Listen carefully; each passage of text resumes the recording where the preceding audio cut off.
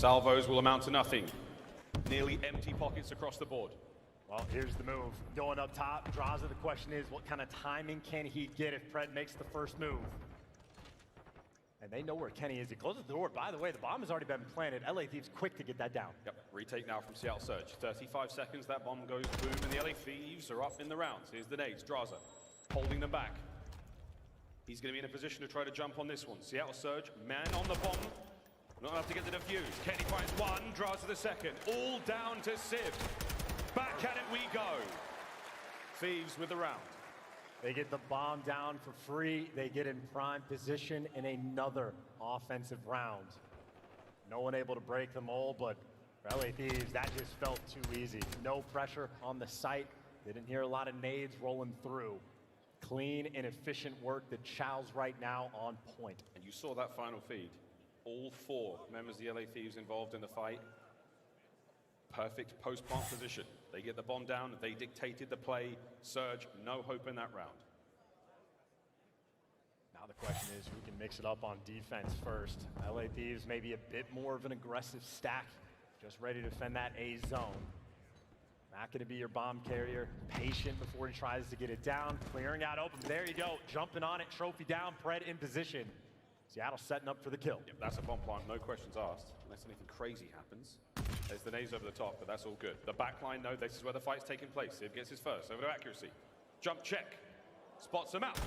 Draza though, a little too hot on the trigger, finds the kill, 35 to go. And now Seattle a turtle, so Pred, when he knows you're gonna have the turtle, plays aggressive and makes the play. You got the man advantage, at least one flank coming through. 30 seconds. Draza's made it on towards the side. Will he be able to make something happen here? Has to clear out every possible angle. Pred, what a win! Octane's there to back him up. Making something happen on the back line, it's Civ. Trying to defend it, damage dealt, Seattle. With the immediate rebuttal. And another offensive round. At that time, LA Thieves trying to put the pressure on the flank, but the teamwork was there. Civ and accuracy working together on the backside, making sure to get the trades, and then the big kill in my mind was Pred. When you know at least one guy's going on the flank, he hits the go button, kills Kenny, and you can clear out the front. So much easier to breathe when you know what direction to look.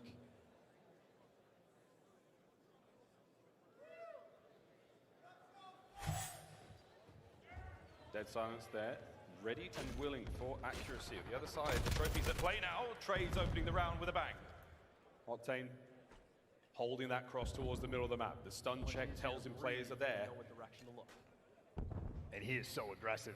Pred's gonna spot him though, so if Octane's pushed up this far, Seattle, I mean, they've been forced back over towards this B zone, and Octane right now has everything covered. It is rare you see a setup like this in S&D. He'll say, I have both open and closed from here. That position on the awning is massive. Accuracy knows. Don't let him through. The A-bomb site is wide open though, and that's a problem. As is Pred though, huge damage dealt. Here comes the rest of Surge, looking to finish what he started.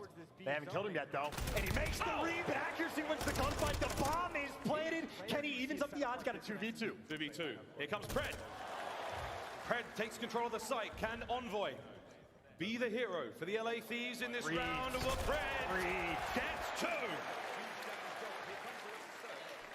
Seattle Surge with the clean retake in the 2v2. They've got some time. Uh-oh. Here he goes. Oh, come on, Pred! He was trying to, you know. All right. Either way, Seattle get the round.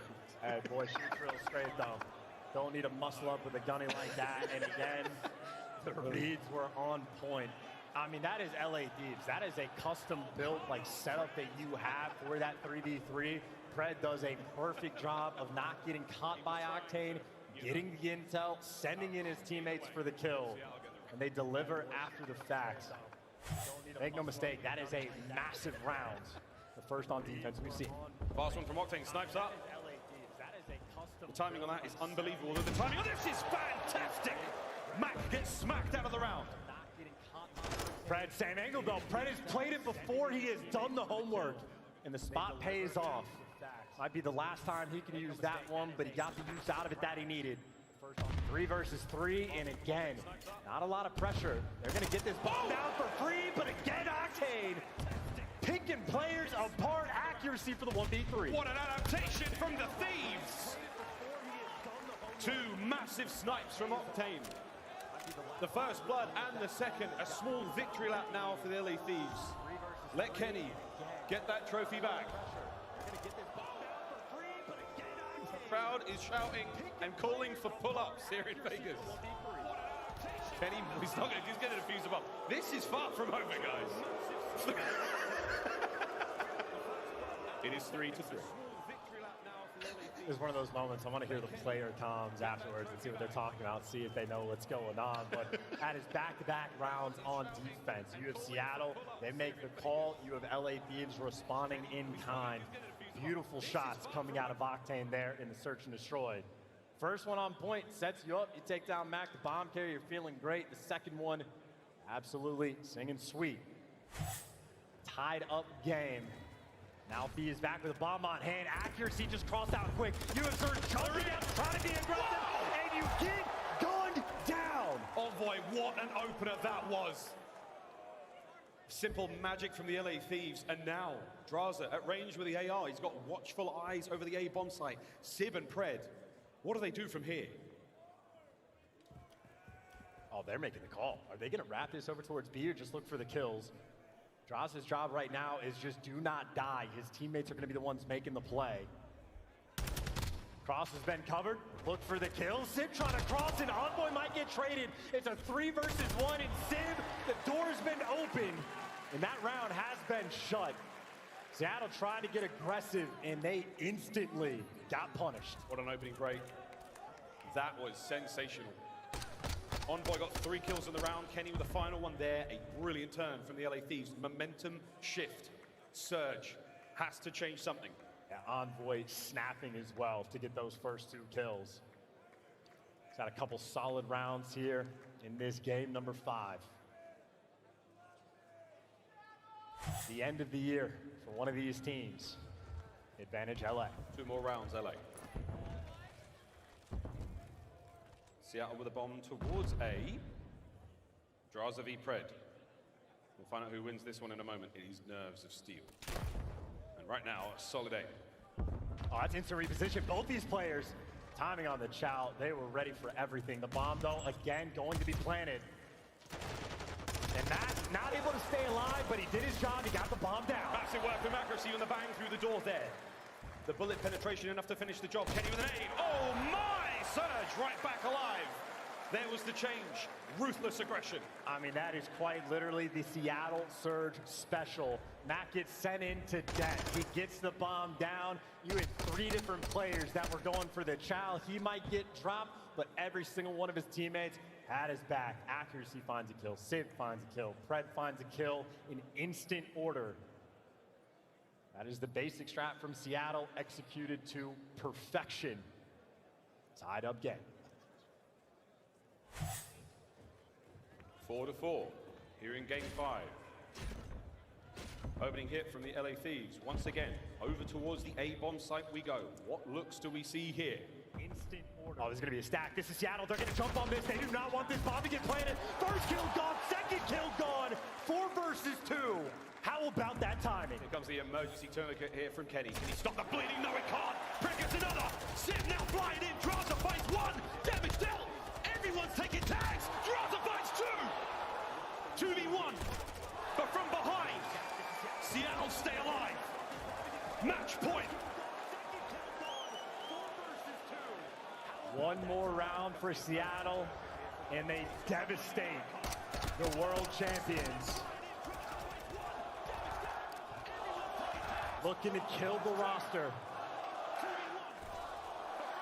and take the top dogs down. Match point. 1 more round for Seattle. I don't know about you, baby. This is great. Nades up. The world champions. COD gods be praised if they land. Nothing so far. Looking to kill the roster. Pred, 1 more kill, gets a cruise missile. Kenny eyes on the door. Will he punch through and find something? Gets out with his life. Sid, first blood. This is it. You got the man advantage. You got the bomb plan as well. This is it. Through, flying forward. Trades are there. Wknd trying to hold it down. Accuracy eyes on the bomb site. 2v3. Nothing so far. Worried about the flank. Sip has done it. It is all down to LaRue. He is gone.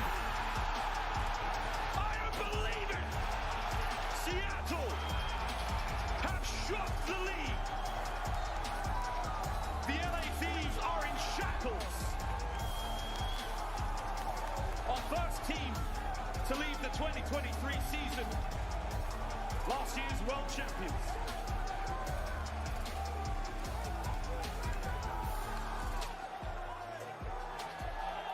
How about our analyst desk? An incredibly shocking turn of events here in Las Vegas.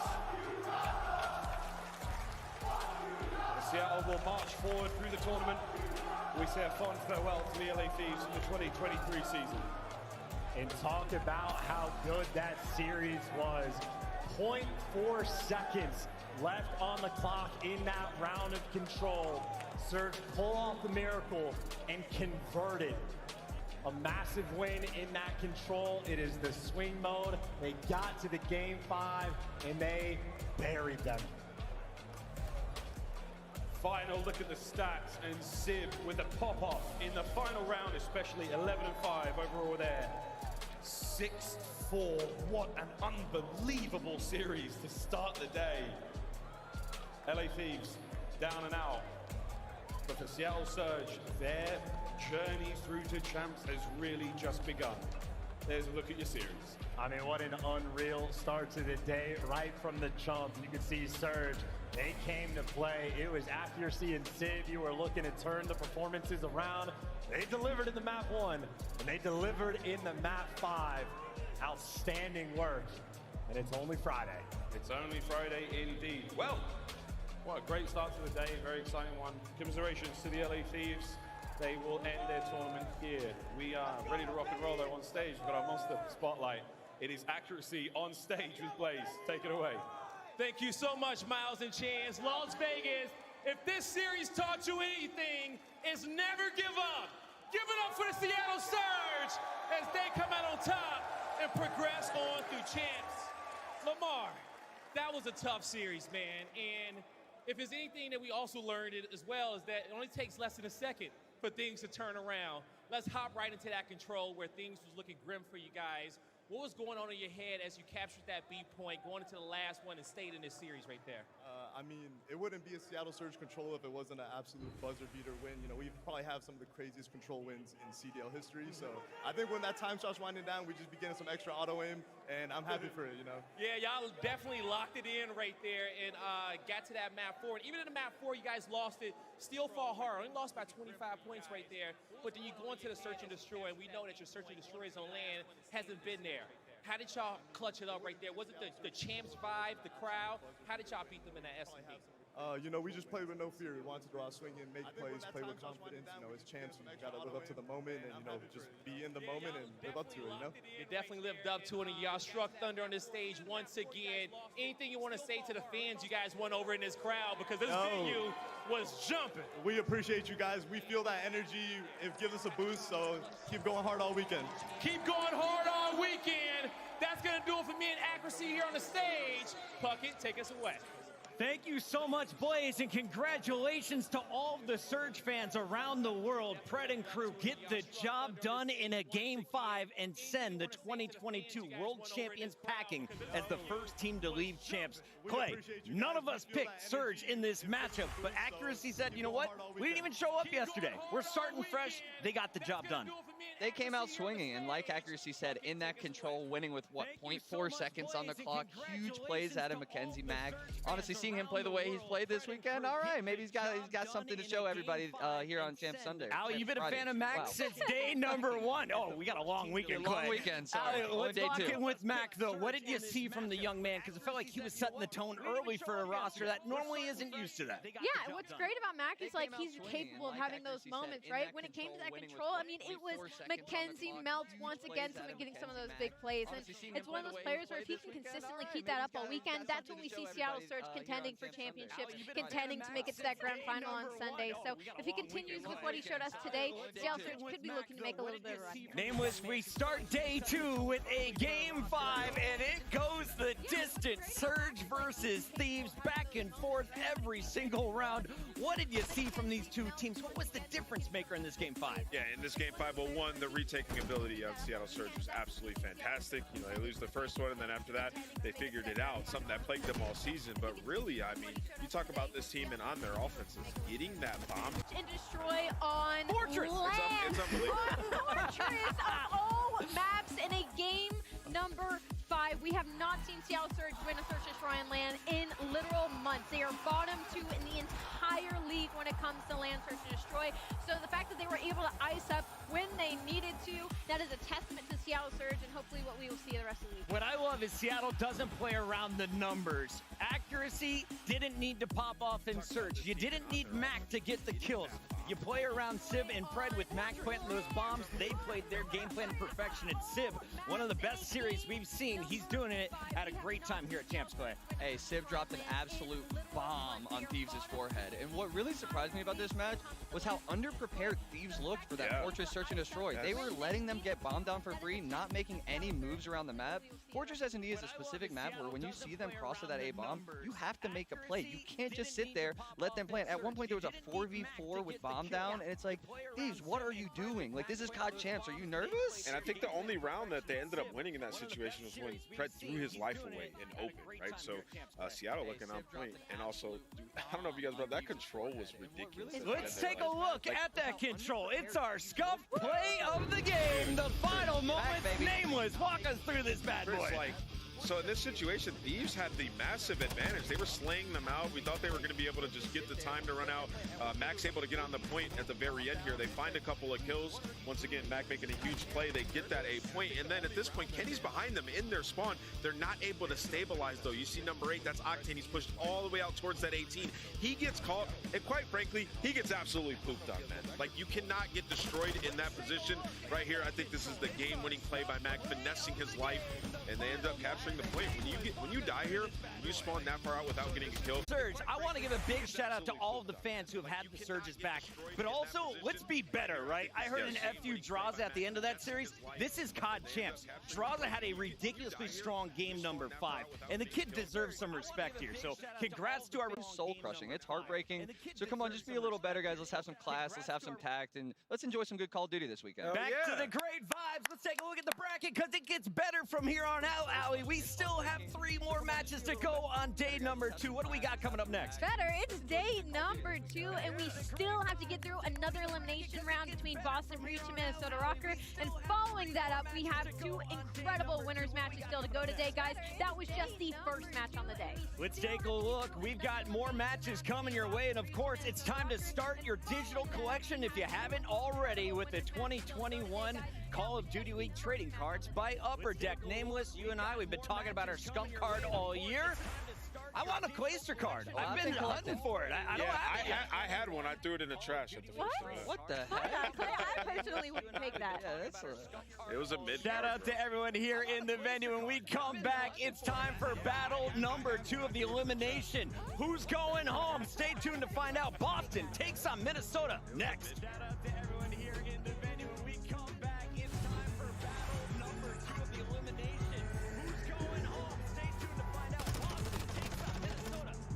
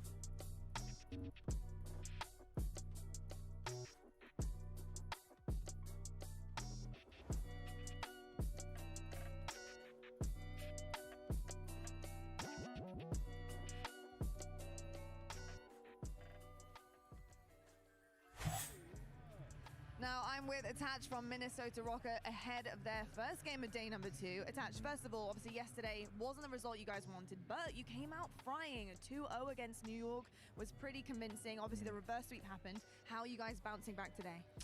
It's honestly about having short-term memory. Of course, we came out really hot. Everything was going well, but we weren't able to close out the series, and that's always tough. But we know what we could do. We just won a couple maps. We were playing pretty well versus one of the best teams in the game. So show up today, hopefully close some series out, come out hot, and just believe in the boys because it's a long weekend. Forget about yesterday and just take one match at a time. I love that. I think the short-term memory is key there. Yeah. Just rinse, repeat, just get rid of it. But obviously going in against Boston, how are you guys feeling? They got a new kid on town. You know, Snoopy's looking pretty good. Debut yesterday, he was kind of frying low-key. You know, how are you feeling about going up against these guys? Yeah, I mean, he's a really talented player, and I think their team is just like the both subs, just like the sprint, get crazy map control. The 2 ARs just kind of like post up, look over, and play kind of islands. So I think if our teamwork is on point throughout all the modes, we'll be able to just have better cohesion and be able to hold the hard points, get the control points, and then break setups when we need to. So just teamwork is going to make the dream work. Love to hear it. A bunch of experience on your team, so best of luck. Thank you so much, Attach. Really talented player. And I think they're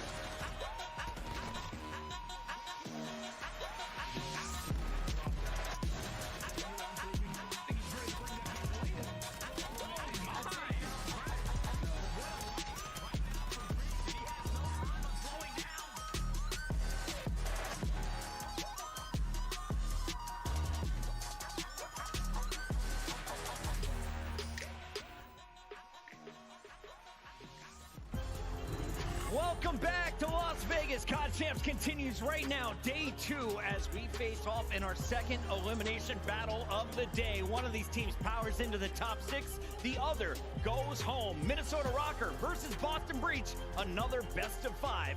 Welcome back. It's Puckett alongside Clayster. We've got Alley Cat and Nameless, and this is going to be an interesting showdown because we don't have this matchup. We don't have stats on this battle in the past because Snoopy wasn't on the line.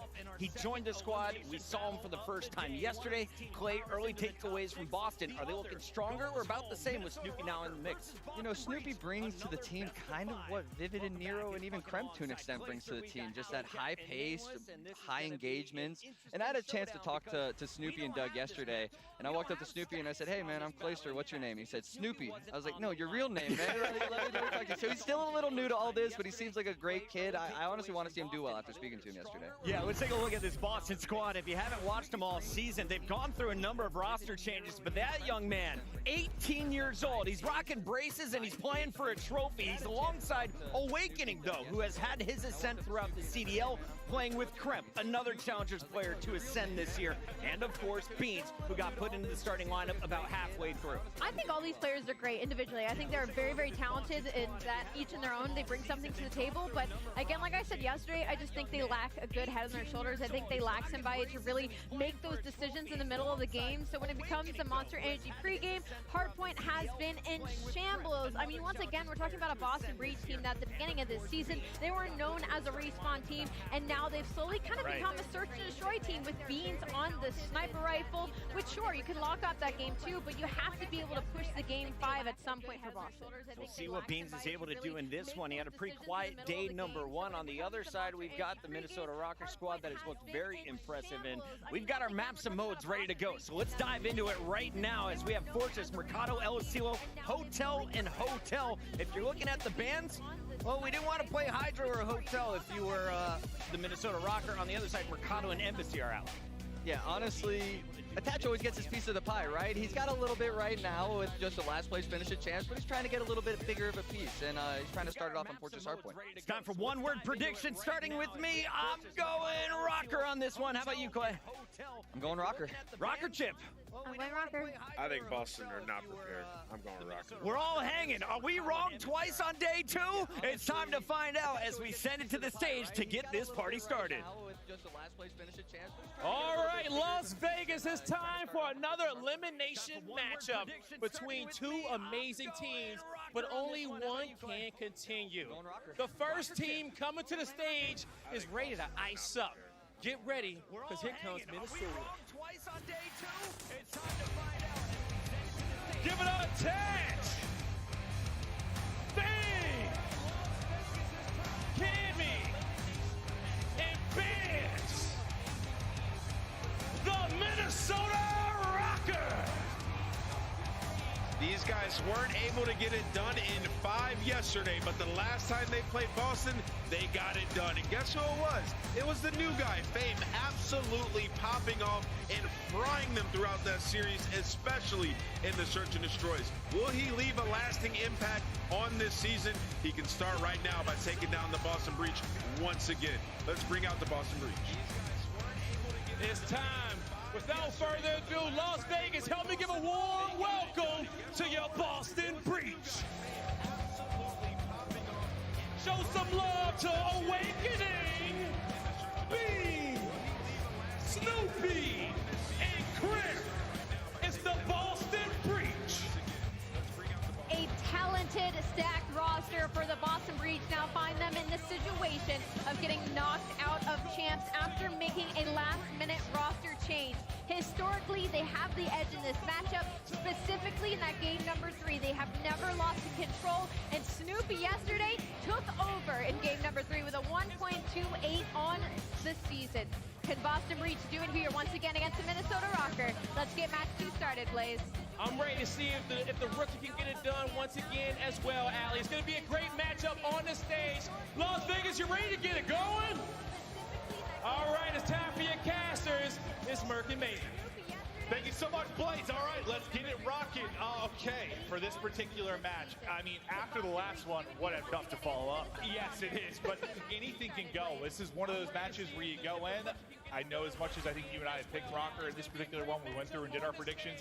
Who the hell knows? This Boston team can catch fire. They have the ability to make some noise.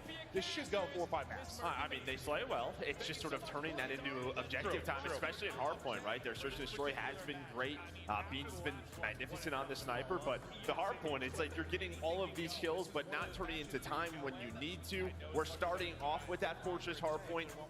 They haven't won this in a long time, but they have choked a bunch of these maps. Well, I think it's something like, you know, they've lost like 9 in a row or whatever it is, but they've put up like 220 points, an average 210 points, somewhere in that ballpark. So it's like, yeah, you're getting very close games. You're just not able to close it out.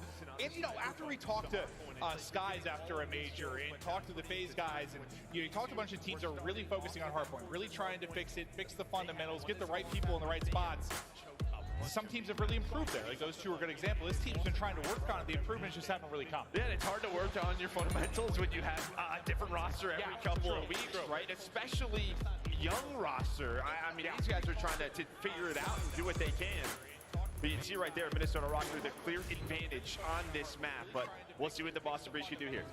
Here we go, ladies and gentlemen, to map 1. You see the 4-map win streak here on Fortress for Rocker. Can they keep it going? And experience, definitely something we are going to talk about. So much youth so little experience when you talk about champs. You got 3 players that have no champs experience on Breach. On the other end of it, Attach has won a champs. Cammy's got a second. Bance has got a second. You've got big-time champs experience for Minnesota Rocker. Yeah, I think the one thing maybe for Boston is, you know what, you had a tough matchup with a young team against the crowd yesterday, against Optic, and you played pretty well, right? It's not like the slaying wasn't there, it's just you couldn't turn it in to wins. But I think for the pressure of these young guys to have a solid performance yesterday, it could turn into something better today. And I think that whole pressure thing and experience can be overstated because it doesn't apply to maybe 99% of the moments. But it's like those, that 1%, those crazy moments where the experience could really be everything. We know Attach could be one of the most clutch players in the world. We'll see what kind of performance he's going to have. And Snoopy already on a 5 spree. He was 6-2 to start so far.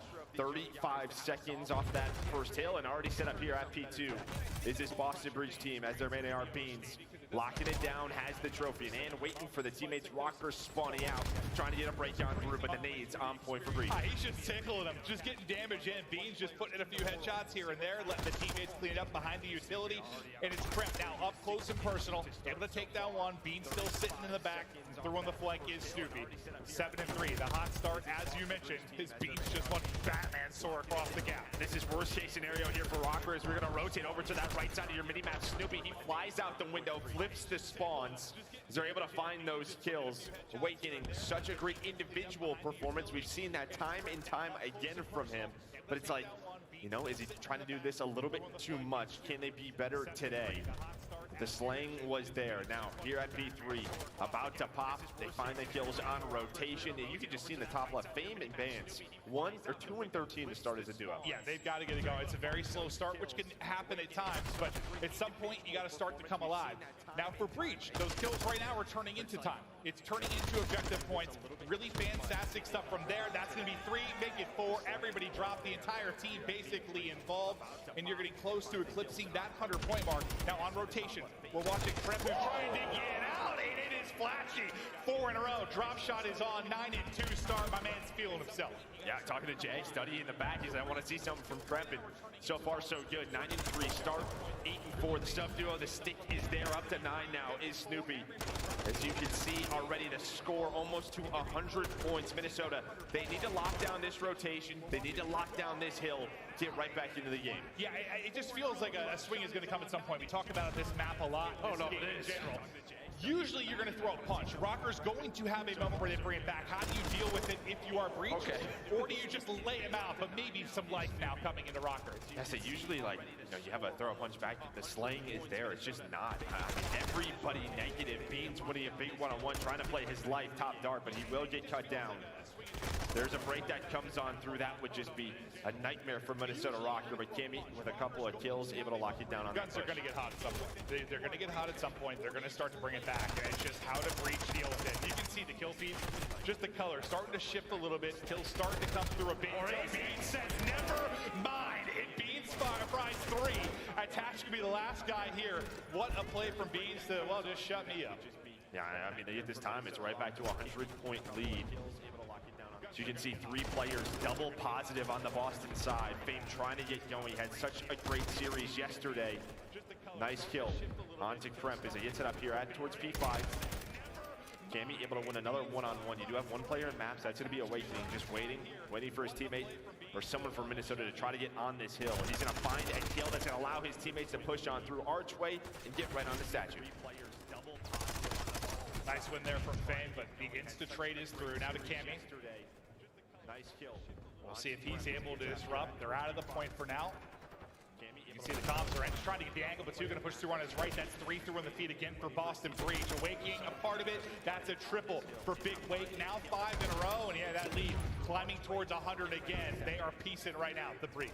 And now you have them trapped here as well. So if you win this rotation over to P1, but you see Minnesota attaching Cammy, just trying to fly on through, trying to flip the map. They do a good job.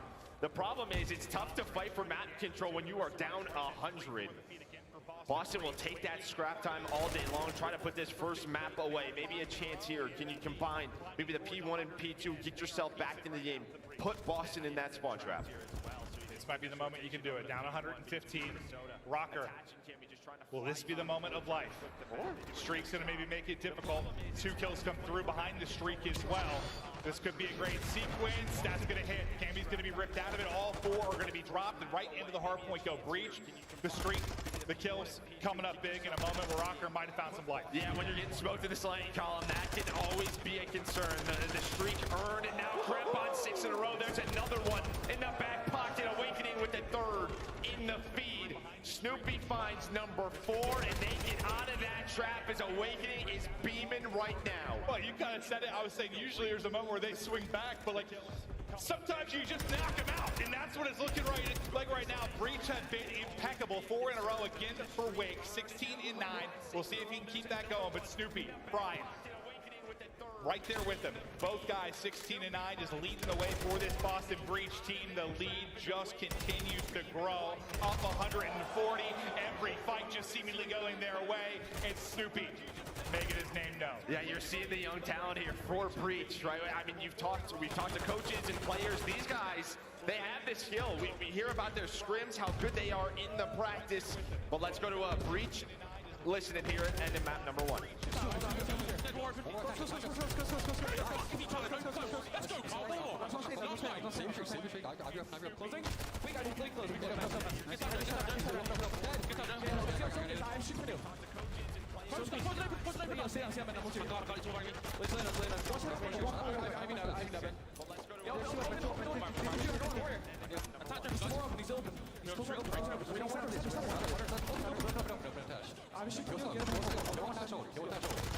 Listen, 2 maps, 1 front off the street, okay? 2 maps, 1 front.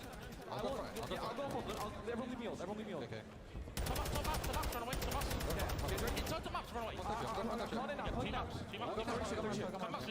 Yeah, listen, there's two maps, 2 maps, 1 front and 1's outside.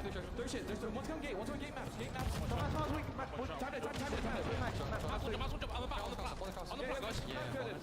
On the flat, everyone throw shit, please.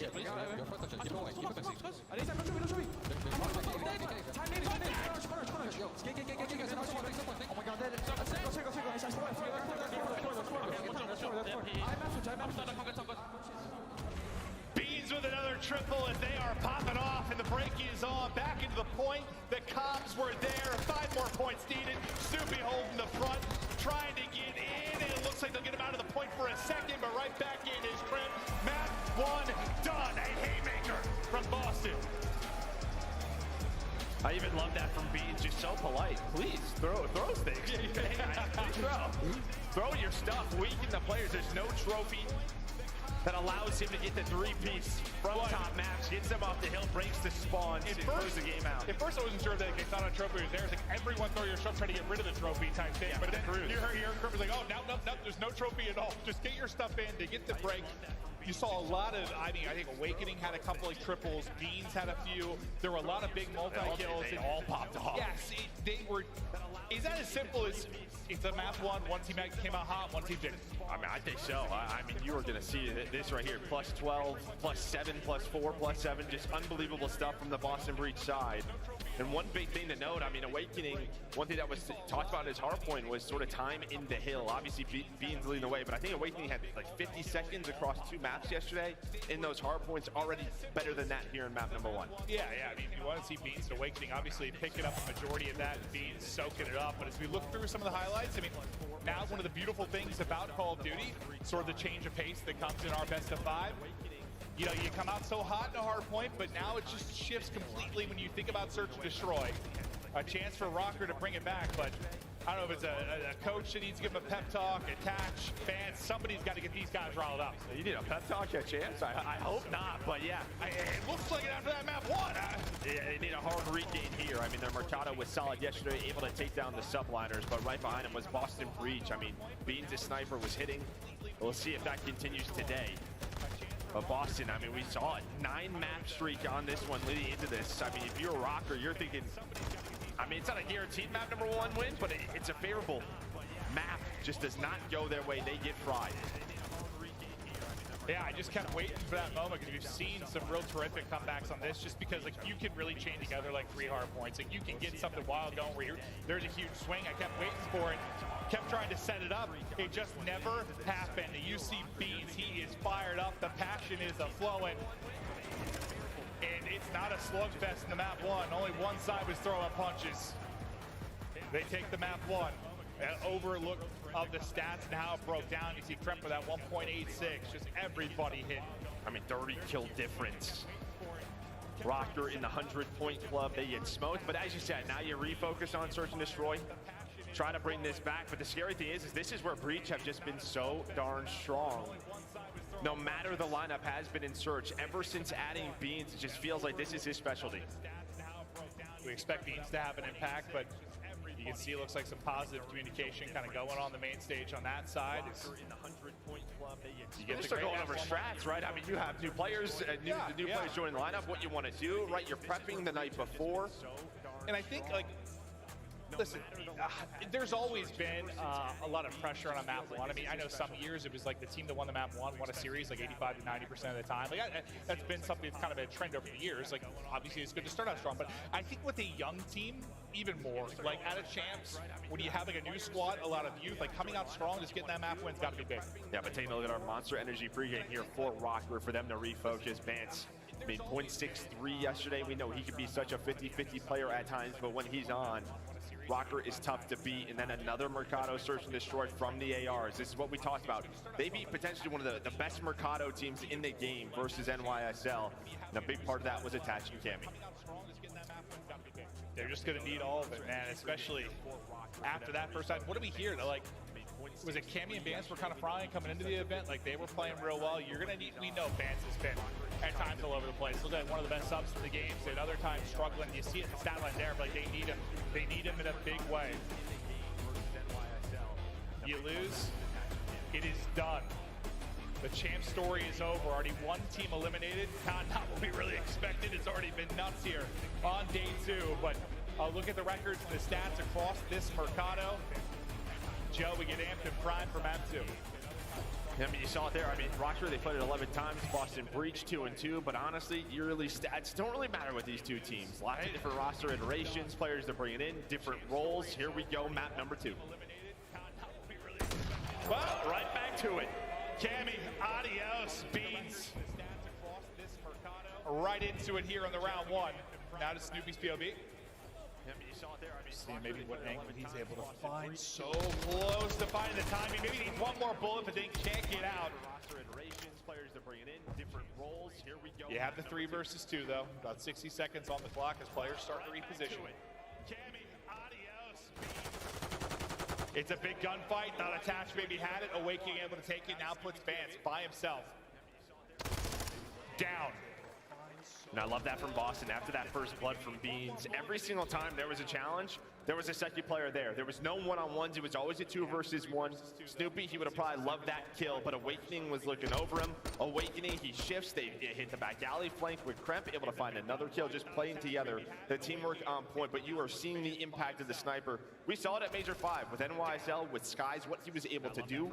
The threat of it on this map is so important. Dude, Snoopy's POV was so frustrating. Like every time he like just jumped forward to like narrow that angle a little bit, he was just out of sight and finally had the chance. But yeah, it all worked out.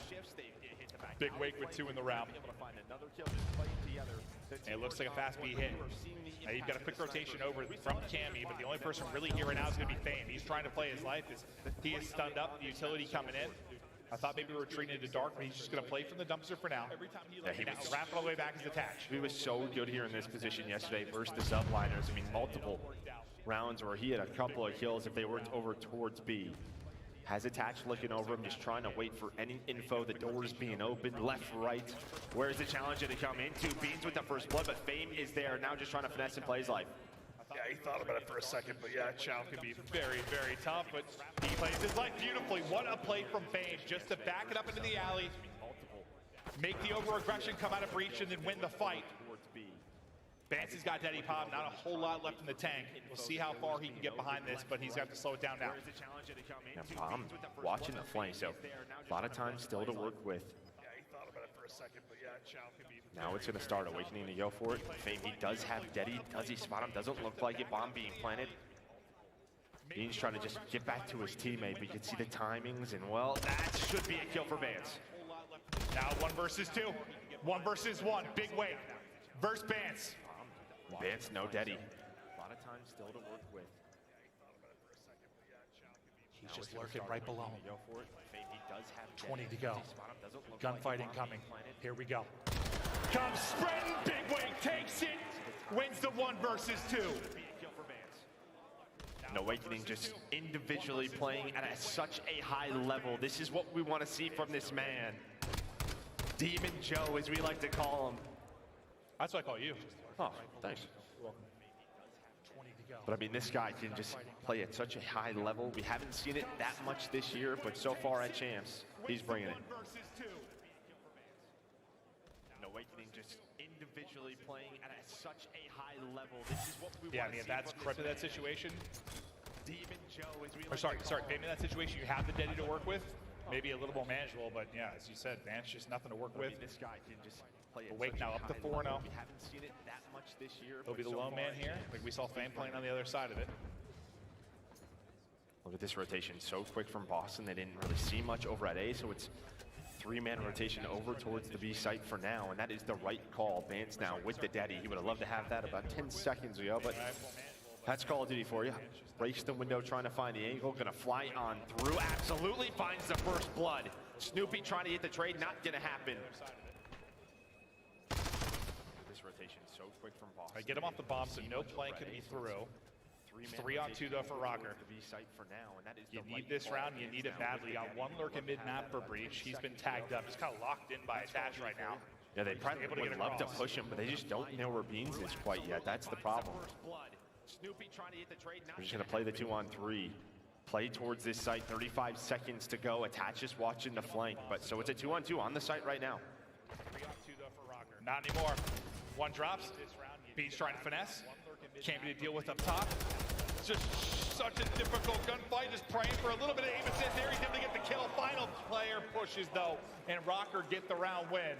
Just gonna play the 2-on-3. Just too many on the side of Rocker. Yeah, nice round there from Vance, just right from the get-go. Uses the Deddy, finds that first blood. Anytime there was pressure. The trades were there for Rocker. It comes down to a 1-on-1 with what? I think about 18 seconds left, but Attach was there for the reach out. Well, I mean, good job by Cammy to stay alive as long as he did. Like, you know, you think from it took about the whole clip, it felt like, to take him down. Oh, it did. Yeah. He had to reload. Yeah. But much needed for Rocker to get right back into the game, try to build some momentum up. Beans once again with the sniper in him. Saw him do it on the defensive end. We'll see what we can do here on offense, but they strike early. Prep, Snoopy, combined to take down 1, try to hop up top, not gonna work, and Cammy's able to go big, so he gets 2. They go 2 for 2 on either side. And now into this 2v2 we go. Just give me a little peek on that head. Sees it for a moment. Tagged up though. The beam's there from Cammy. Cammy, all 3 in the round so far. Playing for the ace. Crimp, 1v2. Yeah, he had some great individual plays through the middle of the map last time we saw him yesterday versus New York. Now going to try to clutch on up, but nice back-to-back setup here for Fame and Cammy. Can Cammy find that ace? The double challenge there. A nice snap. But Fame there's with the trade, the headshots. Yeah, Cammy was thinking ace, but Cammy got put down. That was a snap. Here you see though, Fame though, right there for the child, jumps on top of the hedge. We saw him yesterday versus. But yeah, maybe if Beans is able to hit a shot, he could turn that into something. But just the movement on point for Cammy. Yeah, he only got really 1 opportunity, right? 1 little flick, saw the head for a moment, and then Cammy probably sees the barrel, saw the shot, just wall bangs him right through the window. That was a snap. But really, I mean, Cammy probably just at the block getting the 2 kills early. Just keeping them that 2v2, really the big thing. But yeah, maybe if Beans is able to hit a shot, he can turn that into something. But just the movement. So where we saw for Cammy. Yeah, he only got really 1 opportunity. Kind of a Wake playing solo by B this time. It's kind of an A stack defensively. Well, they threw nades over this round, Minnesota. So they threw nades over towards A, maybe keeping them honest. You still have 2 players. They are not an early rotation, but this site worked last time for Rocker, so going to go right back to it. I mean, if anything, you've got a much bigger advantage, it feels like, this time around. the presence just starting to come into it, where the rotation was so fast from Breach last time. It's kind of an ace stack defensive. Maybe you give yourself a better shot at a 4-on-4 retake this time. Wknd able to pick him off bomb. Before you can get scoped, you are dropped. Cammy not letting Beans get anything done with that sniper. It's Big King Cammy again. C-bomb going nuts. You've got a much bigger advantage, it feels like, this time around. Snoopy yet to find a kill in this map so far. Kremto able to find the snipe on the ground, able to connect, so now a 2-on-2. Able to spot him, both Vazes in hand. And here we go. We know how difficult this is to do, and hardpoint doesn't really matter. Snoopy gonna jump on up, but Bance is ready for it. It just takes so long to mantle up. We're doing this again! Oh, we won! Ah, but still another player to deal with it is the madness. Kremto able to find the snipe on the ground, able to connect. Oh, ensues inside. Just craziness. We'll see it then from Bance's POV. Able to get the angle. There's been chances for maybe some ludicrous clutches, but not really. It's like the next Rocker player has been there. I mean, you're seeing the talent out of Kremto, right? Just a couple of rounds. Some of his snaps are insane. Oh, ensues inside. Just craziness. We'll see it then from Bance's POV. Able to get the yeah, it's like the actual like shooting. You know, all these guys shoot straight, but some of the snaps, bro, like it looks a little bit different sometimes. One POV to the next. This guy's entering with a sniper. He just dives with a pistol. Oh my God! Bance came out of nowhere. Wow, you scared me. Peekaboo. It's Bancy Poo. 2 versus 4 for Breach. You know, all that was going on. Kremto is going to pop Daddy. Maybe a play going to be made here. Is he going to check this spot? He's going to get spotted attached. Not going to allow anything to happen. Wknd now left in a 1-on-4. And I'll tell you what, props to Minnesota, because Beans has had a couple of chances. Obviously, the hit marker, that doesn't help him. Yeah. But hasn't been as clean with the snipe. And like bullet penetration through a plant or something there. I don't know. Strong plants. Rocker and rolling now. As they're taking the edge of this search and destroy, looking to rifle back after getting a 100-point club in that map 1. Oh, it's just the corner there. I thought it was like the ivy. Like, all right, well. Strong vegetation. What, 2 rounds? It was 2-0, 4 rounds in a row for Rocker since that start. So nice adjustments for them. Shutting down Snoopy as well. He's up to 0-6. As they're taking the edge of this search and destroy, looking to rifle back after getting 100. And this is sort of what I was talking about, though, like the map 1 to map 2, just like the change of pace. Like, you know, you fry so much if you're Snoopy in that first map, if you're Beans, like the whole team. It's just, I don't know, one of the beautiful things about COD, just completely changes. Well, here's the change. I mean, the success of B, you have a 2-2 split right now. I mean, that window is strong, does get broken now. That's all right. Bance just waking himself up.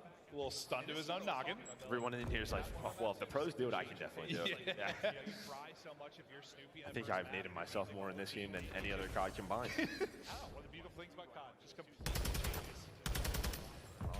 Can't be a few to deal with. And just a couple tags, and we'll back up for now. Bance on 4 in a row. Beans now hits the snipe. Finally able to get something going with that. Throwing the crossover. There are 2. I love it there. The movement on point. The drop shot in from Bance. 6 in a row now. Oh, Beans, you want some of this Bance dance? Oh, he's ready for you. It's Bancy Poo. He's on the prowl looking for the ace, but the teammate picks it up, and Rocker with another round. You think this is like a Beans hard counter because like Bance is from the UK and he has beans for breakfast? Could be. Yeah, the Americans don't, but maybe Bance does. Bance is hungry. 7 in a row for Bance. Just hanging out, now has the cruise missile as well to utilize and put this map away, tie the series up 1 apiece.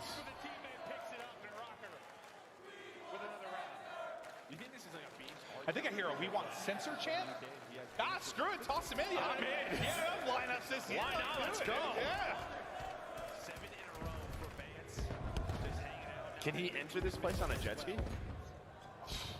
He's probably got like a jet ski attached to like a 4-wheeler, dude. I don't know what you call that. This guy's twisted. It's like a James Bond vehicle. I don't know. On land, sea, and water. Bance in the streak in. He's gonna take us for a ride. Where are we going?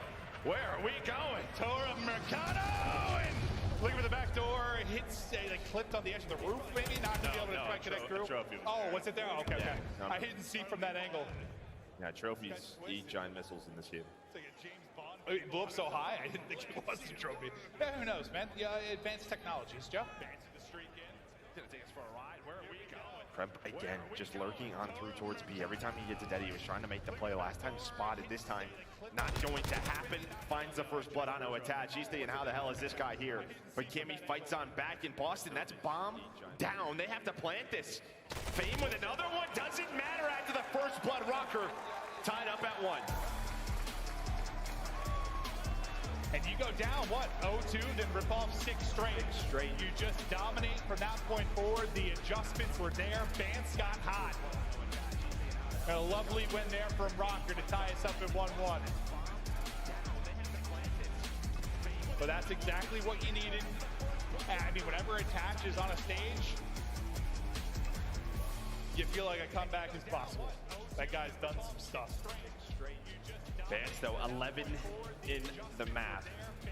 Might have been more than he had. And then Snoopy, 0-8. We've had a couple of donuts. One, probably. Yeah, I don't even know. Yeah, that's what I was saying. 0-8 from Snoopy there. First donut on the main stage. Probably not going to be the last. We've all been there.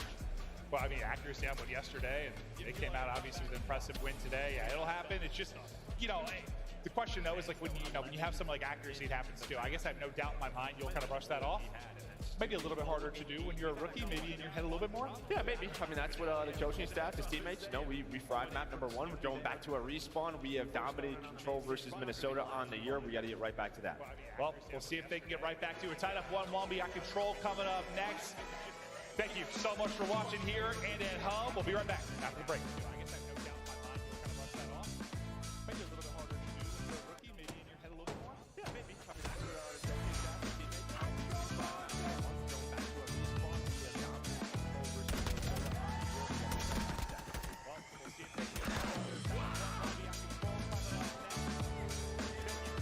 rookie, maybe in your head a little bit more? Yeah, maybe. I mean, that's what the coaching staff, his teammates, going back to a respawn. We have dominated control versus Minnesota on the year. We got to get right back to that. Well, we'll see if they can get it. We got control coming up next. Thank you so much for watching here.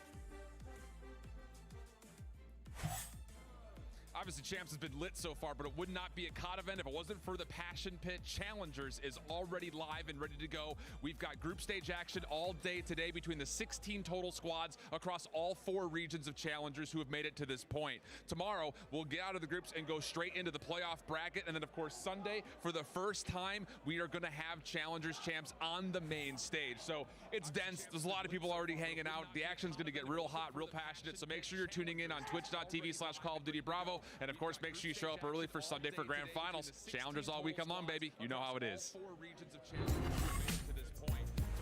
We'll get out of the groups and go straight into the playoffs. Here in Las Vegas, the Challengers action, as you saw now at the Thomas and Mack Center, we get prepped and ready to go into this map 3.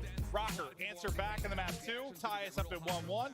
Benjamin Vance going huge with the 7 streak there in the map 2, but Control, we'll see. This is going to be an interesting one for who's going to take the edge here 2-1. Yeah, well, see, I mean, you know, you're going to see the records, and you're going to see, I think it's like 11-7 for Minnesota, and you're like, oh, that's not bad, but they're 1-7 in the last 8. They started the year 10-0 on this map. Since then, only won 1 in their last 8, so yeah, we'll see if they can bounce back. Here on the other side for Boston, you know, they were a solid hotel control team. We talked about that, but then they get fried 3-0 yesterday, so who the hell knows? Yeah, no, again, we're going to say it kind of a good amount over the course of this, that when you look at the year-long stats for these 2 teams, it's really hard to take a whole lot away from it. It's going to be a lot more around recency bias and how your performance has gone recently. As we check out Attach and Beans, this is Control for this season and how they have looked. A 1.2 there for Beans. He's been putting up. Yeah, he absolutely has. And then, you know, Attach always plays very well. The gunny on point. You see the non-traded kill percentage. Always it'll be a little bit higher for your ARs playing those different positions. I don't know if we're going to get 5 offensive round wins like we did last match, but I'll take a couple. Yeah, I think you kind of see it there. You know, when Attach was originally benched, his pacing was talked about a good bit, whether it was too slow, whether he should play faster. I think he said like the coaching staff was kind of telling him to play a little bit slower. Like you kind of see, it looks like the engagement's a little bit different. Beams definitely plays with a bit more of an aggro style. It sure does. Him and Awakening be such a tough duo to fight against. But here we go. Map number 3 underway. Pivotal. As the series is tied up 1 apiece.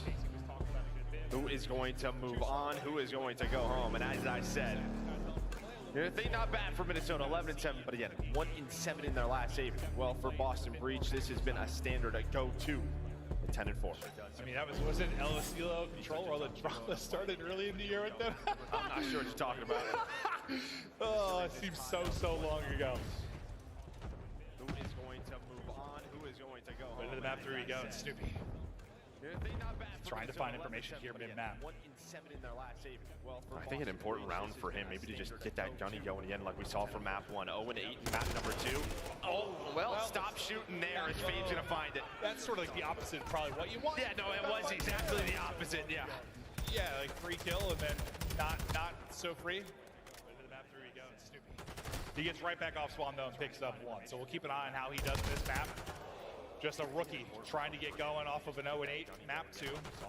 Crowd get going a little bit behind Beans, a little snapper there as he was hit down to 4 HP. And this is what we saw with Seattle and LA, right? I mean, it was just so many opening B hits, and the offensive team was winning it. Now this point is done.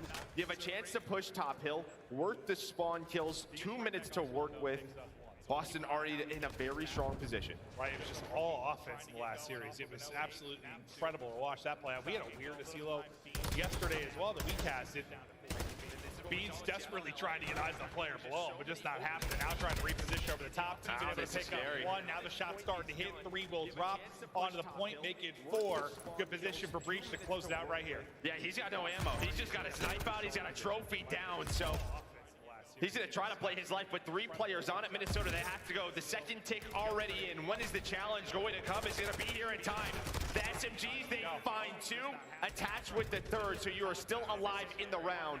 But already, so much work done for Boston. Yeah, I mean, hell of a retake. Exactly.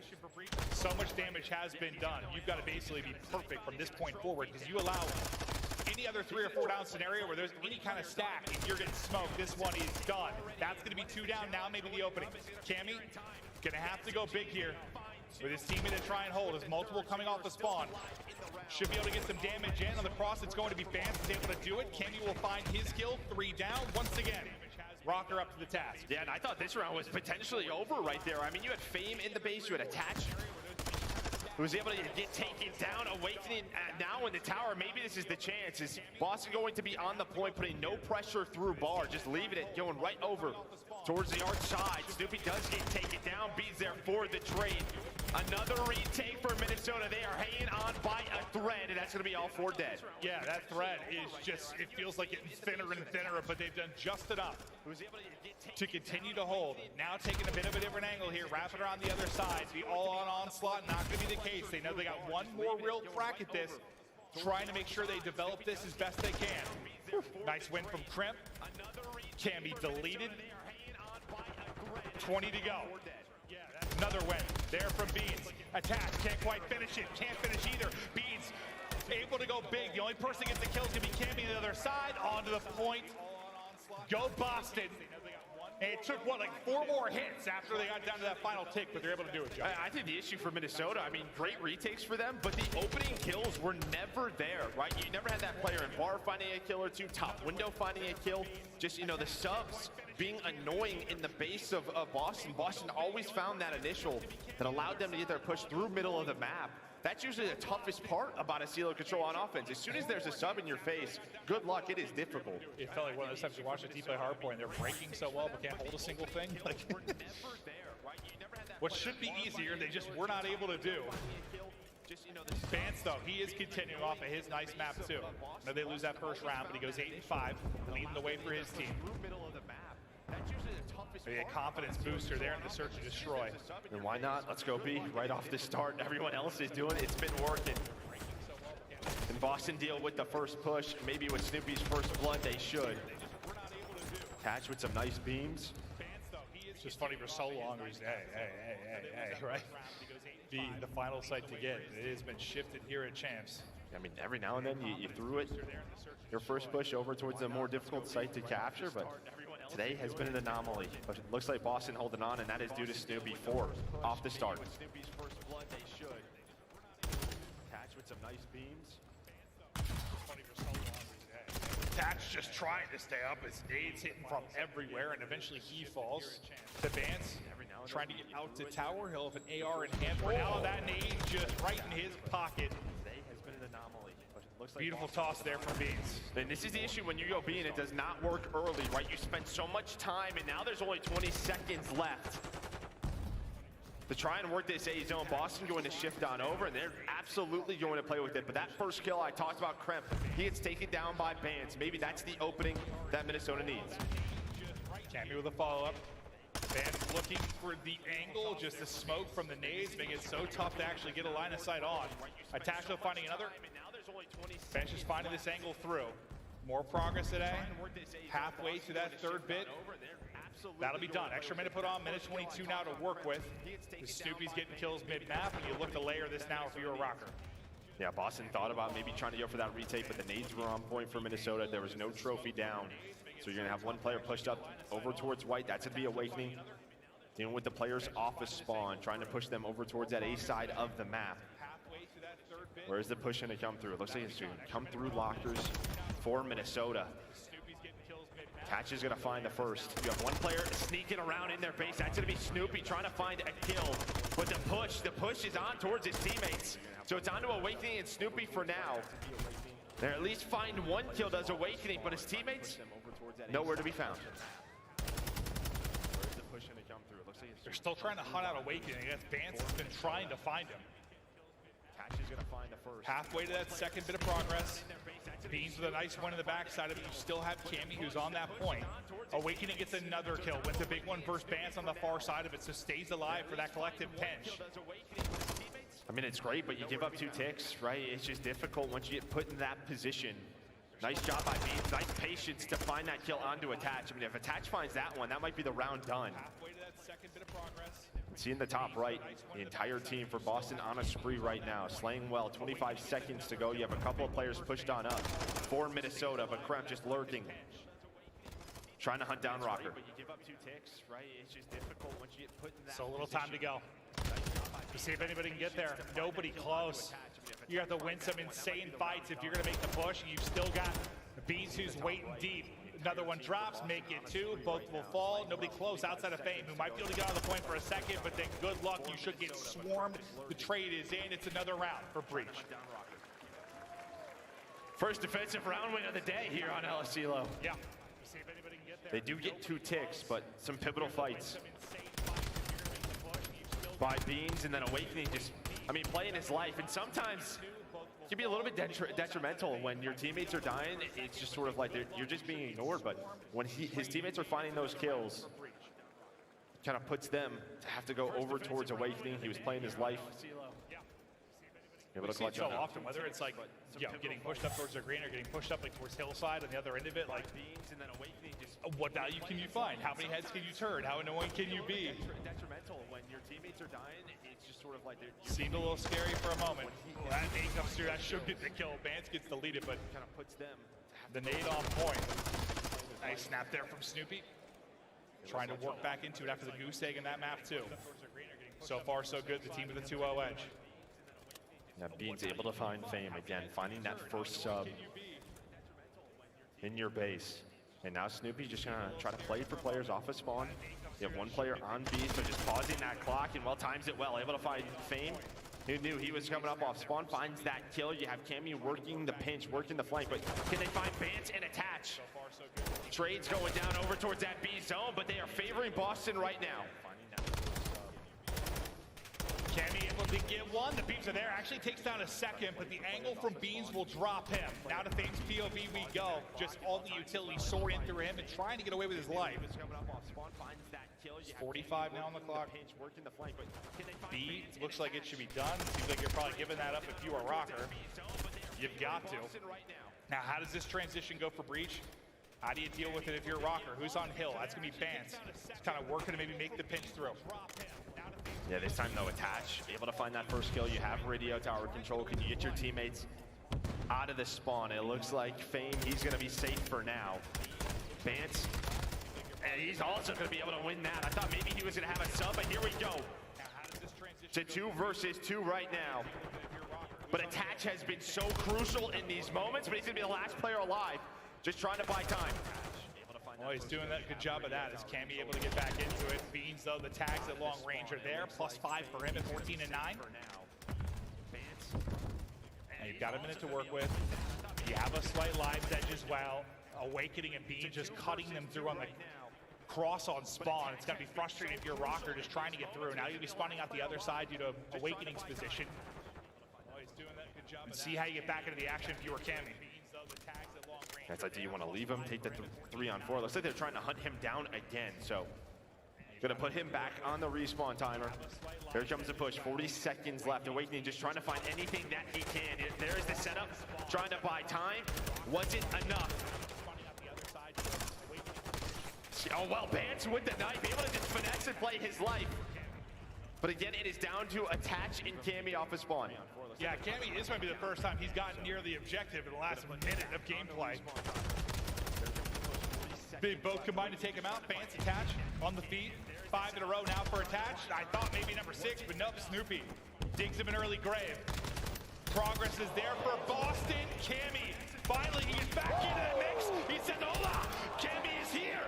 The triple through, not quite able to get the 4th, but after that frustrating sequence you had for Cam, he just pops off on the point.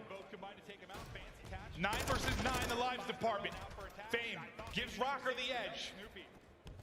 They got to get the hold here. It's a map win for Breach. Looking good so far. Snoopy able to get pushed on up, and well, now that is 2 dead. 2 dead for Rocker. Beans now onto the points. He does get cut down, but Snoopy able to find 2. That's going to be all 4. That might be the map.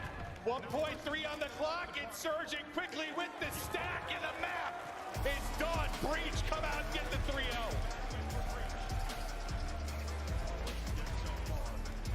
I don't know what is going on today, but teams are having a tough time on defense. Real tough time, yeah. Like, it has just been a nightmare.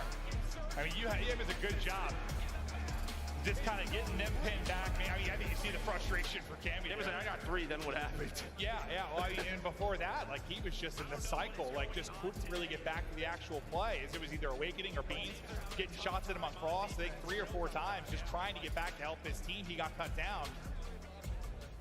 But now you take the lead 2-1. You've taken both of the respawns. If you are Breach, a chance to close it out with a 3rd respawn on the map 4. But statistically, anything really pop off the page for you, Joe? I mean, not much. I mean, pretty even across the board. Obviously, Fame 12 and 21. And I just think there were some moments for him where he was pushed up bar.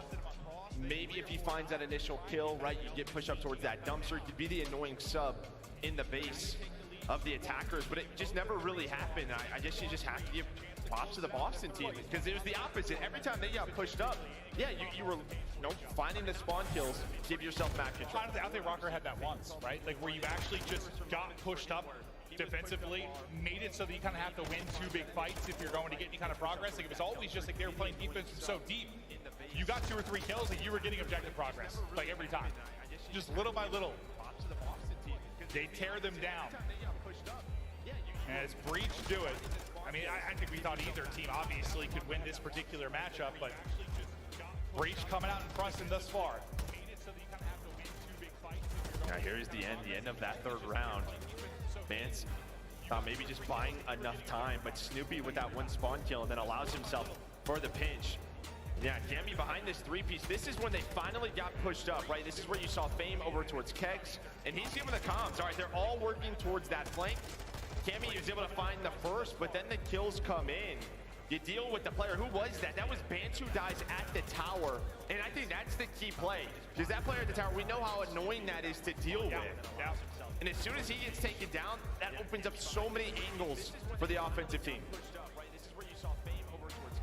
Being the passion on the main stage, he is fired up. You saw it in the map 1 as well. They're close. 1 more map and they continue on this loser's bracket. Some frustrations there from Vance. He is animated after that map. You see, he is pissed with how that one played out. I mean, it looked like a frustrating map from just to play from that side. Like, it did not look like they were having a whole lot of fun. Yeah, but there's the ARs. Beans 19 and 12, Awakening 17 and 11. And just props to their offenses, just right from the get-go, capturing that B point, knowing how to execute over towards A, keeping those players trapped in the spawn. Minnesota Rocker could not deal with it. We're right back to a hard point. You know, he talked about Vance being a little ticked off. He's known for in-between maps, settling down, doing this breathing exercises. You need that here. Yeah, I mean, that was a big thing for him, obviously, when he was on the Ultra team. How can he reel it in, get refocused? Keeping those players trapped in the spawn. Minnesota Rocker could not. Get ready for map 4, though. We're going to take a look at some of the Breach hardpoint stats sort of leading into this major. This is since stage 4. You know, there's been a lot of team changes, so keeping a little bit more recent. It's not been good. I'll tell you what was good, though. There's today. They win the first map 250 to 87 on that Fortress. Smoked them. And the respawns have been dominant out of Boston Breach. Can they get that here? They do it once again, and I mean, I think, yeah, some bracket busters potentially for a lot of people. Yeah, I mean, I don't think, like, listen, Rocker got top 3 the last major, but I don't think any of us were convinced they were necessarily equivalent to a top 3 team. They beat a couple teams maybe they should. They lost some, they got smoked by teams they probably shouldn't beat.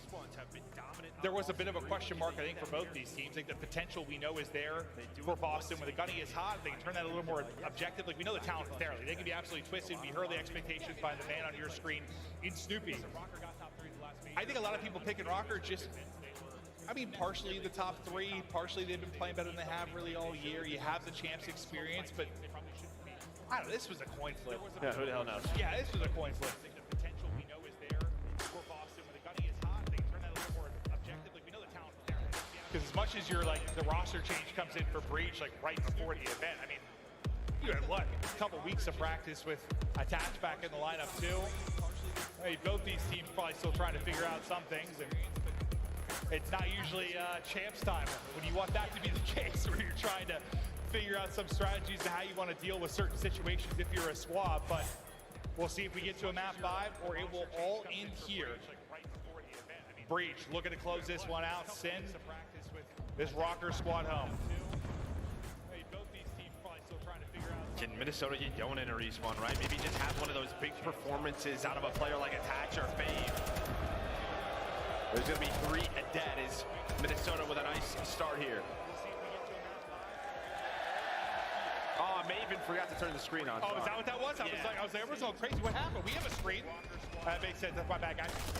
We get right back to the action. As teams go 2 for 2. So far, Rocker in control.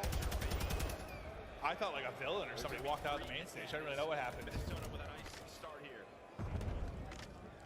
Minnesota with some nice time, able to flip the spawns as well, but that's gonna be 2 dead. Not when you want to die. Right before the next hill pops, make that 3. Beans popping off here, looking for number 6 and the Cruise. Bance just lurking, trying to play his life. They have an idea of his position. They know where Minnesota Rocker's gonna push on through front. See if he can keep this streak going. Get shouldered for a second, like shouldered close, then the chow from deep. Nice little double peek there from Rocker. Fame just gets a second behind that. Must have snapped on the second, give him 3. My man is eating 4 in a row now for Fame. In a big break there, he keeps cruising, make it 5. Fame, woo! Trying to make a name for himself on this stage. Can run the AR, he can run the submachine gun, does not find number 6. So both teams with an opportunity to find a cruise missile, but on this rotation over to P3, I mean, Vance has just been hanging out for some time now. He's gonna have a lot of players to deal with though. You can see Boston going all the way through towards bedroom, towards back plat. Ready for the guys. He's been sitting here chilling, just cooking up a feast. Now he's got to get the gunny hot though. And there's everything soaring at him. You saw for the 3rd person POV, just the stuns, the nades coming in. Vance able to avoid everything, just finds the kitchen counter, trying to get a reload in, but the swarm is here. That's 2 through for Boston thus far. Nice little snap there from Cammy though. Yeah, and now it's up to Attach. Now it's a 1 versus 1. Both teams off a spawn. Fame trying to hit the side door. Attach trying to follow up his teammates, but Kremp able to hold on alongside of Awakening. Yeah, you just get that close backside spawn. They're just in to reinforce so quickly. Attach doesn't have a chance, but about to be a tie game. We're looking at 58-58 score line, 20 seconds remaining on this hard point. Rocker getting ready for the rotation and finding the kills mid-map as the breach players try to leak out for position. You'll see 2 are going to spawn bottom left though. New hard point about to pop. And I mean, without that Fame play on the P2, because it's very similar to this, right, where you had the early rotation, but Boston broke so soon at P2, but Fame was the reason they're in this game right now. I don't know how he won the second one. Like, we weren't on his POV, but that first gunfight when he chopped from the back steps, yeah, that was... He did something nasty to him. You'll see 2 are going to spawn bottom left. Well, there's going to be 2 dead. Beans was able to get taken down. Snoopy snapping on the trophies. Kremp, though, get out of here. So soon at able to find that opener, but now it's Fame again, trying to get Rocker back in. No trophies down for Boston. That will be 3 dead. Fame, another big sequence. Leading the lobby right now at 11. Attach just holding on to the ledge here. Finding a cheeky angle as he's getting kills. 3 in a row for him. Trying to look over his teammate. The free fire coming through. Running out of ammo. Just trying to dodge, dip and dive and stay up for a moment. He's just shooting everything. All those walls, just screw those walls. And I don't know if this is sort of Boston's game plan here, but I mean, they have not had a rotation yet. They have just been trying to break every single hill. Maybe they just trust their gunny. They want to play with this confidence, sort of like old face style, where you just play behind the brakes. Tell also could just be like, you know. Well, I mean, Kremp shooting like that. Beans behind him. That's 2. I mean, why not? Screw rotations. We're fighting for the scrap time. Let's see what they can do from actually holding, and so far, so good. Beans and Kremp once again lighting up the feed, gunning them down, taking control of the point. How far out can they push this lead? Oh, God, just some of these gunfights, some of these key one-on-ones. The SC Breach starting to win them. Some moments reminding you of that map 1. Yeah, I get it. If it wasn't for some of the Fame plays, who knows what this scoreline is? And what, Beans is on 5 in a row again. Was not able to find the Cruise last time through. Can he do it this time? It would allow them to break P6. Could turn this into a massive lead. Still trying to find it. I would love if a teammate was with him, but it doesn't matter now behind that. Has the cruise missile.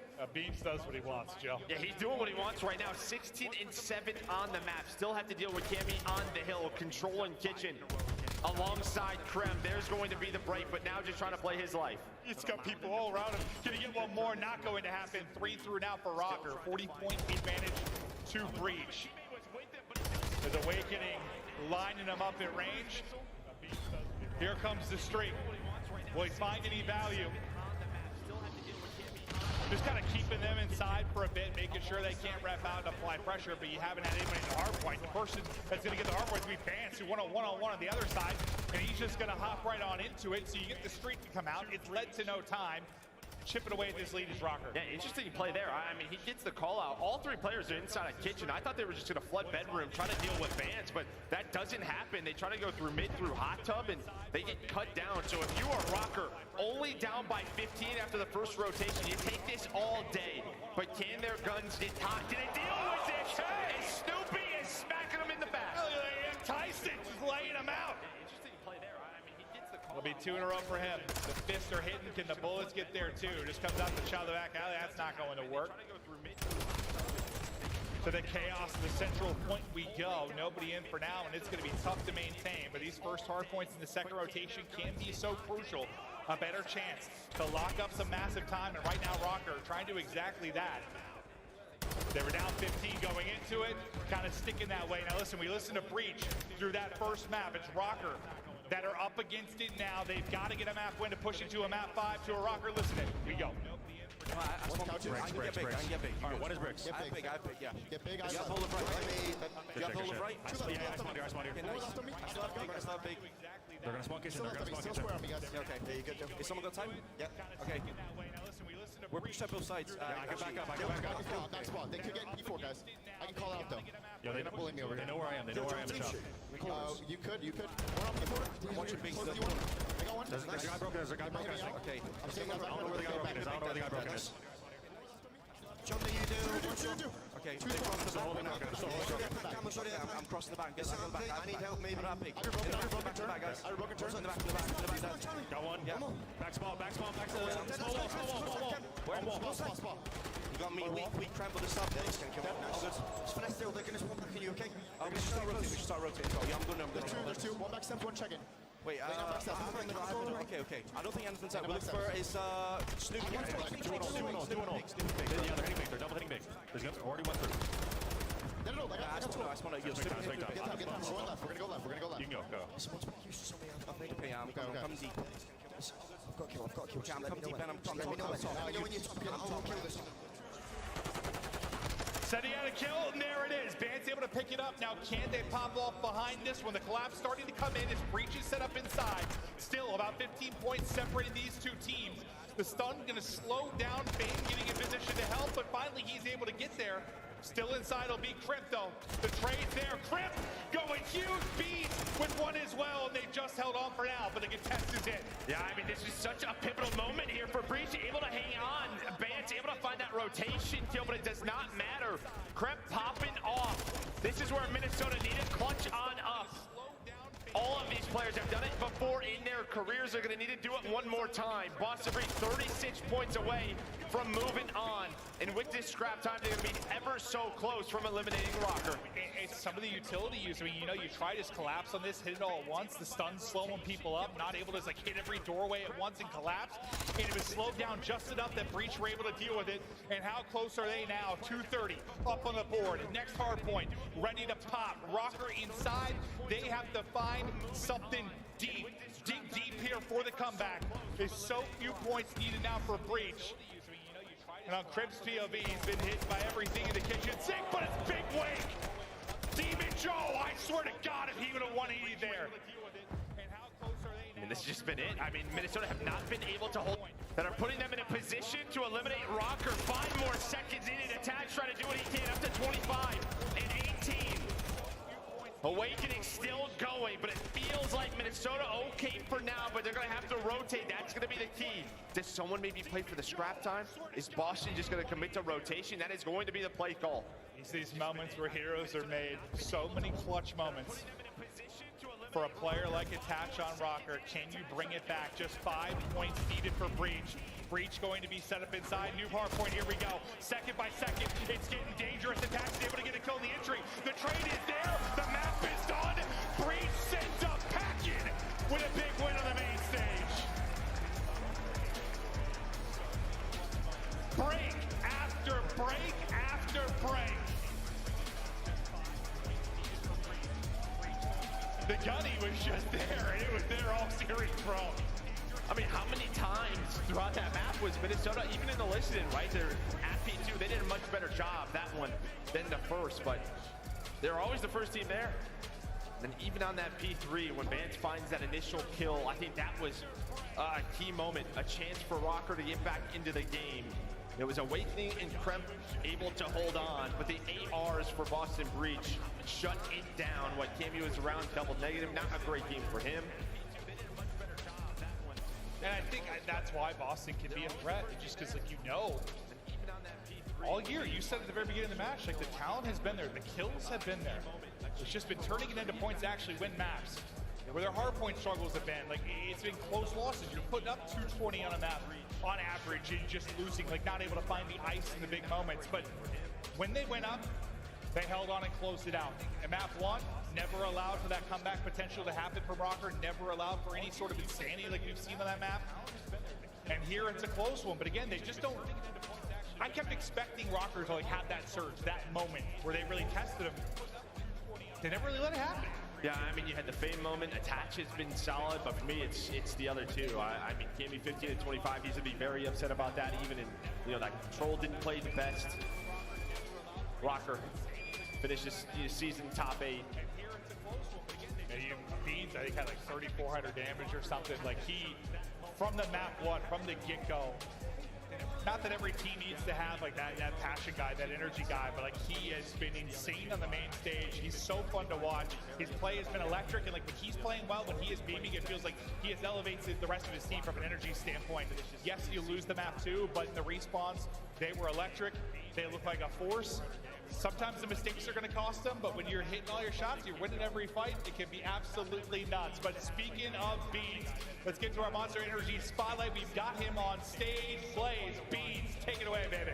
Thank you so much, Mercury Maven. Las Vegas, give it up for the Boston Breach as they continue on in this elimination bracket. Beans, let me talk to you about this one, okay? How you feeling after getting that victory right away? I mean, I think it's something really needed. You know, we've been going for a bit of a rough patch. Obviously, last 2 majors have been a bit rough. Scrims are rough, and obviously we just brought Eric in, Snoop, who's obviously insanely talented, unbelievable player. So yeah, I think that means a lot for us going forward. Yeah, now in this series, the one thing that I can really pinpoint here is that you guys look way better on your respawns there, okay? And those were all the maps in which you won here. What have y'all been doing to really improve that, and how did y'all take these guys down? Well, I think first of all, I got a big shout out to Doug Martin. He's in the backstage. He's, you know, obviously he can't be playing right now, but he's helping us mentally and, you know, with the game and stuff. So big shout out to him. And I think, I don't know, I think we just said, look, play fearless, play, you know, just like we're having fun. It's the last tournament. No pressure on us, you know. We got top 12, top 12. At least we made it here, and we thought, you know, let's just go out and have fun, and we did. Hey, that's what it's all about. Go out here, have fun, you know, play every match like it's your last. And, you know, lastly, I really want to ask you about the rookies in your team, Prince, Snoop, okay? Tell me about how they've been evolving series after series here. Good champs. Yeah, I think Carl's come a long way. Obviously, I played with him on the academy team as well, and as a player, he's grown a lot. Got, you know, a lot smarter in a lot of situations. Eric's obviously very raw, very new player. But his talent, obviously, everyone can see is insane. So he's got a high ceiling. So yeah. All right. Any last minute shout outs you want to give here to the Boston Breach fans? Big shout out to the crowd. Appreciate it all. Obviously, the Heinz Beans there. When we're not playing Optic, it's quite fun. You know, the crowd are quite nice. But yeah, appreciate it all. Give it up for Beans in the Boston Breach one more time. That's gonna do it for us on the stage. Chris, take us away. Beans, one of the great characters of the Call of Duty League, celebrating a win, one that none of us predicted correctly here on the desk. We've got Clayster, we've got Alley Cat, we've got Nameless, all feeling a little bit shocked here. Nameless, I want to start with you though. What went down here? How does Boston walk away with this victory? Well, they got Fortress Map 1, and that's a map they lost 9 straight times. And they kicked it off the right way. Kremp had a massive bounce back. Him and Snoopy, the SMGs on the team, absolutely popped off. And then from then on forward, they had a lot of momentum, a lot of power going into the respawns. We get to that control, an absolute chokehold. Nothing that Minnesota threw at them worked. They could not get mid-map control. The SMGs simply not strong enough on the side of Minnesota to contend. Clayster, after their match against Optic yesterday, Boston comes backstage and they said, we got one. We got one. They were in high spirits despite the L. Beans mentioning him again. They're coming into this tournament, no pressure after back-to-back 9-12 finishes. When's the last time you've seen a team like that at COD Champs still in the running with that attitude? There's not very many teams at COD Champs that are playing the way that Boston Breach are playing right now, and the only team that I could think of that even comes close to this was before LA Thieves was LA Thieves, the 100 Thieves run at Black Ops 4 Champs from the losers round 1 all the way to the grand finals. They played with unrelenting aggression. They kept it pushing at all times, and they kept the vibes high. I'm getting some vibes. That's what they're trying to do. That's what they're trying to do. That's the start of it right there. I think the best point of this as well is the fact that they didn't win that search and destroy, right? Like that was the only map they were able to take off of Optic yesterday was that map number 2, and this is a Boston team traditionally that did really well in the respawns. I think when it came to this matchup, Minnesota just, they couldn't keep up with the slaying. I think, you know, Boston Breach in that first opening fortress really put their foot down. Snoopy 22 and 15, Kremp 26 and 14, the rookie showing out, and then that Elasilo, I mean, the opening B pushes over on the offensive side of things and just winning every single opening gunfight. Minnesota Rocker, unfortunately, just on the back foot and a lot of the engagements of this series, Dan. I will say, like, you know, it's a bit concerning. They lost a lot of the rotations on that last hotel there. They were just breaking hills left and right. Obviously, that's credit to Boston being able to communicate and get through those situations. But at the same time, that's a lot of blunders made by the Minnesota Rockers. So Boston, you can play loose all you want, but you're going to still have to be tighten it up just a little bit as we move on through this tournament. Boston's looking to continue to play spoiler already into your top 6. They'll wait and see who falls down to them from that Optic Texas, or sorry, from the Atlanta-Toronto matchup. But Clay, as we wrap up this battle here, take a look through the numbers. Big Who's impressed you? Giga. Dude, that's what Ant's been calling him. Nameless has been calling him Giga Wake for a long time now. 1.5, 1.55 in the control. And Bean's doing work too. The Doug Sensor Martin pipeline for amateur players is insane. 3 of his teammates are on this team, and they just advanced at COD Championship. It's time to take a look at your scuff play of the day. And this one, of course, is our player of the game from the hard point. Allie, 100-point club to open up the series. Boston turning their frags around on day 2. Yeah, I don't know if I can agree with this opening map pick by the Minnesota Rocker. Just knowing how aggressive that we've seen from Boston Breach, these SMGs can be when they're on a roll. I mean, it was just masterclass. A lot of the gunfights just weren't going the way of Minnesota. Whether it was a rotation, whether it was a break, it was all green in the kill feed throughout the entire map. It was a painful watch. As we wrap that up, final question I have for you guys is, who's the most improved from day 1 to day 2 for the Boston Breach? I'm going to go with Wake, man. I thought he was way more of a team player today on a lot of the breaks. You know, a lot of people are saying he was simply playing for kills yesterday. Well, it translated to a victory today. I almost wanted to say Snoopy, but he dropped a donut. Yeah, in that final game, he didn't need to shine. Kremp and crew did, though, and you can break down all the numbers you want on CallOfDutyLeague.com, but the real thing you need to know right now is where we're at in the bracket. Only 6 teams remain as we've said goodbye to the LA Thieves. Minnesota Rocker will now be packing their bags as we head back up to the upper bracket. Next, Clayster, we got FaZe Ultra, Optic Subliners. This is going to get insane tonight. Oh, it's about to get spicy in this building. We got 2 amazing matches from 4 amazing teams coming up. This is about to get down and dirty. Chat is filling up. Shout out to everyone tuning in from around the world. This is COD Champs 2023. And a quick reminder, get in on the Champs action with the Champs bundle. Fit for a king, complete with a new operator skin, weapon blueprints, and more. Roll the battlefield and get your 2023 Call of Duty League Champs pack today. That's not it. Stay in the loop by signing up for the Call of Duty newsletter. Yeah, just like your grandma. Newsletters for kids. Receive breaking news, event discounts, and more. Just scan the QR code on your screen today. We gotta go to a break. We come back. It is your top 4 seeds in the winners bracket.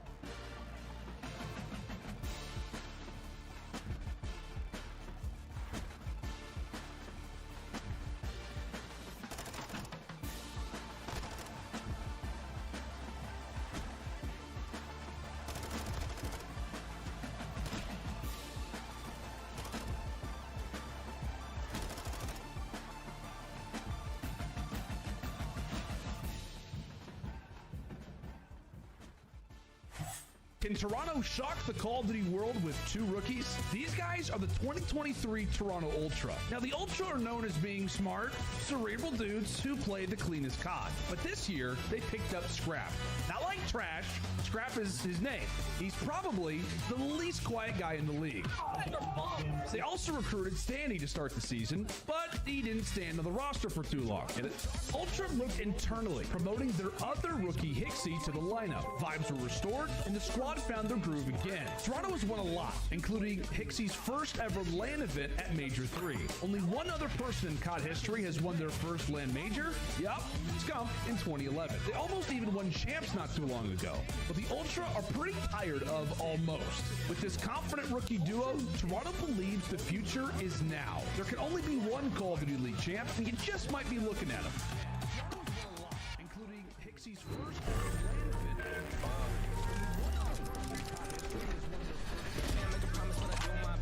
25 sitting on 25 racks. Just got started and we ain't done yet. But a new crib, that's a goddamn flex. Sign that check. Told them last year that I've been up next. Didn't take calls, but I send that text. From way downtown, but it's still wet. Yeah, that's a guarantee. King of the city, man, they knowing that it's me. They damn near still doing it with ease, cause it ain't that hard when I'm talking about me. Me and my funds. Told them I get what I want. I need my money up front. I do not do this for fun. So I've been here my whole life. I ain't seen them here once.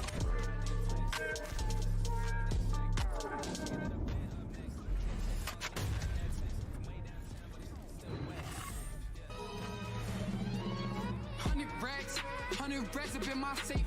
I've been dreaming of pulling up in that rate. Take the stats, I ain't got too much to say. I got Gucci on my belt, but my pants sag. Wouldn't be surprised if my biggest hater made a fan page. You taking orders from your boss, you man-made. Grown ass, getting touched up by the handshake. Don't think you hear me right, let me clear my throat. 100 racks up in my safe. I've been dreaming of pulling up in that rate. Take the stats, I ain't got too much to say.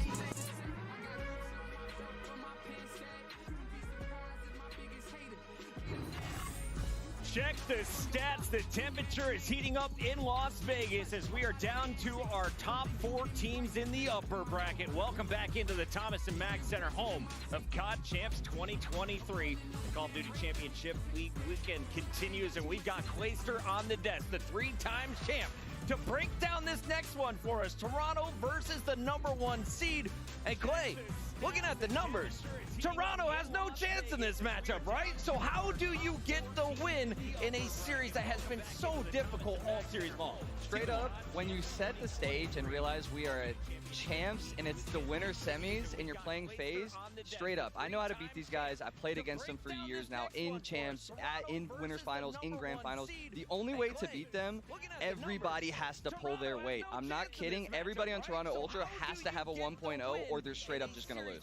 Ali, what do you want to see from Ultra today? Because they have the Rookie of the Year officially now on the lineup. I want to see Hixie slamming Sip and Abizi is what I want to see. I don't think it's possible, but like Clay said, it's kind of what has to happen, right, for Toronto Ultra to kind of get this win on Atlanta FaZe, with how good they've looked here at the tail end of the season. We just got the maps and modes locked in, so let's show the people at home the 5 games for this best-of-5 series. Mercado, Embassy, El Asilo, Fortress for the second hardpoint, and we'll close things out on Hotel S&D Nameless. Yeah, I mean, well, right off the bat, that Mercado hardpoint, obviously that's one that these guys like to play, especially if you're Toronto Ultra, but FaZe is going to be spun on good side, so they're going to have to seize their advantage there. In these search and destroys, Embassy and Hotel, FaZe is a combined 22-7. Very comfortable on these maps, and, you know, Hotel's one that we haven't deemed like a lockup map for Atlanta FaZe throughout the season, but the way that they play it is so frustrating to play against. I know Clay can talk about it. That wrapping back and forth, dropping the bomb in your mid, not knowing which bomb they're committing to is impossible to go up against. So if we go 5, it's going to be wild. Well, I've been picking the underdog all day, and that is, or sorry, I've been picking the favorite seed all day. So now I'm going to go with the underdog here. Toronto Ultra is going to get the victory. It's going to continue as upsets happen over and over again. Is it the day of the underdog? I believe so. No, I'm going Atlanta FaZe. Atlanta FaZe! Listen, I'm with Chris. I think it's the day of the underdogs. I'm going to go with Toronto. Let's go, Squirrels! I'm going with Atlanta. It's winter semis. We're at COD Champs. Thieves. Sip is gonna pop off. Atlanta got it. It is split here on the desk. Vegas, let us know who you got in this battle as we send it down to the stage with Guy Blaze. Is it the day of the underdog? All right, Las Vegas. Our winners semis are here, and the victor moves on to the winners finals.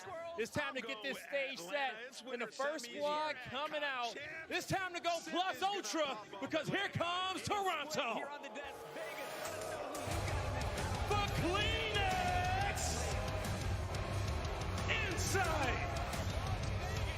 Pixie. And Scrap. Show some love to the Toronto Ultra. They already have a chip on the season, and they're not shy of the matchup against the Atlanta FaZe. Scrap just got crowned Rookie of the Year earlier today, but like he said, they are looking for the ring, and there's no better matchup to get them hyped and prepped to head to Sunday than against the villains of the league. We got to bring them out the stage, Blaze. It's time to bring them out.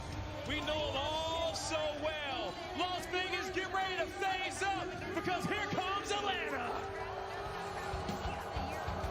Some love to Slasher.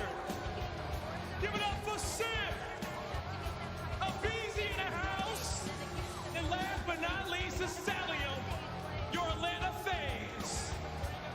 They brought Slasher in to make a difference in moments like this. Winter semifinals, they're comfortable in this position. They've won this tournament before. If they're able to win COD Champs this year, potentially the greatest Call of Duty team we have ever seen. But it starts right now. Once again, this is a big-time matchup. Got to get to that winner's final. Let's get it started. All right, I'm ready to get it started and as well. Las Vegas, let's blow the roof off the center. Are you ready? Let's go. Miles, let's get it. Whoa, no, Miles, come on. Just one British guy in the CDL, apparently. Yeah, no, I'm excited. Either way, Miles or not, we are very excited to cast them. Yeah, we certainly are. This is one of the big games of the day. Ultra versus FaZe. Both these teams have tasted victory so far this year, but there is no nectar quite as sweet as those rings. Now, the two of them, rookies, coming into this year trying to do it, echo their name into legend. On the other side of the stage, though, they've already done it more than once. There's a lot of pressure just on the day. Winner of this, of course, moves forward into the winners' final. The losers will drop down, maybe get another chance, but who knows? Yeah, look, when you talk about, the double elimination side of things, we kind of have this conversation backstage. If there's ever a time to drop the loser bracket champs, it's only an 18 tournament, things can get a little bit easier. You can still very much go on to win it comfortably from that position. But both of these teams know that either side of the stage is a competitor who can go on to win this tournament. There is no question of it. It is a huge, huge game between these two squads who have had such a history against each other. You think back to Cold War, these battles that went on between these two organizations. Of course, the roster is looking very different, at least on one side of the stage. It's looking quite similar on the other. I just don't know which way this one goes, though. Historically, you'd think FaZe, but Toronto Ultra looked pretty good yesterday, and Mikado is where we're going to be starting it, where Toronto Ultra do typically look very good. Atlanta FaZe, though, do have their number. Over the 5 times that these two teams have played this map, it has been FaZe winning 3 out of the 5. The 8-9 record may not tell the full story. Keep an eye on the rotations though for Toronto. Very important they get them done, but I agree with the desk. Toronto have to fry if you want to be FaZe champs. They certainly do. Make no mistake. Both of these two teams are in the running for that championship. It's a meeting of the Titans. If this was winners bracket final or grand final, you'd still expect a tight game, but here we go as both the teams start to kick off on a P1 and a double nade out of FaZe. We saving the name spots for late in the day, and it's all the kills going over towards the side of Atlanta FaZe. You're Ultra, you're not too perplexed by this yet. The rotation going to start coming through over towards P2. That's what both these two teams are going to be fighting over, but FaZe happy to lock in these spawns as early as they can. Just waiting for it, trying to make sure they get it already. A few kills going down. A great bounce back from Ultra. This is all about positioning. This is all about getting to this P2 and getting those spawns. Not too worried about bleeding time, especially with only the scrap time left. Pixie's going to make a big play there, actually moving through, and it looks like Ultra's going to get this. Huge kills coming through. Slasher going to try and stay alive over towards the barbershop side. Hunting, Toronto Ultra, and they will find them, but they will sacrifice 2. Easy and Kodo find a couple of kills in the middle of the map. Spawns should be out for Toronto Ultra with that push that comes through from Celium, but Hixie is a player that we really talk about in terms of the numbers, haven't quite been there, especially in hardpoint. He's going to need to have a good game here against FaZe and find these important kills. Right now, it's inside left of his own. Has to hold. Those players looking for him as well. Both of these two teams actually just playing good positioning. Slasher is having a great time so far. 7-2! Big win. And eventually they get a bit more control onto it, but it has been a bit of a dead game for time so far. Neither really able to lock it down as much as they want to, but Slasher on a 9-3 as they finally get control of this point. One last push from Ultra, Scrap firing back as well. Slasher doing a really good job there. It was the push coming in from the dark side. Could not find any way past. If you are Slasher, he locks that down. Atlanta FaZe will lock down the final 20 seconds here as well. And it's all about Slasher and what he did there. A 1.31 against Surge yesterday. He's going just a little bit better after 2 hills up against Toronto Ultra. UMAM goes to rotation over towards P3, but they get blown out the water in every single gunfight. Insight's the only one who can answer, but here comes a BZ. That's 3 in a row from him, and Toronto Ultra folding very, very easily so far. Here comes the push, though. They've got a couple of players. Simple already taking out Kleenex. Scrap. Rookie of the year, but they're going to need every bit of firepower that he can bring to it because BZ is still in this point. Still staying alive, still trying to play his life at every point as well. Hixie against him, the bullets fly, but no kills. Ultra break back into this point that they so desperately need. Yeah, they absolutely need that now. They've got FaZe kind of where they want them. They know where the push is coming from. We've got Insight holding down the mid-map and the rest of the boys. Just about rebuffed them. Kleenex and Scrap combining well. And it's going to be the first decent chunk of time we're going to see from Ultra. 30 seconds to go here, over towards P3. And look at this transition over towards Barbershop. Hixie there on his own. Doesn't make them any kills, but when he does find them, they're impactful. There's another one. Can he find him? That's staying alive over towards Cantina will be brilliant, but Sim looking for him. Hixie can't win the fight. Big win from Sim. Yeah, just a little bit too weak off that last chow. Didn't manage to get it, but it's still very much anyone's game. Look at the pinch coming in towards Barbers. You've got Ultra with players there, but so are FaZe. Now all down to Hixie. 3 and 10 so far, but these kills could be huge. Reinforcements so far away from him, and he tries to play his life. Slasher will fall, and BZ will not, and FaZe will take control. Small little moments here and there when it does come down to spawns over towards the Barbershop side. Hixie doesn't win the gunfight against Sim, and that would have really turned the tide of things, but Atlanta FaZe controlled the middle of the map very well, and are still doing so. Slasher getting all the cuts that he needs to. 11 and 8 from him. Scrap looking for the hunt there as the SMGs find a way through. Now they're in as well. Hixie finds the first and the second. Managing to break back into this one with the 30 seconds left to go. Celium's going to be there, holding this down so all players can get through, but Ultra, they have the bodies, they have the numbers, and they will have this scrap time. Rotation to FaZe now. BZ's going to be here first for Ultra. This is a more difficult break. Yeah, Slasher playing the scrap time will not expect to. Toronto Ultra very much trying to lock this down, but this will give FaZe a little bit more time, a little bit more information of where the side of Toronto Ultra are going to be pushing from here. Spawn's going to come in for Scrap over towards the middle of the map. Toronto Ultra are maybe a little bit closer than Atlanta FaZe realize. Hixie finds a way through with the rest of Ultra here. Unfortunately, they are outnumbered, but they've got a Scrap. Still not able to get that kill locked down as they fly out through the doorway. Slasher trying to hold them off as well. Scrap continues to be a problem for FaZe. He gets gunned up the heavy, and he dived to the point, but they weren't able to get it realistically. Ultra grab control away from FaZe here, who have had to take a step back. And it was just really good pressure coming in from Toronto Ultra, keeping them inside of 10, and Hixie is starting to get things rolling here. 9 and 13 may not tell the story of the important kills that Charlie Hicks finds across the map. You still have somebody in here if you're Atlanta FaZe. Celium up top, well, he's already dead. Hixie finds another at Scrap to finish it off.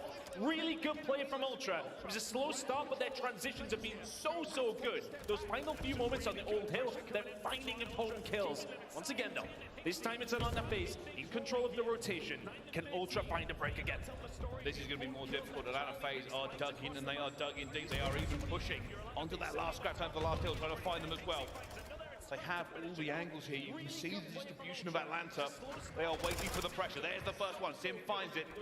Ultra will have to try and get some sort of good trade in here to make this chaotic. At the moment, they find nothing. It is a rebuff back-to-back alley.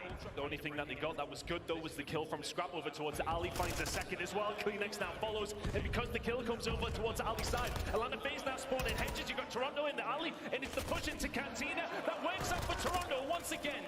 Simba's here to try and slow things down, but these breaks from Toronto have been so well coordinated. They have managed to just completely destroy everything FaZe has got set up.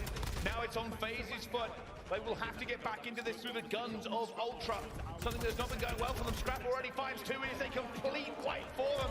That's all the scrap time, the rotation as well. Ultra are going to be here. In 15 seconds, we're heading over towards P7. It is the best P7 team in the game, and Toronto Ultra averaging 41 points every single time we go over towards this car park. Look at the numbers coming in from Scrap and the boys. It's a solid lead for Ultra, and we're heading to their favorite hill.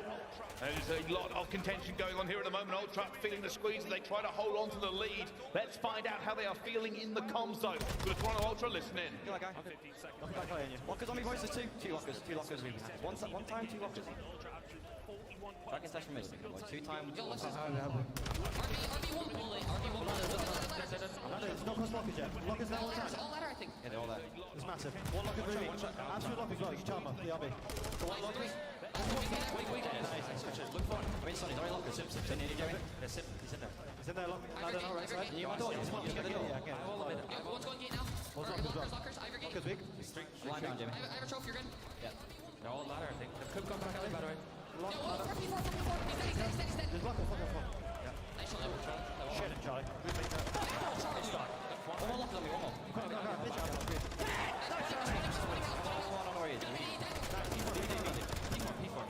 He's gone back to house. Just milk time. That's one house. Yeah. Once go back to ours. He's literally ours. I don't see him out. Maybe? They're back out of jump. He's top house. Yep, that's me. Where's like ladder, man? Fast end. Got Henny. I see him mid cut. Top RB. I'm for sure on the RB. Nice, good trade, baby gate. Two got Henny. Two got. One's hot dog. Hot dog right now. One shot, one's back got Henny. Got RB, alright? Yeah. We don't have to show. Play slow, play kill. Dead. Might run him at tunnel. Maybe yellow man. Snake me. Dead. On my side, right corner. Hedge. Hedge it in. Out. Right, 2 out then. We go. Yeah, both out. Or maybe tunnel. Yeah, no, both hell.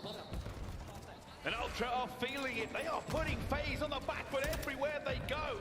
For some reason, Scrap seems to be taking this personal 22 and 16. And for FaZe, not only do they need this scrap time on P1, but they need to get into P2. Oh, PC's just smoked Hixie though. And I was about to talk about Hixie finding so many important kills. Yeah, P1 a lot of the times went over towards Atlanta FaZe, but it is all about the spawns to P2, which were gained by Hixie again. The SMGs of Toronto Ultra really have been causing problems at Atlanta FaZe, have not been able to keep up with the slaying of Scrap sitting in 24 and 17. Cantina belongs to them. Atlanta FaZe not in a good spot to try and break this. There's one spawn out for Ultra that might be the only route through, but unfortunately you're going to get pitched. It's automatic for Scrap. It's a good time for Toronto Ultra, who can win it at Cantina here. And FaZe have to go. This is it. This is lethal range. That is a wipe. It will be a back alley spawn, and they will have to move mad to get into this point now. The pressure is on them. It's not a rotation. It's do or die on this map. The kills over towards the alley side. May well just be enough. There's a BZ slasher. Will slow down the hype party quite come through for Toronto Ultra just yet.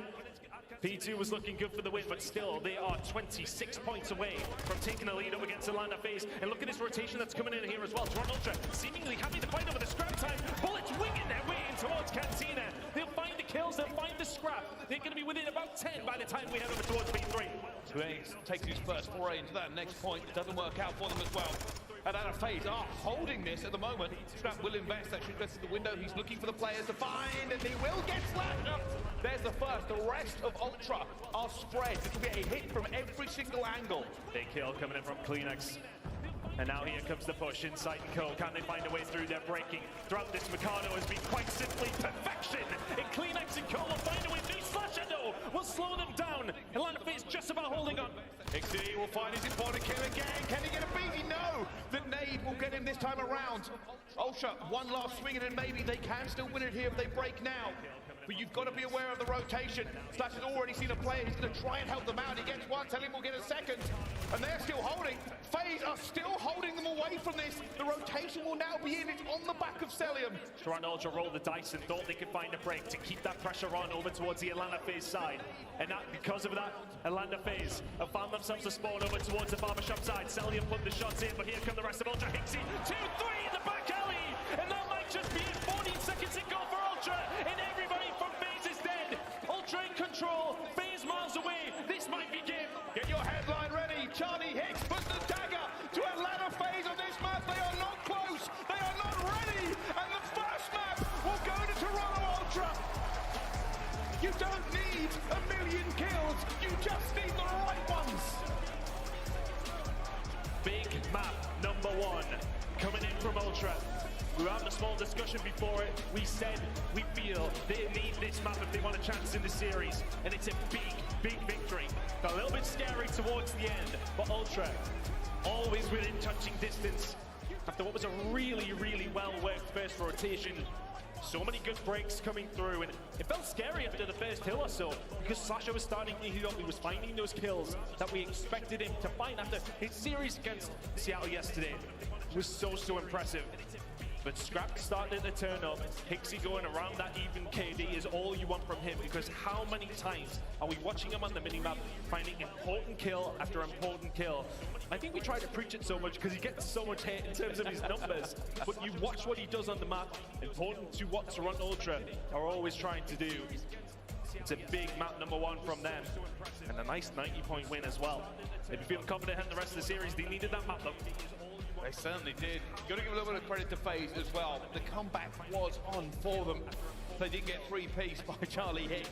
They might have had a chance from Barbers to bring it back somewhere within the realms of possibility. But what a game. Toronto Ultra showing they are a force to be reckoned with. 24 non-traded kills for Scrap. He got a streak as well, the most damage in the lobby. I have never seen any player as disappointed as he was to get Rookie of the Year. He said, this is great, this is okay, but that's not what I'm here for. I'm here for a ring. No, you know what we talk about players in terms of their impact in their first gen. Yeah, okay, a lot of people realize their talent, but I think that's the right mentality to have. Yeah, Rookie of the Year is nice, but you want the chips. That's the important thing. What's a little bit more important than just a chip is a ring, and that may well be on offer for Toronto Ultra if they keep playing like this. LA Thieves already dispatched within it. Map 5 banging.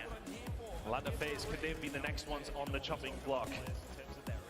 And yeah, I think, you know, as we said, I mean, Hixie, I think he was 3-9 to start things off, something along those lines. He never really has a great start in hard points. He really does come down to the rotation kills. That's where he really pays back his faith that Toronto Ultra put in towards him with big kills like this. I think it was 2 or 3 in different moments, just to lock in solid time every time, or rotation every time. He's always there to cause issues, just to be a nuisance. And everybody else from Toronto Ultra building the gaps where necessary. Atlanta FaZe though, let's speak about them a little bit. I mean, Avizia had his few pop-up moments. Slasher had a great start and really slowed down. It's hard to say, you know, realistically, they just got broke so many different times as well. You think about that first rotation. I want to say, out of the 7 hills, they probably had rotation, I want to say 5 times or so. And they were walking out of that first rotation about 80 or 90 down. Can't happen. Got broke far too many times. A really good start. We did say this first map could be pivotal in the rest of the series as well. Technically, these teams are actually tied 3-3 now on Mikado Hardpoint, so probably won't see them play it again. But moving forward in this series, momentum is always going to be a big thing. Toronto Ultra have looked great, but so have Atlanta FaZe. The question is always benchmarking. Who's the best this weekend? Who's the best at this moment, and who wants it more? Realistically, Atlanta FaZe actually don't know that some teams don't play on Sunday. Sim's never not had that issue. It's always been the grand finals coming up for Atlanta FaZe. And they would like to be there once again. Still have more than a decent opportunity to get themselves there. But for FaZe, S&D coming up next. Embassy is there. They'll be looking for the very quick bounce back. We're looking at their Monster Energy pre-game. Feel confident Hardpoint in this matchup. 10-4 against Toronto will make that 10-5 now. There will be, if there is a map #4, presumably. Oh no, sorry, it's 10-4 now. It has just been updated. It was 10-3, now 10-4. But looking over towards the rest of the series, you've got a Fortress coming up, map #4 if you need it. They already have beaten Toronto Ultra on that only just a small few weeks ago when we were in Toronto, so they will still be feeling confident in this series. But couldn't get the job done at map #1. They certainly couldn't. Atlanta FaZe, they're going to have to bounce back. A team that isn't going to want to let them do that. Toronto Ultra, they are ready to go the distance. They've tasted victory this year. They want to go a little bit further. Here's their Monster Energy pre-game for them. Make a statement and steal their best map, Embassy S&D. Atlanta is 13-3 on this. Their last loss was actually against Toronto in round 11. And in that same series, I talked about the Fortress, the S&D Embassy went to Toronto, and it was a hell of a scalp for Toronto to take right now after a map 1 win. And again, it kind of really goes to what we were saying. Hixie's impact goes way beyond those stats. 0.7 in his series yesterday. But how many times will we again talking about the important kills he makes? I feel like we're always trying to talk about them, but that's the second game with Toronto Ultra. We've actually cast this weekend already, so it's quite easy to fall into that trap. But nonetheless, big kills coming in from him. much needed for this Ultra side to be that round man, to be that guy to do the dirty work. Heading into the S&D, he's going to have to be there again. Last time around when these two teams played, 0.6 overall in the search for Hixie. We've seen him yesterday, specifically on this map, look significantly better than that. Many first bloods fell his way. He's going to have to be that kind of player once again. We've got some interesting stats when we head into this embassy. I'll hold on to them for now. But he's going to be a big, big part of the reason if Toronto Ultra can take map number 2. Certainly is. I mean, just to kind of put a button on that final thing as well, you've got to remember, Hixie getting into this roster, probably one of the most controversial roster shifts during the season. And then they went and won a championship and it's continued to be great. The other side, Atlanta Fade has not made a change. They finally got that win after that year last year where they just couldn't get a championship. But that championship is not this championship. Right now, Embassy S&D, good for both teams. Ultra looked good on it yesterday as well. Scrap talking about his sniping, bringing it out and feeling confident with it. Atlanta FaZe are a little bit different gravy, Ton. I think first bloods are going to be hugely important to this one. They are very often that way. But looking over towards it, last time around between these two teams, when Toronto Ultra take it, out of the 11 rounds we played, they found 7 first bloods. Keep an eye on Simp, he got blooded so many times from FaZe. Cannot let that happen if they want to tie this series up. Toronto Ultra are a very, very good Embassy Search and Destroy team now. And for Atlanta FaZe, their first bloods over towards the start of the season were ranging up to the 70 to 80% mark. It's now loaded itself way, way down. It's a slow start to the map as both teams starting to posture. Atlanta FaZe trying to find a route through on this attack. A little bit of chess and not checkers. So, you know. Information drip fed now. Beezy and Hixie both posturing around this point. Scrap has been on open so far, and the door is open. Beezy versus Hixie, this should be where the first blood comes from. Desperate to find something. There is so much time that's been burnt by FaZe. Atlanta FaZe are just looking for Hixie. They know exactly where it is. The shots are in, and the shots are accurate. Hixie will fall, and now Atlanta FaZe will start to kick into gear. If you're Toronto Ultra, you want to answer back very, very quickly. A fight about to go down over towards A side. Simple find inside. For all that they burnt this time, they broke them open in the right one. And Scrap is left alone in a 1 versus 4. A sniper is a wonderful weapon, but it is not versatile and it is not easy to find it, but he will get sent. It's still a 1 versus 3. They will throw shoulders all day. They will try and keep him away. Selim says, all right, won't chow that one again. 30 seconds for a miracle. Oh, he's not far away from finding Slasher as well. A couple inches here and there, and Scrap is looking down the barrel of something potential, but not going to happen this time around. Really comes down to that first, but you've seen Atlanta FaZe was just taking their time. They know there's no trophies, etc., yet trying to figure out exactly what's going on. Hixie was caught in that corner over towards the laundry staff for a long time. The stun gets through from a BC. They know he's still there. They spray through. It does the job. And as soon as that first blood comes through, you see them just kick into gear. They know that there's going to be at most 1 player left over towards the A side, and they force that issue and attacking round over the FaZe in the very first one that was offered. Good patience, good play. For Atlanta FaZe, though, on the defense this time, it's much more aggressive. Scrap finds nothing on the cross here. That'll be called out very, very quickly. You can worry about a BT with the first blood again in this round. Hixie will get it back on the zip side. Scrap looking for Celian, but he's good at snaking and he's going to get away with it as well. Now 2 versus 3. Atlanta FaZe have control. The difference maker there. Scrap looking over, thinking they're going to go from the crossover towards the A side. It was 3 men down middle alley. Easy runs down, throws the grenade through the window, and then backs on up and finds a third. Big round from Abizi. It's looking like a 2-0 for Atlanta FaZe unless Scrap can pull off a madness again. 1 versus 3, but the sniper has attack in hand. Bomb, very little chance of him picking this one up, and it's a tough round for Toronto to try and call back. Slasher says, all right, no, I know you've got the sniper. I'm really just not going to worry about it. A 1 versus 3 is much more difficult than a 1 versus 2. For Scrap, he has 30 seconds to play with, 30 seconds to figure out if he can do anything this round. Time is just not on his side. BZ looking for something over towards this side if he can as well. It would, I believe, be his 3rd kill of the round. 15 seconds to go. He's a very, very noisy boy, BZ. Finds another one. Atlanta FaZe picking Toronto Ultra apart here. And again, I think it comes down to just, if Scrap had held for a little bit longer, he would have seen the push coming in from mid-map. Chooses to move away, and as he does, FaZe walk through that open door in the defense of Toronto Ultra. It's a very easy round from there when you find the first blood up top. You've got nobody putting that pressure on over towards that B site. just about picking them apart. Good work from Abizi and Co. To the good and deservedly so. For Ultra, they will have to adjust. I imagine that sniper probably goes away, if not this round, then the next. Let's have a little bit more aggressive. This is change up already from Atlanta FaZe. Phoenix will get that first blood this time. Ultra finds something a little bit back, and he will get taken down. Abizi finds it. He's 5-0. He sees Hixie. He goes in. Oh my goodness. Gun wasn't in position. It didn't need to be. 6-0 Abizi.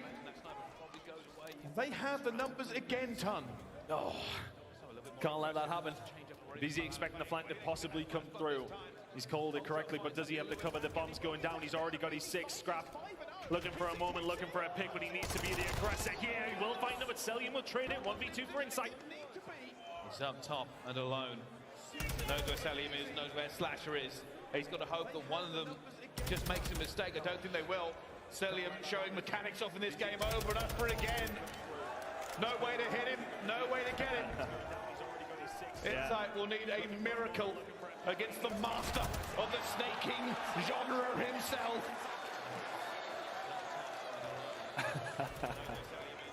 If I speak. Yeah, I mean, what can you do? What can you do? The answer is very little. I believe the correct answer is actually phase up, you can do it too. Celium smiling away. He couldn't care less about those moves. Not a single given from Celium. Toronto Ultra, though, what's the readjustment here? I think that round is a much more winnable one. I think, you know, if Hixie finds that kill on Abizi, it's a very, very different round. You're looking at 3 versus 2. Gets gunned out of his socks. Not ideal. Toronto Ultra, can you find something in the search and destroy? It has been a limp performance so far. FaZe have been very, very good. Toronto Ultra posturing here just a little bit, but Abizi and Co. being the aggressor as per usual. Sim doesn't want to go for that wide chow. He knows that Scrap might be on the other side of it. Neither. Here he comes, the first blood monster himself. Dead silence active, about to run out. A cruise missile is there and available. May well use it for information if he needs to. Slasher would have seen the glint of Scrap's sniper, and Sim will have seen Insight, who didn't see that coming whatsoever. Another first blood for the side of Atlanta FaZe, and Abizi on the hunt himself. Here he comes, the first blood monster himself. Dead silence active, about to run out. Just lurking in the shadows. The Nightmare on S&D. And they don't know where he is. That's the other thing. Ultra are going to be coming this. They're not sure of everything. Sim playing an objective sniper role here at the moment. There isn't going to be a player that gets through. Kleenex is going to be there. Scrap gets one, but he gets cut down as well. Abizi strikes! He was waiting so long. Hicks going to try and clutch it up, but no good. Atlanta FaZe. They keep moving. Every time you think Ultra might have an opportunity, it is taken away from them. It's Abizi who takes it away every single time. And he finds himself in that position, and just because of where he is, they're just saying, "No, probably just sit tight." He's crawling around, he doesn't need to make any noise, doesn't need to take any risks whatsoever. Atlanta FaZe are sitting back, they know that the time is running out. Abizi staying alive every single second that ticks by. Another round beckons for Atlanta FaZe. He snaps into gear when he needs to. 4-0 now. Toronto Ultra have offered very, very little. Come on, there you go, you get up. Ultra, what can you do to answer back to what has been flawless S&D from FaZe so far? 5 kills, 4 rounds. Make it 6 kills in 5. They get the first blood. They must convert this one. They must stop the bleeding that has been going on. Kleenex finds Abizi. They finally slide the giant before he can do anything coming through. 2 versus 4. Simp and Celium. Hugely important round. You've got to put this one to bed if you are Toronto Ultra. Simba's found himself in a good position though, and those cards do hurt when they explode. Scrap will have to back on down. Needs some help from the rest of his team. Shots coming in though, and Kleenex will find another. Is this the resurgence that they need? Celium will find one, but he's got 3 other members of Toronto Ultra to deal with, and a bomb to potentially plant. He takes it on. It's no good. Ultra finally get one back. Making it a game themselves. That first blood, the conversion, everything they needed. So far, this game has been dictated by what FaZe want to do on the map. They found the kills, they found the positioning. Ultra have not. And now, there is a hope. It is just a whisper in the darkness for Ultra. But if they can find a couple more rounds, take this away from FaZe, there is an opportunity. There is a reason Atlanta are so good at this map. onto the attack. What do they choose? Maybe a big B hit coming in once again for them, but Slasher with a nade. Must have been a double nade over the top. It's in a play here from FaZe. The trophy not there. Could not shut down the defensive play that comes through from everybody. Talking everyone the CDR, everyone around play. You get that grenade over, you slow down the B push, and all of a sudden, again, Toronto Ultra are at a massive, massive disadvantage. So what's the play? Do they wait for maybe some aggression to come in from Atlanta FaZe? They have the first blood. They know they don't have to move.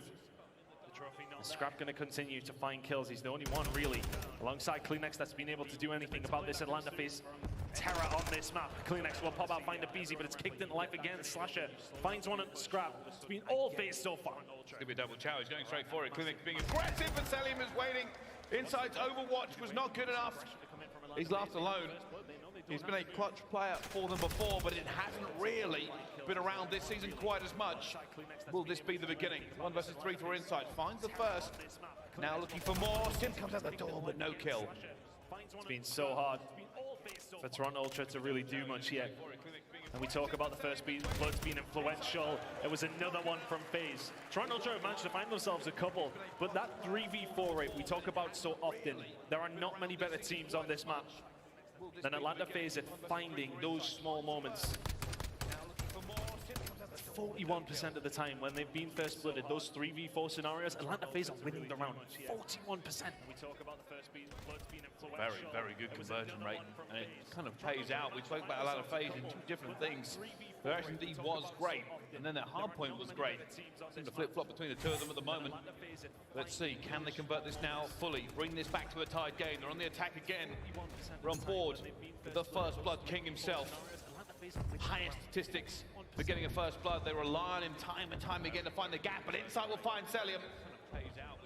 And now Atlanta FaZe, the time burned with all the map given away, will have to find a way to get this 3v4 rocking. 3v4s mean very little to Atlanta FaZe. They can find them in any given moment. Hixie trying to be the aggressor again, just slowing them down. Oh, Scrap's gonna miss that shot. That might just leave a door open. Hixie is yet to try and help him out. Simp is gonna get his head picked up, finds the push, and will be taken down. Now a 4v2, Toronto Ultra trying to find a way back through. Great shots coming in from Scrap. Is there signs of life from Ultra? You need 4 more rounds. I was going to say, Simp was wearing the brown trousers there because he just needed to get away. Bullets whizzing past his head, not able to do it, and Hixie eventually takes down the BZ for the final kill of the round. For Ultra, it will not be a full sale, but it'll be really close if they can pull it off. 4 more rounds uncontested is what they need. Atlanta FaZe just play this one so well. Last time around, the first bloods were so crucial for Toronto Ultra to try and find the win on what has felt like an invincible map for Atlanta FaZe. 5-2 up now. Looking to try and secure this one. The nades over, not going to land this time. Potential for Toronto Ultra, but again, the nades do land, but just a little bit later. Atlanta FaZe hold on to them, and while the nades are landing everywhere they need to, if you're Atlanta FaZe, Scrap is left alone. The cruise missiles coming in. Sayonara, map number 3 we go. It does not end with a bang, other than that of a grenade, a team kill at the worst possible time into a trade. And Ultra, there are no polite words for their S&D. FaZe took them to task. They square up on FaZe's best S&D, and they proved it with, what are you doing? Redo your vetoes. Beat them on it last time, Toronto Ultra, and FaZe went, yeah, fool me once. You know the saying, I don't. You get the point. Really good performance from FaZe in the game, the first bloods. Well, mostly tell the story. 3 coming in from Ultra, they find 2 of those rounds because of it. First deaths from Hixie, though, that's something I kind of want to point out. Yesterday in the game where they were going up against Thieves, he was finding himself in those positions time and time again to make the plays for Ultra. Gunny wasn't there then. You think about back to that round of BZ when he found that way through over towards the B side and Hixie gets absolutely gunned. All of a sudden you're looking at a 5-3 scoreline there. It's a little bit more attainable. It was looking like it should have been around that went over towards Ultra. You can't point in every single direction to say that's the turning point. But if you can find that round, you have a more competitive search and destroy, and you never know. But Atlanta FaZe very good at search and destroy and embassy. We knew that. Well, it's been a game of two halves so far, both the teams showcasing why they are so good at these game modes. We'll have to find out what happens in the third after this break. Don't go anywhere. More action at the Call of Duty League Championship Weekend 2023.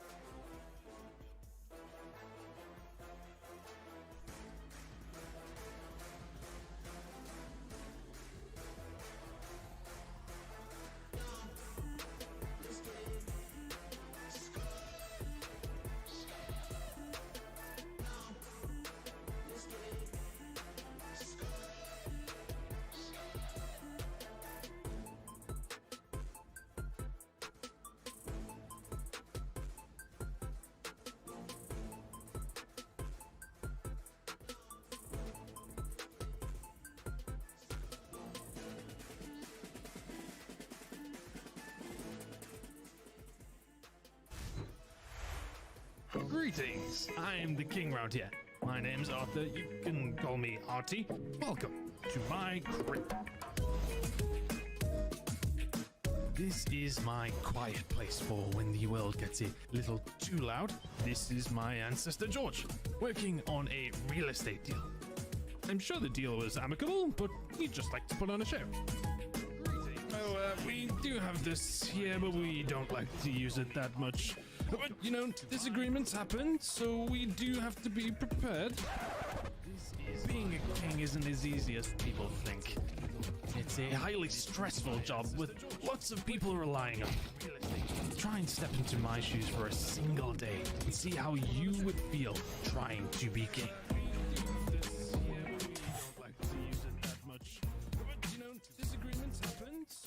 The Call of Duty League is brought to you by Monster Energy, the official energy drink of the CDL. It's a highly stressful job with lots How does it feel to be named Rookie of the Year? To be Rookie of the Year, it's a good one. Like I said before, individual achievements, Rookie of the Year is cool. We're looking for that ring, though. That ring's going to mean everything to us. But yeah, it's a good feeling overall. Is this your first time hearing that you're Rookie of the Year? Yeah, it is my first time hearing it. Can't really say I'm surprised, but, it is what it is. Ladies and gentlemen, welcome back to the Call of Duty Championship weekend here at the Thomas and Mack Center in Las Vegas. We have a game with Titans on the main stage, all tied up, going into game number 3. Toronto Ultra and Atlanta FaZe have strutted their funky stuff for us so far, but who walks away with the control, Ton? I haven't seen you strut your funky stuff for me in quite some while, right? So, I haven't seen any moves from you. Maybe in the break when all the music was popping up for the crowd and the venue, it was nice to see. But who has been strutting his stuff over this entire season has been scrapped the Rookie of the Year. And not surprising, but as he said, what is important to him is chips and rings. They will need to get through Atlanta FaZe under control here. You believe so? If they want a chance in this series, both these two teams well versed on this one. 11-7 from FaZe, 11-5 from Toronto. So evenly matched when it comes down to it. The defensive win percentage is really there for FaZe, whereas the offense is a little bit better for Toronto. It's a hard one to decipher, but you think of yesterday, it wasn't a good showing from Ultra up against the Thieves. Envoy had his way inside the middle of the map. They will need to be better. The SMGs need to be very present from Ultra if they want a chance against FaZe here at map number 3. Inside and wow, been completely picked up already by Celium. That has opened up the B door. You can already see they're going for this prime position. So far this tournament, B has been a hot button topic. Hixie and Slasher trade. Traded out, but BC now found himself in the position that maybe can be something to find something for the Atlanta FaZe side. I'm just perplexed by the gunfights that this man takes and wins time and time again. Because he's pushed up past the 10 point, Toronto Ultra starting to spawn out over towards that A side. Important kill found for inside. Scrap will steady the ship over towards the middle of the map as well. BZ is still an issue here though. Atlanta FaZe will maybe try and work around his positioning. Try to get something done. They can do with getting rid of him if you're Ultra. Yeah, they're looking for him inside nose. This will be the comms for Ultra at the moment, looking for it. Hixie, they're going to be on the flank. They find a BZ as well. Simp left alone into field. Guns every single direction he fights, and this is going to be an A push now. FaZe have given it up. They're going all the way over. Scrap is going to be the first bulwark, trying to slow this one down. I love that positioning coming in from Slasher. B was trying to be working, but all this time is Toronto Ultra putting those resources over towards B. Slasher finds himself in the premium spot over towards this A side. Defense or attack, you want somebody over towards that satellite side. You've got Slasher there and everybody else inside the point. A is starting to tick up for Atlanta FaZe. Toronto Ultra posturing over for a potential retake. Can they find a way through? None of the BZ's going to say about it. Will find the kill. Yesterday, I want to say one thing about Ultra as well. They over-committed to some retakes. They don't do this yet. They give it A. Oh, have they? All of a sudden, it's only Sip who's left it. Toronto keep a hold of it. 15 seconds to go. That might be the round. Oh, I've never seen such a late retake as that. They managed to get under the point, and now flailing, FaZe, failing. Don't know where to go, don't know what to do. Shim's going to find Hixie as well, but he's got to move. 3 seconds left, and there is nothing there for them. Ultra completely wiped them out of the point. No A, no round. I was calling it as if that A was cut. It looked that way. It looked like Ultra had given up. But I think in those moments where you're finding your way across, you're thinking, okay, well, FaZe are going to try and expand out and find themselves on a route over to being an easy one through the middle of the map. FaZe expand out maybe just a touch early, and all of a sudden Ultra, when they find those 2 kills, they catch them sleeping, they find a way through and find 4 dead. And then FaZe, what do you got from there? You're in an absolute no man's land. 15 seconds to go. Defensive round over towards Ultra with only 2 ticks gained by Atlanta FaZe. Wow, that is not how we saw that round going. We thought we were going to have a little bit longer on the B, but great defense there from Ultra in the end. Can they compound that? Can they get onto this point straight away? Already the trade's flowing down. Selling towards the back, they're going to have to get him out of here first before they can do anything. BT already causing problems, but Kleenex gets to the point! And that fence takes it away. BT gets the kill, and Ultra will have to reorientate themselves. Honestly, that fence is scarier than any... Well, Crimson are kind of scary for me in rank play, to be honest, Brycey. It's a horrible, horrible place to try and find a gunfight. BZ just about got away with that one, but 3 members of Toronto Ultra have found a way through. It's all really about slashing, whether they can find anything here, finds one on the inside, and that might just now give Atlanta FaZe the momentum that they need to retake here. Selling even a BZ, then put themselves into a position, but some damage going over towards B. Snapper from Kleenex, not quite good enough. Atlanta FaZe will clear them away, but 2 ticks over towards B for Toronto Ultra. Atlanta FaZe is going to have to really concentrate on this 8 point now. They cannot afford to give it away with 2 ticks on the B. Hixie playing slow, waiting for the bodies to be here as well. But being at the flanks of the get him. Hixie can't find him, even with a free fire. Eventually he does get that kill through as well. 3 going down, only Celium left here to defend and gunned out of his socks. Kleenex will take it. And this point is going up rapidly. I like this movement from inside, finds his way over towards B and says, yeah, okay, well, momentarily finds his way over towards B. Simple deal with him. Kleenex doesn't check his corners. Abizi and Coda trying to find a way back through. Shots from Scrap again. He's having a hell of a tournament, sitting in 13-6 right now. There's already 2 ticks over towards B. Toronto Ultra fighting on 2 fronts now. I have to commit here to one of them. Ticks everywhere going through. And a FaZe, you need to win a gunfight. You need to get to the point here as well. Scrap down a 4 streak. It's going up into the A. The B is going to be done as well. Atlanta FaZe have to get in here. Scrap has held them off by himself for so long. But it is 1 A tick for Ultra to convert this round. 4 kills solo over towards the A side. Atlanta FaZe and Raptures on this defense cannot find a way through. And the control in the middle map wasn't there, but those 2-3 kills will help with that. Inside can slow that down though, and we will just keep that pressure on Atlanta FaZe, keep them away from being able to push up any further. There's 1 minute and 10 seconds to go for Toronto Ultra to find 1 good take over towards it. The big gun though for Ultra is getting towards Radio Tower. He's setting up, he finds Simp as well. The door is wide open, the water is fine. Come on through, teammates. They look for it as well, they get it. Abizi's gonna fall, that is Scrap. The big gun takes aim, and they clean out FaZe. You cannot let that man get in a position with the form he is on. Scrap said, hey boys, I'm here. The way is clear. And they are now 2-0 on the control. It's a brilliant round from Scrap. You think back to the A point where both points were being pushed by Toronto Ultra. You got players over towards B, and they're like, okay, well, it's only Scrap on his own over towards A. Finds 4 before he gets taken down. Gassing his teammates as well. He's happy about that round. It's a 2-0 lead in the control. And you know what the difference was towards the end there? Slasher gets caught over towards the boxes, and the satellite was completely free over towards the radio tower, sorry. And it's just free pickings for Scrap and the boys. And we're now on to the defense. This could be 3-0 if FaZe don't picks up very, very quickly. Featherstone and Scrap plays every game like it's personal. Just fire and vengeance. Hixie finds a kill now. When he finds the second, he does. Simple fall. There is still time left for FaZe. There is still opportunity. They will have to find something, a little bit of momentum. Oh, he's going to do this. Wow, and Sammy will hear him. He gets Hixie down eventually. I think they would. Waiting. Going for it again. Finds that first kill. They will have to deal with it. I think Celium got the call out on the flank. They're just expecting it, but they cannot get rid of Scrap. It's another 4 spree.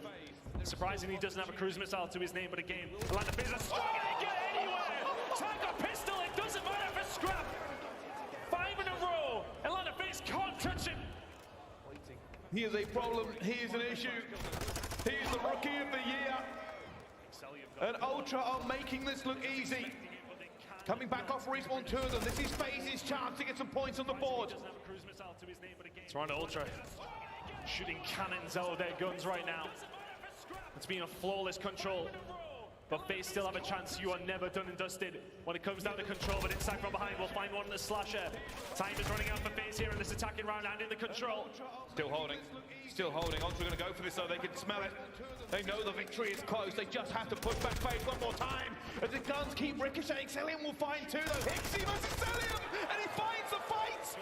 Slasher will now have to move into this. They are starting to run out of time. He gets the kill as well. Ultra are committing to this. They are not going to let it go easily. They are pouring bodies into the A point. FaZe are doing the same thing. It's a complete shutdown. It's Simp and Abizi getting to the point. Scrap will get taken down. And this will go to B. It was one big movement for Toronto Ultra over towards the A side. They are able to spawn over towards B, so will walk away licking their wounds. It's an ever so slight lead in terms of the lives. But the difficulty here is that FaZe are set up very, very deep in towards your side of the map. You have nobody over towards the flanking side of your Ultra. You're starting to fall as well. Abizi putting the pressure on. It's a big kill from Hixie.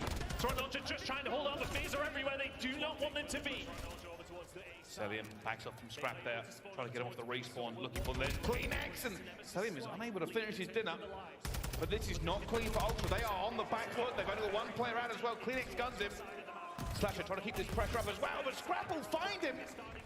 And every time you think FaZe make it up to this point, they have not got it. Ultra, now with map control. Much better position for them now to be in. I was getting very scared for Ultra at one stage there. FaZe were finding all the gunfights, they were finding all the map presence, but all of a sudden, they only have 8 lives remaining. It takes one good push. They've got 25 seconds to find that push. There was every time to FaZe up, it's going to be now, but 6 lives, 20 seconds for FaZe. They need a miracle. They need another gear. They need to show us why they are one of the most feared teams in the CDL. But they don't have time. But do they have the means? Scrap finds him already. That's one player going to go down inside. Looking for a beat. He's on this point. Flies to the man. Scrap gets 2. Selling will find 1, but goes down as well. And Ultra will take the control. 3-0. Never in doubt. It's an all-time performance from Scrap. That was different. Hey, yo. Fantastic work from the Ultra boys. Defense, attack, it did not matter. Scrap was there at every single moment that he needed to be. And Atlanta FaZe did not have a single answer to the questions he posed. It's a dominant map number 3. Very, very dominant from Ultra. So we head on to without Bagger Fortress Hardpoint. Toronto Ultra have a lead. I'll tell you something. Crowder said it yesterday in the interview afterwards. He said, hey, you got to win a gunfight against me to get me out of this game. Not happening. I mean, every single stat. 18 non-traded kills out of his 25. The damage is there by 700 on Celium. Offense, defense, doesn't matter. It's 8.3 kills around the closest to him. As his teammate in Kleenex, who had some really big moments there. There was only one moment where things really got scary for Ultra. That was pretty much textbook in terms of their ability to find this control. The first round might have choked FaZe. It was the moment where it looked like they had A. But even then, it's only A, right? I mean, you would have still had to get a hold of B, and you can't let that really mentally get towards you. A very, very good performance from Ultra, though. And the Rookie of the Year conversation, well, it's over. It is already over towards Scrap. And of no doubt, he deserves it. The pistol kill, by the way, we need to see that again. That was absurd. It don't miss. It don't miss. That's the difference. I mean, I just want to point out when he finds this pistol kill, it's against the BZ with a bad snap, close range. I hope we get to see it. If the replays ops haven't got this up, I'm having words very, very short. But I mean, we're talking a lot about Scrap. We've got to give credit to the rest of the team as well. I mean, it's hard not to, though, right? I mean, that was a ridiculous performance. Solid all the way through from Ultra. Sim actually not having the greatest of games there in the control. Respawn struggles for FaZe against Ultra. And the problem is, it's a hard point up next as well. Fortress coming up, both these two teams. Relatively solid. The Ultra fans celebrating that one. And rightfully so.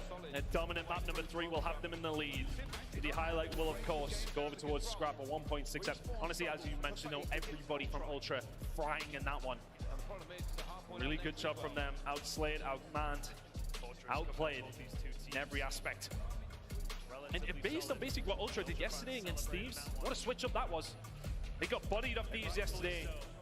And they sent Atlanta FaZe now packing into a position where they need to find 2 maps to continue in this winners bracket. And this is it, realistically. Winner of this into the winners final. Winner will play either New York or Optic.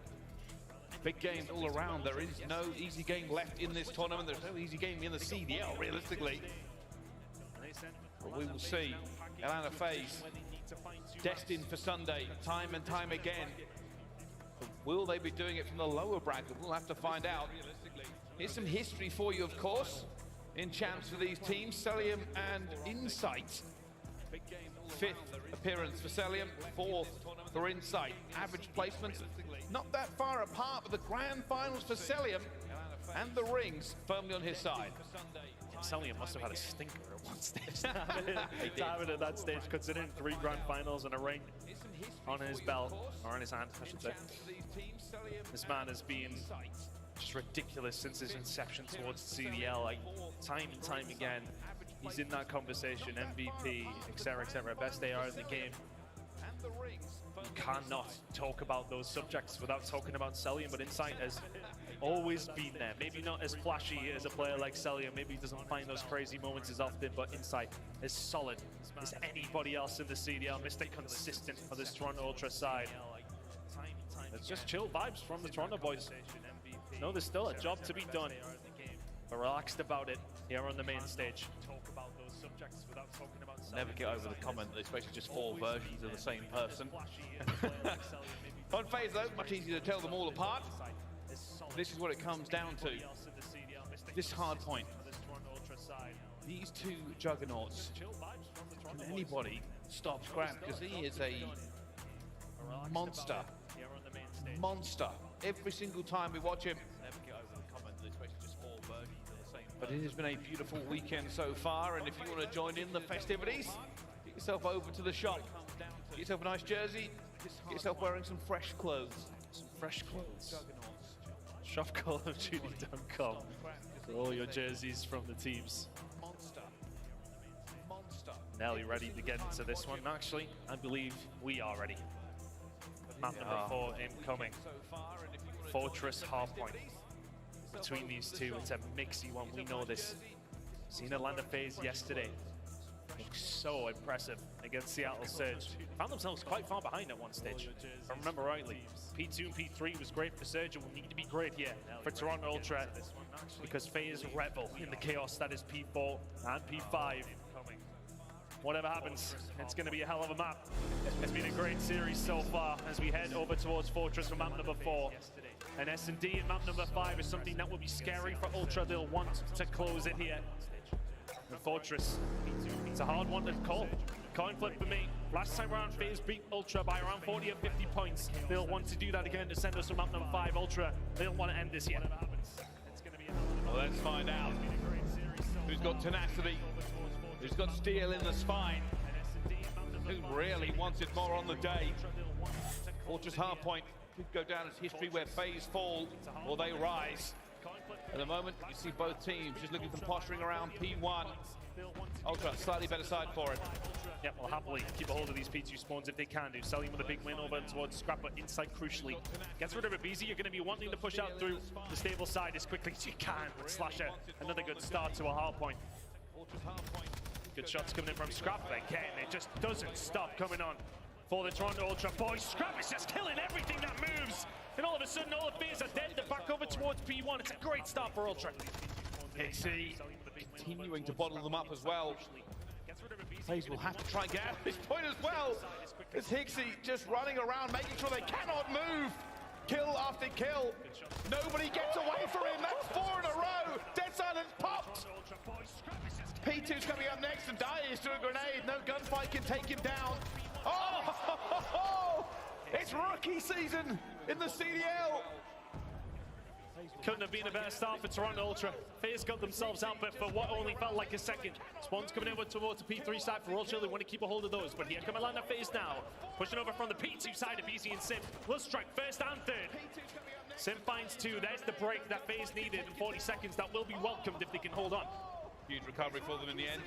And BZ finds the first, snaps the set. Oh, Sim gets it. Here we go, look at this. He's making the move already over towards P3. Ultra need to make something count here. 30 seconds to go, P2. Sim is already behind enemy lines.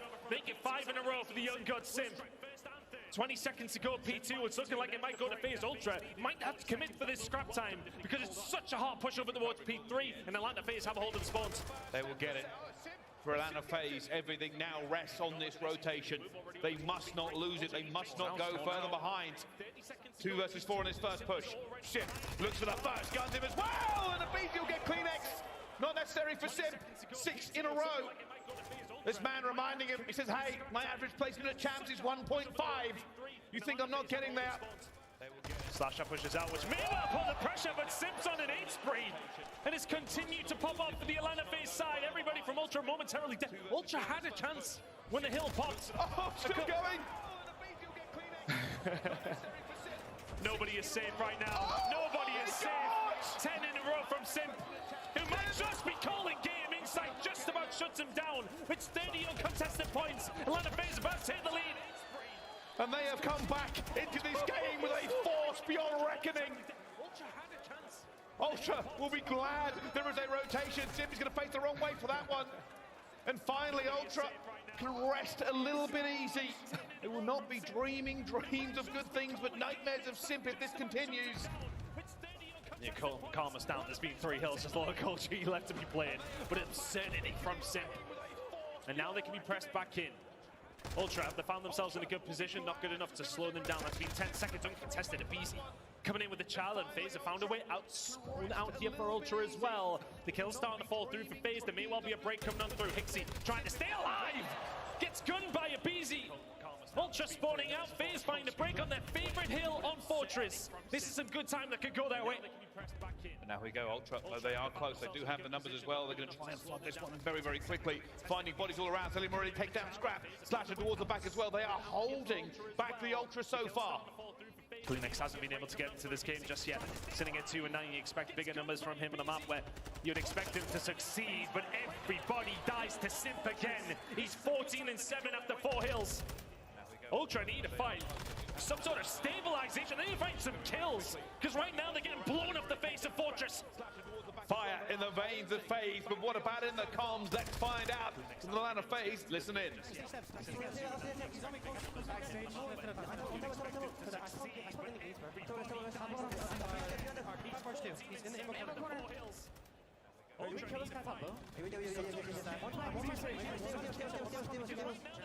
Kill this guy top low. Stage back, stage back, stage back. I feel like I'm home. Watch out, watch out. Watch out the stage. One more. Yeah, oh, they're not. No, they're not. Our stage, we do. Open. They're close, close, nice. They should be sounding out. Look your gate, every man. Gate! One shot gate. One shot gate. I got a nade off on it. I love this. One's gate, absolutely. Nice. Keep blocking. I'm gonna get maps. I got the nade. Fire the nade. Top maps. Killed me. Top maps. Kleenex. Jumping out. He's trying to shot. One shot, Scrap. I'm top real running. He went top sword. Top maps dead. Nice, top sword. One more top boat. Weak. I hit him once. I'm behind him. He's still up there. I think we're top sword too. I'm not sure. Chat, put your life, Chris. Yeah, I am. I'm just going. Stunning. Nice, top maps. Stun him on time. Weak. One shot. On time. Really weak. Nice. I get beat. I'll take maps. Trees. Stay alive, Chris. Maybe get a big key. Oh, okay. He's benching on time. Yeah, on time. I won't hold time in the corner. I didn't need him. Push up bench, I think. I'm trying to be through. I have a streak too. And FaZe trying to get everything going into this one, but realistically, the slaying that's been going on, this game is still very, very close. 37 points left into it. P1 now in control of FaZe, but Ultra are not out of this. Not at all. Slaying in the whole entire game has really felt FaZe-sided, but looking at the scoreline, it's still very doable for Ultra here, but have they now been flipped? Thankfully for them. Beezy gets dealt with. The spawn still should be there for Toronto Ultra over towards the P2 side. FaZe will get out with a minute amount of time over towards the P1, but again, Ultra at P2. Can they deal with the push better than they did last time? Didn't find a kill. FaZe find a way through, and then get the rotation over towards P3. Ultra have got to be better here at P2.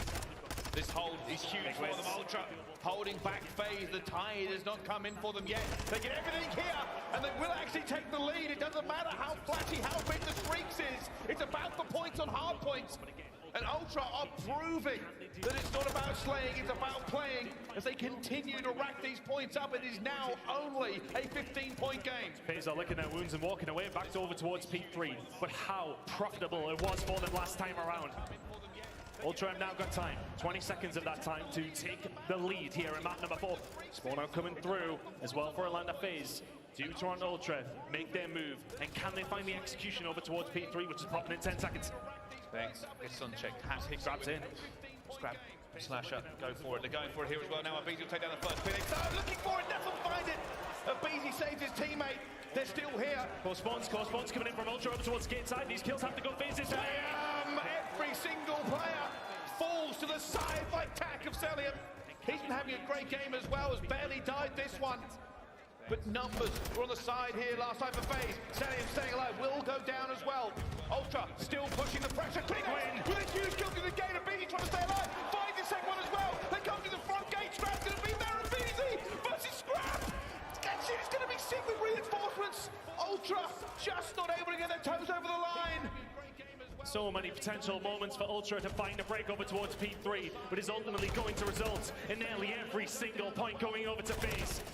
Stellium doesn't find the turn. He's had a hell of a game here in map number 4, but now Ultra can start to try and set themselves up. They will not be able to pin FaZe in like they did last time, though. It was a free 10 to 15, 20 seconds for Ultra before FaZe got a touch. But can they find a way through? FaZe break 200 points, Ultra only 30 behind and have control of P4. Here we go, the break. FaZe sealing out the opposition, looking for a way through, looking to get it inside, already taken down Stellium. Slasher kind of left, doing nothing here as well. Reinforcements of a BZ fly through. Simp and Slasher do eventually combine. They're now getting towards the point, and BZ guns him. They're going to get into this. A BZ waiting for anybody to come around the back, but doesn't need to as well. And FaZe have taken prime position. Not inside the point yet. Haven't dotted their I's, haven't crossed their T's. They haven't dealt with Scrap over towards the top outside. For Toronto Ultra, yeah, you've got broken, but you haven't been able to find any points of your FaZe. It's only Slasher left, 20 seconds to go here over towards P4. It may well be grandstand finishing this one. Both two teams breaking 200 the points. Going over towards Ultra at P4. FaZe trying to fight for it. Spawns over towards the P1 side, coming in from Ultra. Blacksmith about to pop, but Ultra survive the onslaught from FaZe and take a lead once again. Here we go. With an anvil ringing. Into steel-on-steel action as both teams go for this as well. It will be Blacksmith for FaZe to begin with. Hixie needs to make a move, but reinforcements are not here for him. Will he be the hero they need? Dead Silence still going for him as well. Finds Stellium, gets that first one going down. Looking to Stellium, there's nobody there. Everybody's in a bad position. They're looking for it as well, and it's going to come down to this. Who gets onto the point out of FaZe? Just trying to make sure they don't throw this away. FaZe have had control for this one for quite some time. Some good shots coming through from Scrap. Hasn't quite had the performance that he's needed to on P4. But they found the breakthrough. Slasher will slow it down. It is blow for blow for between these two teams. 220 to 220. BZ trying to find a way through, but Ultra found the setup. They're inside the point. They find the kills. FaZe may well be spawning over towards the P3 side. P1 control will be here from Ultra. 10 seconds to go. It's Ultra's lead to have. Can FaZe find a breakthrough? They have to get out. They have to. It is only going to be 20 seconds to victory. Hixie waiting for these first kills to come through. Going to get a little bit of time.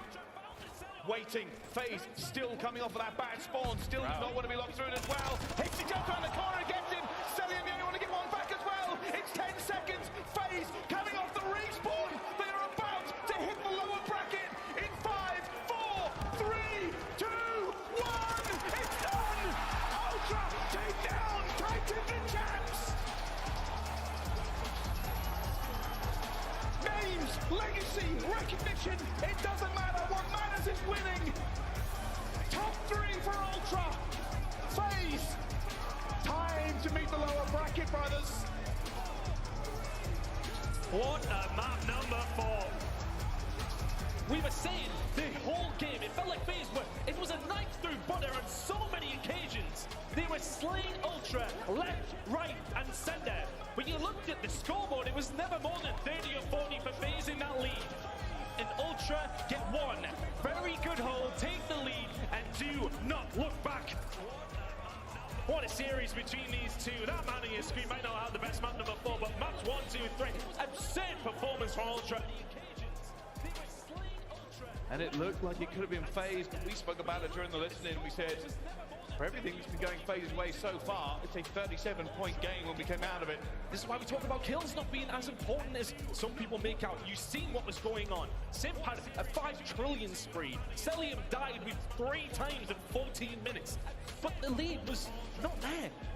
They weren't able to convert all of these kills into the points that they needed. And I want to say that you look over towards that final P4.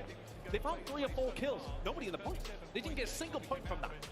You've got to think, get somebody in there, get somebody locking some time in, because it's only a 30-point game. That could have made the difference.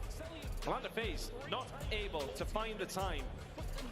But Toronto Ultra, revel in the chaos that is Fortress, will find the 3rd map that they very much needed. A Hotel Search and Destroy would have been a scary, scary thing, considering what happened to map number 2. But it's the respawns that work for Ultra, and they get the job done in 4. Terrifying. A terrifying team has dropped off into the lower bracket here at Champs. Toronto Ultra are now top 3 time. Big performance, and honestly, you know, we talked about their home major that they went to. They would be disappointed that they didn't walk away with the win there, but they've now got themselves a winners bracket final at Champs. It's Hixie and Scrap's first year in the CDL, and you beat FaZe to get there. Big statement, huge. It certainly is. All right, let's go to our Monster Energy winner spotlight. It's going to be Hixie with Blaze. Bryce, Tom, fantastic cast. I love you both. Las Vegas, give it up for the Toronto Ultra as they take down Atlanta FaZe on the stage. Hixie, what a series from you, man. You was absolutely frying. Talk to me a little bit about that hard point towards the end and how you guys kind of close it out and how you feeling right now. Yeah, obviously feeling really good right now. The hard points against those guys are always blood pumpers, like always last till, you know, coming down to the wire. So we just kept our composure, stuck to the game plan, rotations. That's basically what we said before the game. As long as we rotate, we'll win the map, and that's what happened. Yeah, and that's exactly what happened, okay? Now, you know, you and your teammate Scrap, both rookies here on this Toronto Ultra squad, your first CDL champs, the crowd out here, epic matches on the main stage. How does it feel to make it this far? It's crazy. Like, I said it when we won Major 3.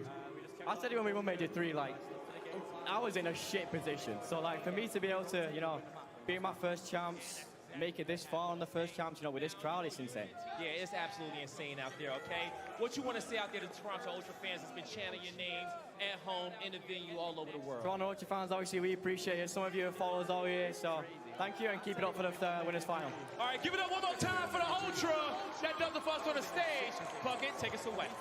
And with that victory, Toronto is guaranteed their biggest check of the year. They already banked $200,000 when they took the trophy in Texas. Now, with the top 3 secured, $320 grand in the bank, and a very smiley Allie. I'm just gonna start with you.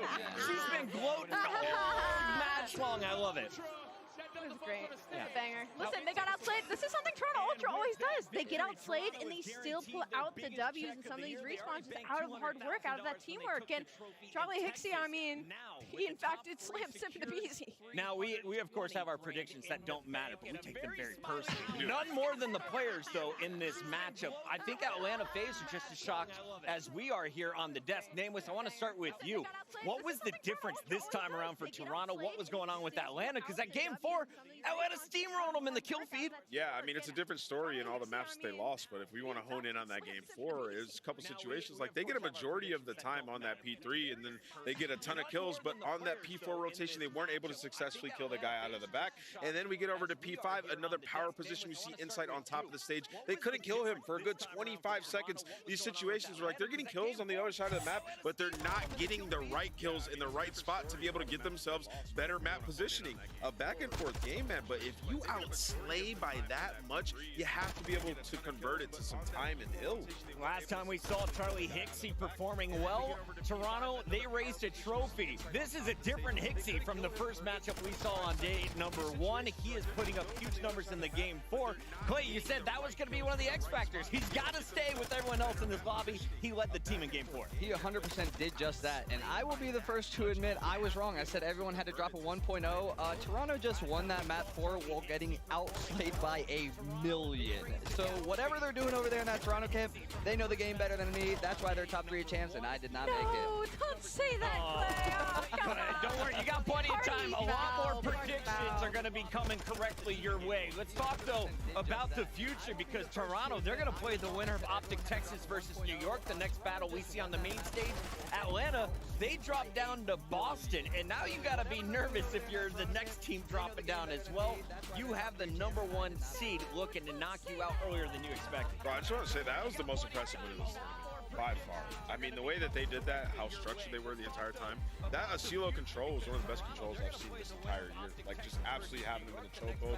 Scrap led the way. Like, we just showed a lot of love to Hixie, but Scrap was frying. 3,000 damage in that game number 3. I think next up on his team was 1,300, which is just crazy. He dropped another 3,000 in game number 4 as well, despite only 21 kills somehow. Scrap is a monster. He is your rookie of the year, and he's playing in your winners bracket final. come tomorrow. Let's take a look, though, at your scuff play of the game. It's Control. How about a perfect 3-0 against Atlanta FaZe? How did Toronto pull this one off? It was just dominance, right? It felt like that they were in the right position every single time Atlanta tried to make a move on the map. It was plays from everybody. I mean, Scrap was getting all the kills. I believe Insight only had like 20 engagements in the entire map just simply because Scrap was getting all of them. I think this is a really impressive performance from Toronto Ultra, and it's a comfortable map now that they have in their map pool, right? LSU to win it this way against the Atlanta FaZe. This is where I thought they misstepped last time these two teams matched up by playing that Expo. So Toronto Ultra not only doing right in game, but out of game as well with the vetoes. Congratulations to Ultra. They get revenge over Atlanta FaZe and are now in your winners bracket final. But we got to take a look at that bracket and show you where things are right now, because we already sent 2 teams home. Clayster, still a lot more Call of Duty to play this weekend. There is an incredible amount to still be played. It's, you know, obviously commiserations to Thieves and Rocker. You know, early exit, didn't win a round of champs, but, you know, we still got a lot of teams to play for. Ultra, we got Optic Subliners coming up next. I am stoked for that. Oh my God, that's a tough draw. If you're Boston Breach, let me tell you. Fred waiting on the other side for either Optic or Subliners. It gets tighter from here on out, and there's only one more match to go. Optic Texas is going to be taking on New York Subliners for the final battle of the day. While we wait for that to get ready, quick reminder, get ready to drop in and climb the World Series of Warzone ladder. It all starts June 23rd. That's right, next week. So head on over to WorldSeriesOfWarzone.com. Sign up today. Get in on the action. And of course, COD Esports. COD Esports is your one-stop shop for all things World Series of Warzone and Challengers. So follow along on Twitter at COD_Esports. Thank you all for tuning in all day long. We got the final battle of Day 2 coming up, and it's a banger. Don't go anywhere.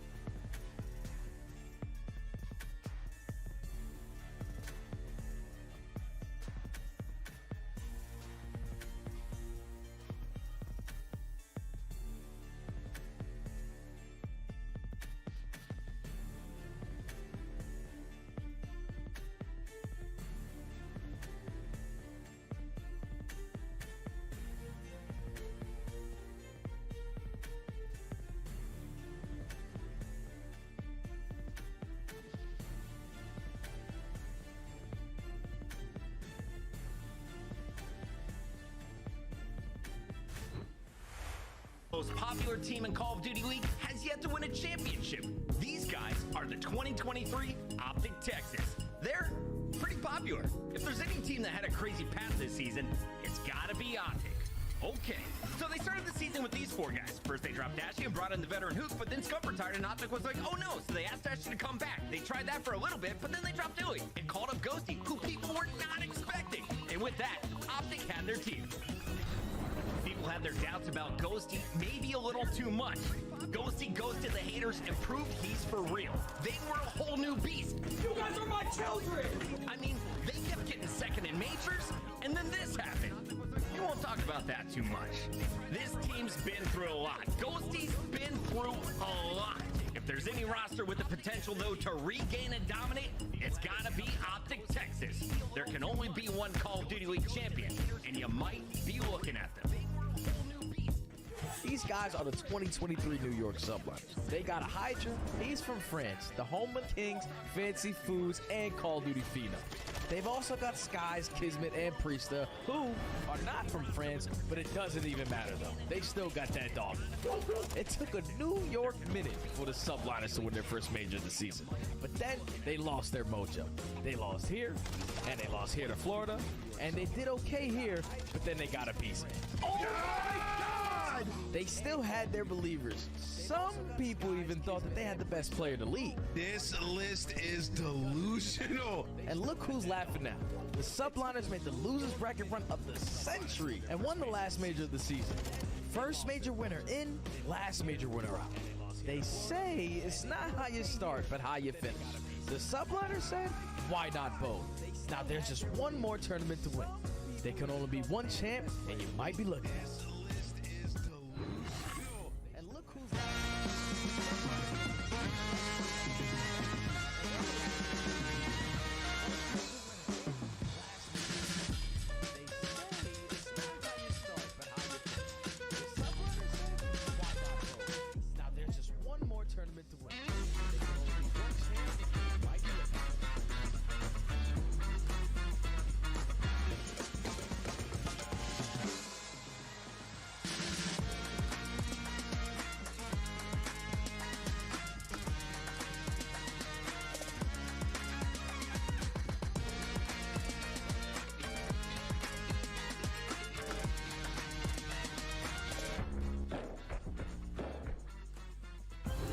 It's time for your fourth and final battle of Day 2 here at the Call of Duty League Championship Weekend 2023. We head back up to the winner's bracket and find out who'll be playing Toronto. For a spot in that winner's final, it'll either be Optic Texas or New York Subliners. Las Vegas, make some noise if you're pumped for this battle. So many awesome fans piling into the Thomas & Mack Center to witness the greatest Call of Duty players in history play for $2.3 million. Welcome back, everybody. It's Chris Puckett, your host, alongside our experts. We got Nameless, Alley Cat, our regulars, and the three-time Mr. Clayster is here. You've played for Optic, you've played for the Subliners. Today, they're going toe-to-toe. And Clay, I got to get your thoughts, because if you're looking at the seeds, this is the tightest match on the day. Number 2 taking on number 3. Honestly, Optic looks like they're back in form after that Boston match yesterday, and this match against Subliners is going to be a much bigger test for these guys. I think Subliners are coming with something to prove. They perfectly peaked at the right time, winning the first event and winning the last event. That's what we want to do as competitors. We want to peak at the right time, which is what these guys are doing. Subliners, of course, they had to get their reverse sweep to get into round 2. Meanwhile, Optic took care of business in just 4 games against Boston Breach. Let's start here with the team representing Texas. Allie, I love this squad. Young Ghosty, the rookie is the IGL. You got 2 freaks on SMG and one of the greatest ARs in the game, Dashy, AK Bruce, backing you up. You'd argue it's like one of the best builds that we have in the league right now, considering all the talented players that fill the roles on this team, and they're still searching for that chip, right? And there's no better place than at COD Champs to take home that ring, and they look like they're prepped to do it after we saw them yesterday, especially coming off of the unfortunate major number 5. So Optic Texas, I think their biggest weakness right now might be in that search and destroy. So when it comes to Monster Energy pregame, Ghosty continue the masterclass versus New York. In this matchup, they do have the edge over the New York Subliners, and play to prevent plants on Hotel Search and Destroy. That's going to be map number 2 of this series, and New York look to plant 70% of the time. So deny that plant for the New York Subliners, and maybe you'll steal map number 2, number 5. So Optic Texas, I think their biggest... We got to talk, of course, about the opposition here for Optic. You're going up against a Subliner squad that has looked pretty strong. Before we get deep here with New York, we got to throw it out. We got Lottie on the floor. What's going on, Lottie? I, of course, am with the one and only Hex of Optic Gaming. Hex, congratulations, first of all. A very big win for the boys. First day of champs against Boston, 3-1. pretty easy stuff for them. How was your feelings going into that match and afterwards, of course, getting that first win? It may have looked easy, but obviously Boston is a really good team. So, I mean, I was really happy. Obviously, we're already farther than we were last time, further. So really excited for the boys. Looking forward to this match. Subliners is a really, really good team, obviously. Returning champions from the last one. So really looking forward to that. A big bounce back for sure, especially from the last major. Now, obviously, we have the new addition, Karma, as the coach on the roster, and everybody is loving this addition. Talk to me about the process of getting him back on board, the coaching role, and what he brings to the team. Well, I mean, Karma was the one that brought it up, right? And I like to do what's most organic for the organization. The players and the coaches and the creators are the ones that are going to lead the brand into wherever it is that we're going. So anytime they have something creative that they're passionate about, I want to pursue it.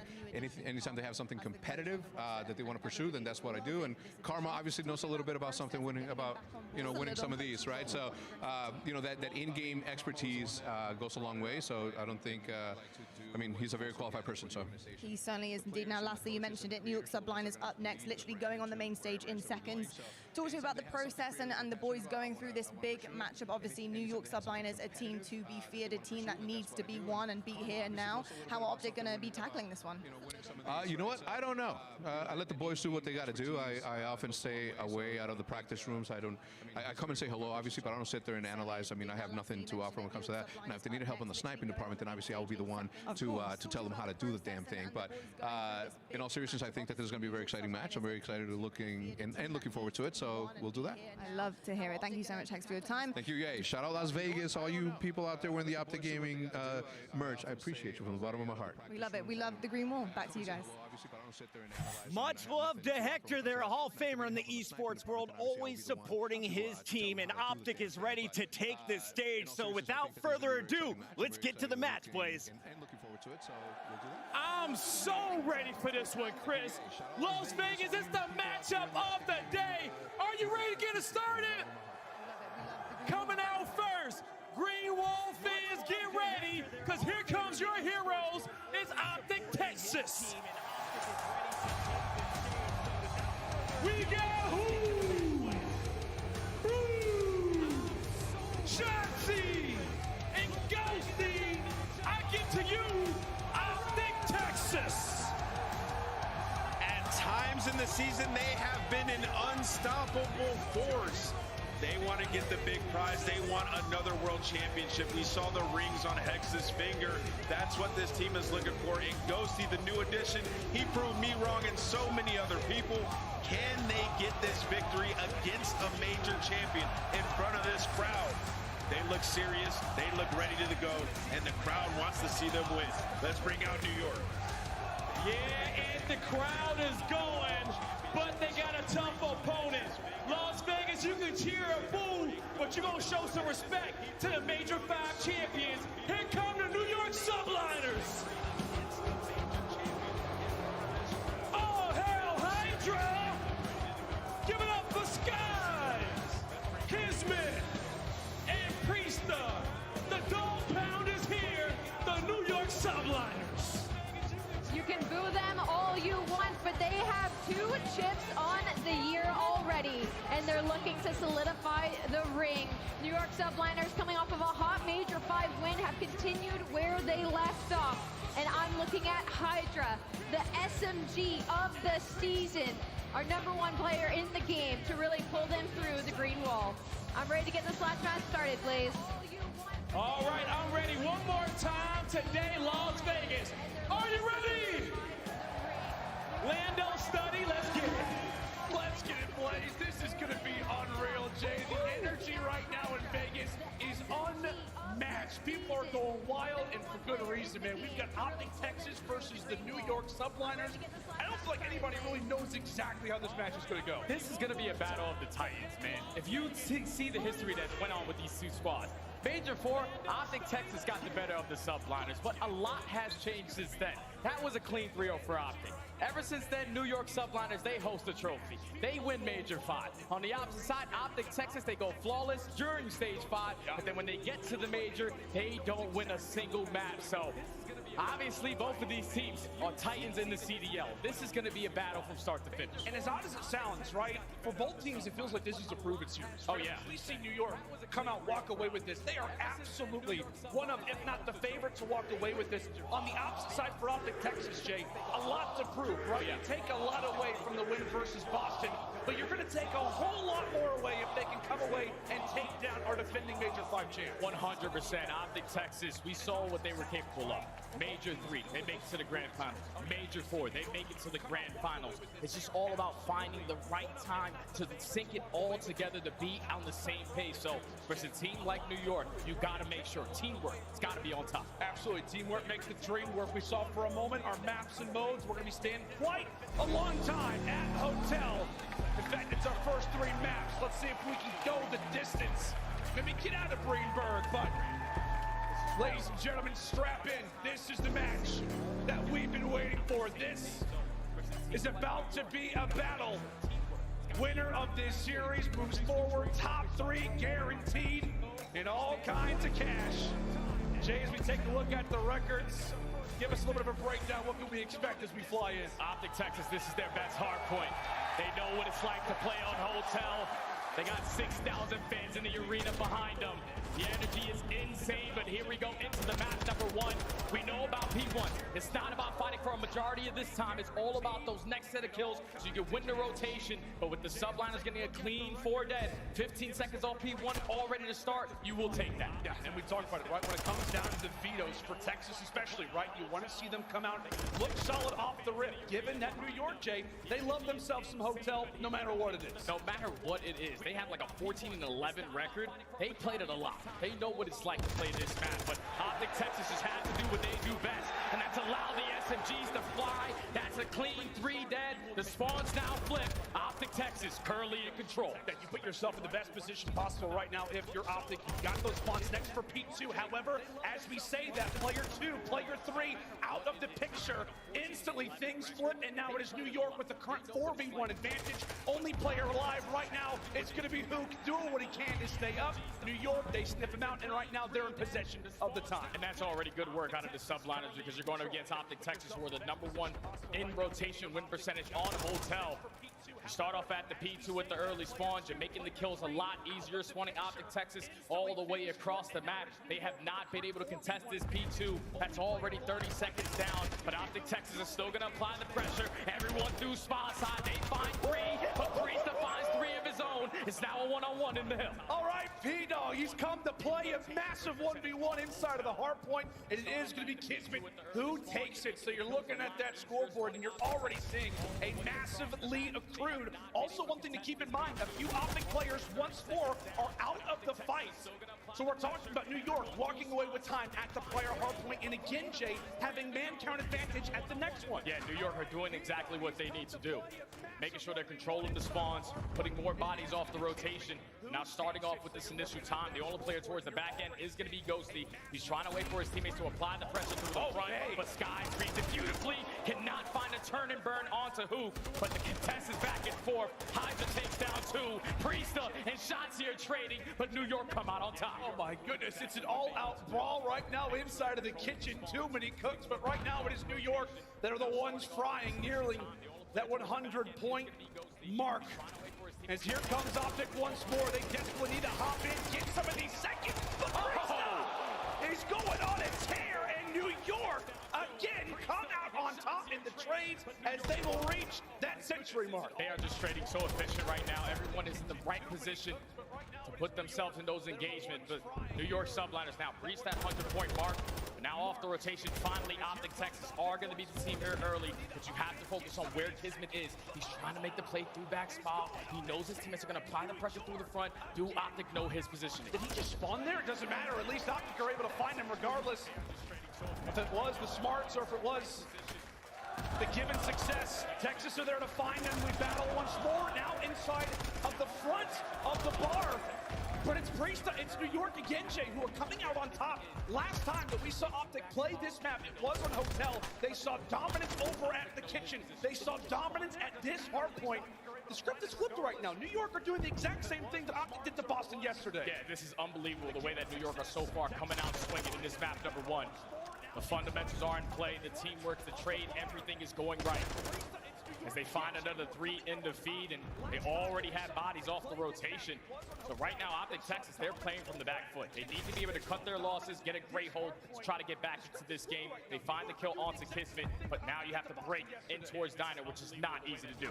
Jay, you said the number one thing, right, for New York is it's really about rotations. It feels like every single time they are put in a position to succeed. Optic struggling, but there you go. A little bit of light inside of the restaurant. We peel back the curtains, and now we'll see if Texas can start to dig deep, get themselves right back in this game. And that 40 seconds would surely do it. Battles going on around the outside. It's an instant 3-for-1 trade. Dashy's the only one here. That's just too easy right there for the subliners. Priesta makes it happen, but the teammate is in. Ghosty and Shotzi, it's now time to strike. We got to get this 25. Big time from Optic Texas to work their way back in towards the Diner. Gonna put them at the 80-point mark, but we know going over towards this Plat Hill, you have to fight for kitchen control. Subliner start off with the early 2 in the feed, and now Ghosty. He's the only player in towards kitchen. You have to wait for your teammates to make a play. Him and Hoop combine for 2, and now they can just sprint on forward. Potentially a couple players from New York are going to spawn on the opposite side of the map, but they get the close spawn towards mid, so they're going to be the team there first. Optic, you want to try to group up. On the other side for New York, you're trying to stagger the push. Try to eliminate as many players from the fray as possible. It's about to be a headbutt over toward top parking, and it's New York once again coming out on top of these brawls. Another rotation 1 and kills that are very fruitful. 152 to 76. Shotzi trying to get things going for the roster. Jay, you can tell he is struggling right now. The entirety of the team having issues finding kills. Oh yeah, you're definitely gonna have issues finding kills when you're spawning all the way across the map, and New York are fully set up off the rotation every single time. They're holding down the power positions. Your SMGs have to try to win some world star gunfights, and that's not been the case so far, but the beatdown right there from Ghosty at least takes down 1, and Optic Texas find a break with only 15 seconds left. But the subliners, you take that. You're up 100 points. We're going to the second half of the hard points, and Hydra just earned himself a cruise. Oh, and he's going to keep going as well. The French Phenom now at 7. We'll see if he can reach double digits. Making Optic feel it. Oh, he wanted another. Eventually falls. 100-point advantage for New York as we reset here in hard points. Let's step aside and see how the comms are sounding with the subliners. Nice. No, look at that spot. Yeah, nice. One shot, nice. Everyone. Yes, get T4. Yo, do not move the whole time. Do not move the whole time. I have all right. TV. Wait, no. He's front side, laying down. Our side hill, left side. Yeah, right here. Yes. Are you good? Yo, this one. Yep. Go new. Take your time out here. They're gonna be new. Yo, what's P4? Test that. I'm in the back. One more. Test spawn P4. I'm on the back, right? I'm on lobby cross. Test spot lobby. Go test spot. Dash shield. Secret going in new. Secret weak. New pillar. Watch out. Absolute left side. New secret wall, guys. Watch out. Back secret weak.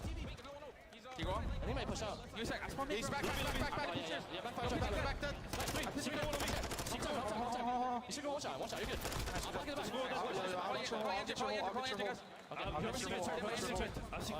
The secret. I have your hole. Stay down for midget. Stay down. Engine dead. I'll bring this smoke. Yo, give me a lobby. I'm one shot. Hold my Engine mid. I know. Okay. Engine dead. All mid and right. Unless they spawn. The subliners just continue to roll. Technically, they can still win the game over at this hard point. But Jay, I remember so early in the season when the subliners team was seeing struggles in our Major 1 qualifiers, everybody was talking about the communication. Look at them now, right? They are rolling. Comms are fiery. Hydra is leading calls from time to time. This team that we worried about at the start of the year now is putting on an unreal hardpoint performance here on Hotel versus one of the best hardpoint teams that we have in the game. That was just some beautiful communication, like you said, though, because Hydra, when he first joined the CDL, he couldn't even speak English fluently. He didn't know how to communicate with his teammates, but now he's directing them. Priesta, do not move, and that leads to great time over towards P2, but Optic Texas is still not out of this game. They're going in towards the Kitchen Hill, which was the Money Hill versus Boston. Okay. But it's just too easy right now from the subliners as they get a clean 4 dead. Only 15 seconds until they take map 1. Yeah, if they're not rotating early, they're breaking the hard point. This is just looking to be over soon. 10 more points before we call it curtains. This has got to be one of the more dominant hard point losses for Optic, unless they can find an answer. But it's another 4 down. And how about the start here from New York? Subliners just come out and punch Optic right in the face. They had a 16-4 record on Hotel. They chose Team A. They picked that map number 1. But the Subliners, the thing that they needed to focus on was beating Optic Texas in those rotations. Optic are number 1. New York Subliners are number 6, around the middle of the pack. But when you are winning every single rotation, setting up properly, winning those first engagements of those gunfights, you are forcing Optic Texas to play a little bit different, to start to scatter their pushes, to start to scatter their breaks, to try to figure out a way in. But every single time they started trading, it was always Subliners who came out on top.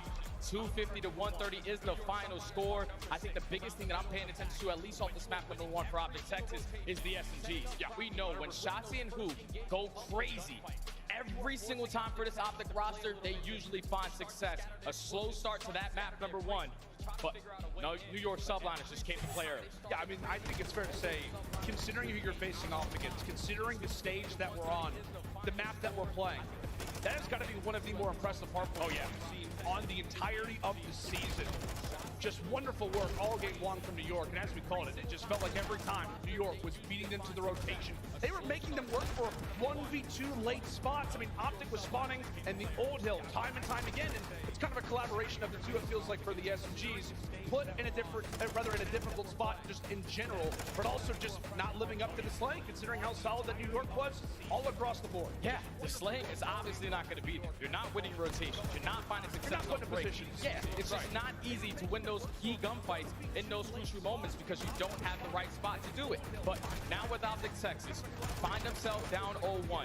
I think the biggest thing that you need to focus on going into this map number 2, because we're still going to be on Hotel. Yeah. It's going to be a battle because Optic Texas, they are great on the defensive side, 2nd overall in the CDL, but they're going up against New York Subliners, who are 2nd on the attacking side, and they love to get that bomb down. So that's something that you have to pay attention to if you are Optic Texas, because you cannot allow the Subliners to go up 2-0 in this series. No, absolutely not. We talk about both of these teams, especially the son of New York, who has been so consistent across all of our modes. I think they're, what, at least top 4 and everything. Every single thing. For Optic Texas, it hasn't exactly been that way, especially in that game number 3, that we will be guaranteed to see. The big thing for Texas is obviously that you don't want to be down 0-2 with that control up next.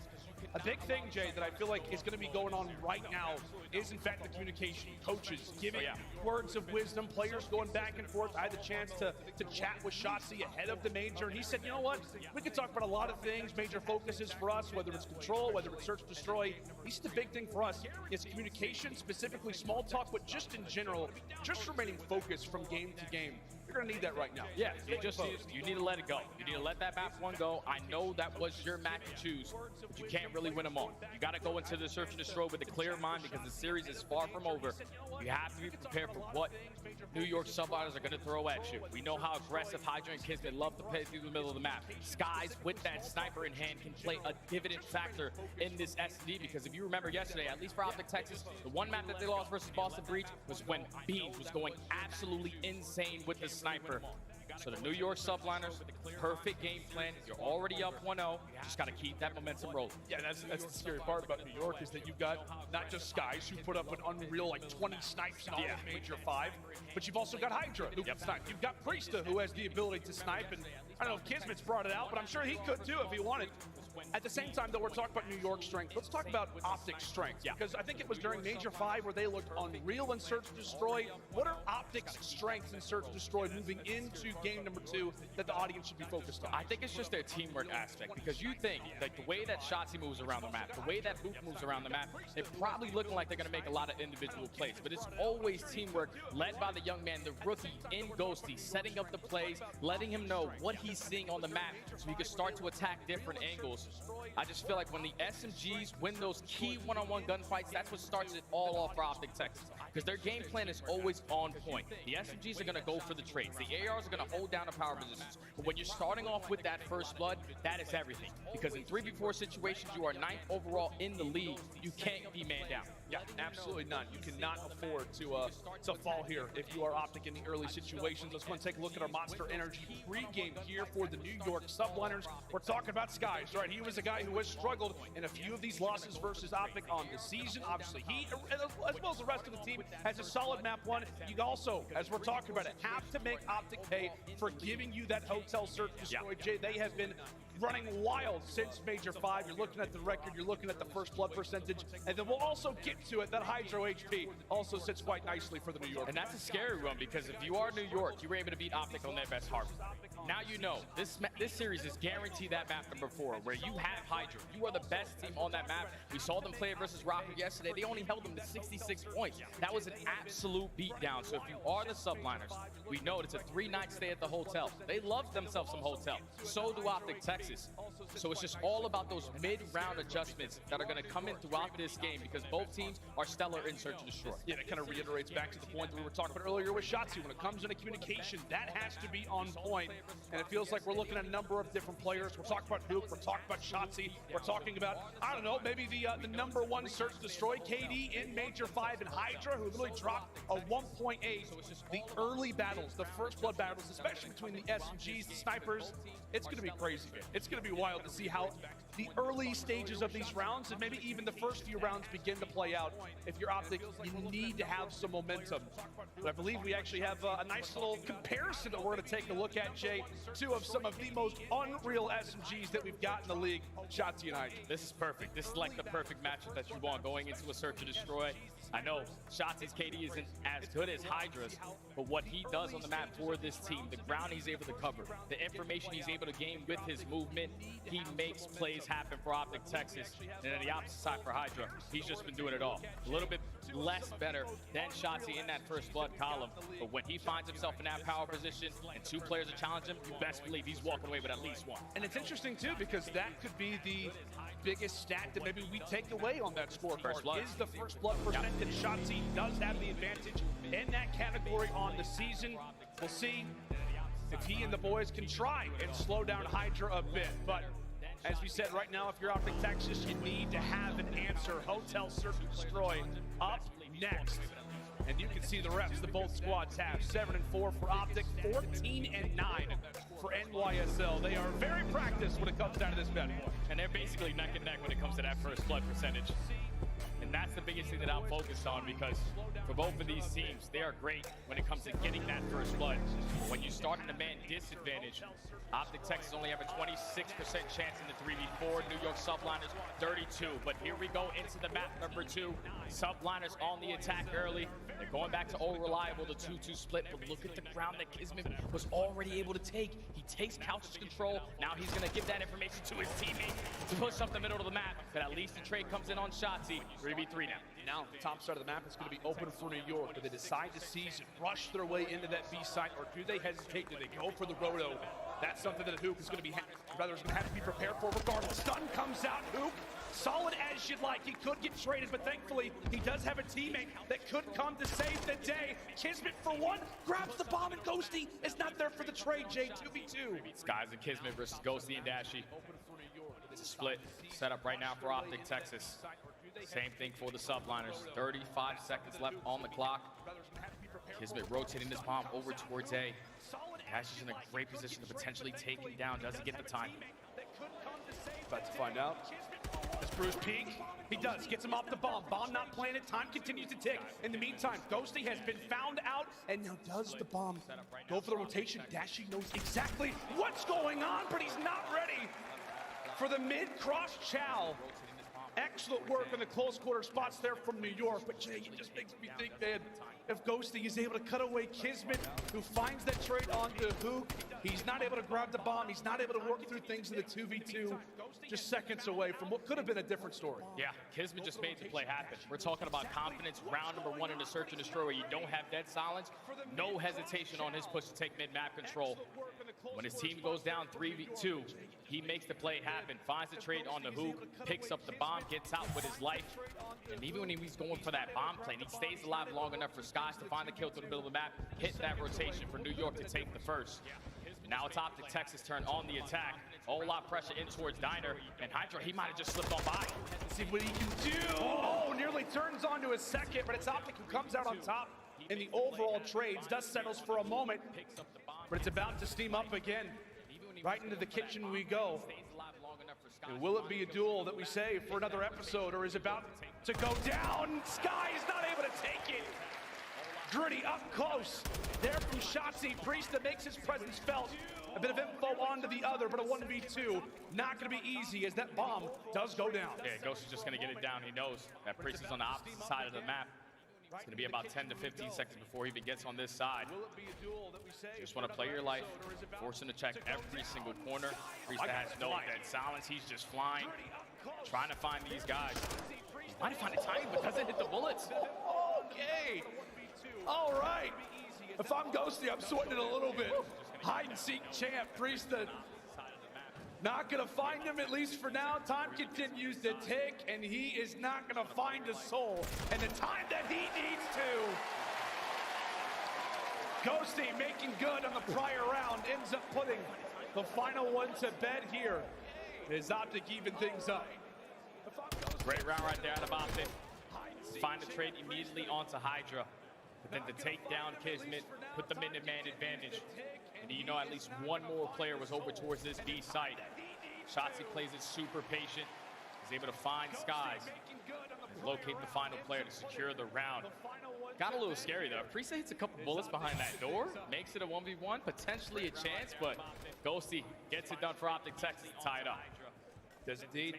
Once again, switch sides, offense to defense. Now it's New York again with the objective on their back. We talked about a number of different snipers for this New York side. It's going to be Skies with it, but it's all about the close quarter engagements. Hydra already inside a top bed, evens out the numbers, 3v3, over a minute still to work with.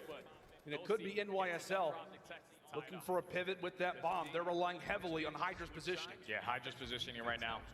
It's going to allow them to earn a lot of information if they want to go for this bomb plan over towards A. He's working his way up to the middle of the map. Bomb's still approaching towards the A site. As Hoop just waiting. He's just waiting for his teammates to give him the info before he decides to go on the flank. Shotzi takes down Priesta, 3v2 with 35 seconds. Sniped out. He's ready to try to take down the beast. Up in the bedroom, and Shotzi, time continues to tick. Dead silence invested now from Skies. They got to get a move on. Is it going to be the Roto, or is it going to be remaining stationary at A? It's all going to come down to this pick, and Shotzi once more go big for the team. They're making their way through Cat. It looks like they're going to get to BJ. They're going to get here in time. Yeah, they should be able to get here in time. But Optic Texas, they're going to know exactly what's going on. Hoop plays it super patient in towards the diner, and then leads to Shotzi. Flying off the top catwalk to find a final kill. I just think in that situation, when Hydra finds himself in towards bedroom, it's still a 3v3. Let's just try to get the bomb down. You know that the double doors towards bottom luggage are going to be closed. The only opportunity I have to take you off site is from top plat and top bedroom. We were watching those angles. Just get the bomb down next time. Optic Texas, they secure that one. And Jade, those are those little situations that you talked to me about. The reason why Hydra's been able to elevate his search and destroy game is knowing when to go for those challenges, knowing after he's found that kill, what to do in that moment. Tad aggressive, whether from him or the New York call, regardless of it, Optic will be glad to grab these last two rounds. We'll see if they can make it a third in a row. As Shotzi looks to get aggressive on that three spree, information found, and it's two early picks here from New York. At least Dashies, though, he's able to find one onto Kismet.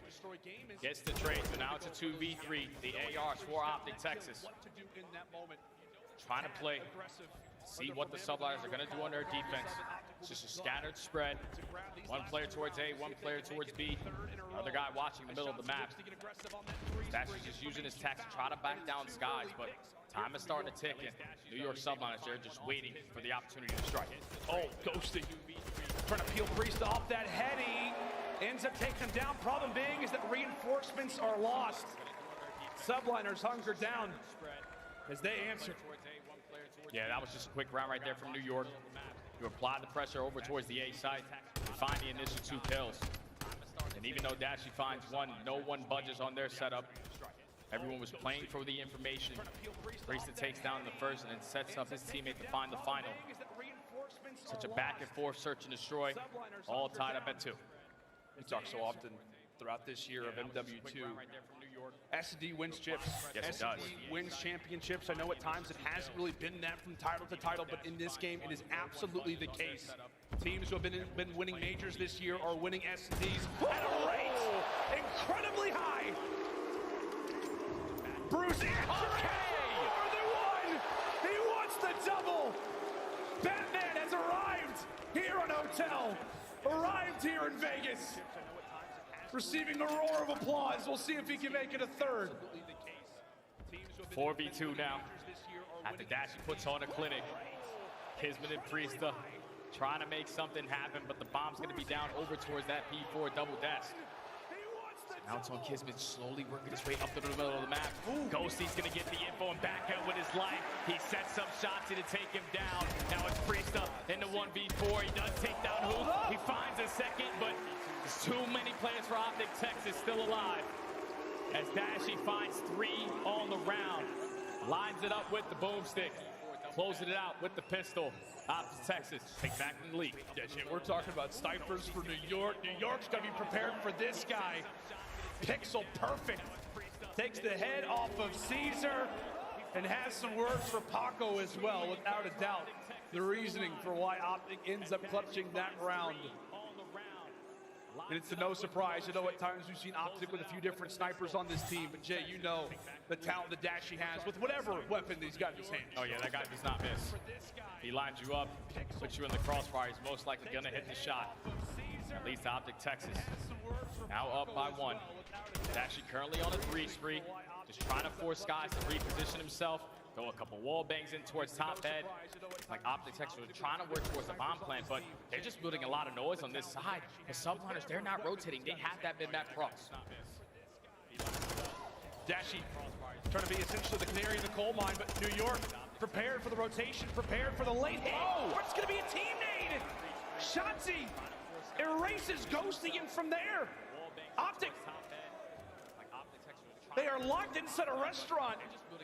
New York are ready for the push. Time continues to tick, and right now, here for Texas, you got to come up with the strat. Are we going to go for the rotation, or are we going to have to go for the hit?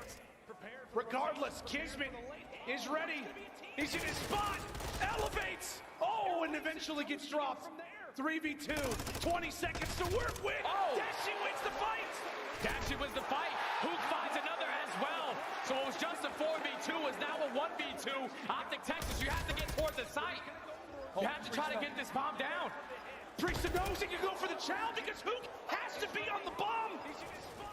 He'll get it planted, and he can escape with his life. Priesta, the first look at it. What does he see? Spots the shoulder of Hook, going for the chow, lasers him down. Hook trying to stay up, looking for information himself. Priesta!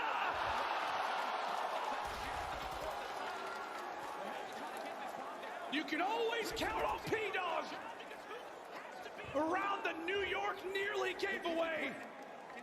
It is Priesta to save the day. 1v2. What a clutch right there out of Priesta. Just beautiful reads from start to finish. Once he gets the info onto Dashi, he knows, I have to solo this guy out. Hook has to get that bomb down for them to even stand a chance in this round. Wins that one-on-one, traps Hook on towards the box.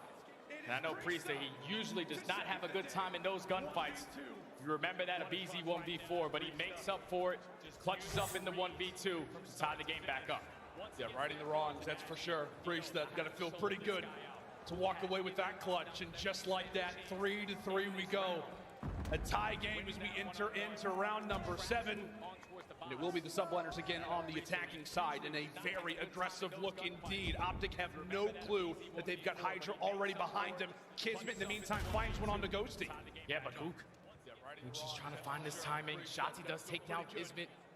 And Hook in a crucial position to make something happen. Now position is going to be known. The rest of the subliners players are going to try to solo him out, knowing that he has that TAC 56 in hand. Hydra, he tries to go for the challenge, but Shotzi finds his second. And Optic Texas in a man advantage. Tosses out the nade, at least delays things. Skies goes for the challenge. He jumps over the nade. Incredible work there for Caesar, as now we continue to battle, but take a look at what the one arrow who is not in this fight is. Skies, another gunfight, but it's Priesta on the other side of the map who's gonna get this objective down. Shotzi wins it. Another 1v1. It's Priesta again in a position to clutch. Shotzi still has that dead silence, but Priesta with the positioning puts himself in towards top head. He knows that Shotzi is going to try to go for a route because that dead silence is still here. But the SMG in hand clutches up another 1v1. to give New York back control in this search and destroy. I thought that round would be a lot easier, though, because Hydra, when he flanks it towards Kitchen, I think you just got to get the bomb down. You have to find this one guy in towards B, plant the bomb, and the round is going to be yours. But Shotzi was making kill after kill, could not find the final one, though, as New York take back the lead. We talk about what Skies did. My guy had a nade at him. Just jumped over it, goes for the chow, takes away a few inside of Kitchen. Unreal plays across the board from New York. It's taken everything to walk away with a few of these. Priest, Mr. Clutch so far, giving New York our prior two as Optic look to answer again. Battles on Greenberg. As things come to a slow. And right now, Optic Texas, they're playing for mid-map control. You see the SMGs, one's at couches, one's already pushed up in towards cat room. So they're just waiting for at least one of them to get some kind of information of how they are playing this defensive setup, because all of Subliners basically took a lot of steps out of their base. Taking their sweet time, Optic Texas only with 40 seconds left, but looking like they're going to commit over towards B, so it's going to fall into the hands of Kismet. What can he get done? Kismet has a few sound cues. He's known that Shotzi has been here, but able to win the fight. Dancing in the kitchen, goes Ant-Man, and now it's Ghosty's turn to put in some work, get Priesta off the map. It feels like it's gotta be the objective, but more than anything, you gotta lock in that bomb. It's down, and you've got man count advantage. Can New York pull off the impossible again? Dashy trying to limit him, eventually falls again, and Texas with numbers. Hydra last man up, 1v3. The all to do is time by no means on his side. Can the Frenchman do anything? No. It's not the Frenchman, it's the Ant-Man. Shotzi makes it happen. He finds 3 on the round, wins the huge one-on-one to start it all off in towards Kitchen by taking down Kismet. Once he wins that gunfight, you close side door, you allow your teammates to get the bomb down, and you just change your spots up every single time, because you know Subliners are going to try to go for those wall bangs. But man, this has been an S&D. Definitely talk about all tied up at 4, blow for blow the entirety of the time. Now it's Subliners back on the attack with 3 players going over towards A. Oh, we're jumping right into this. It's Shotzi and Dachi finding an early double.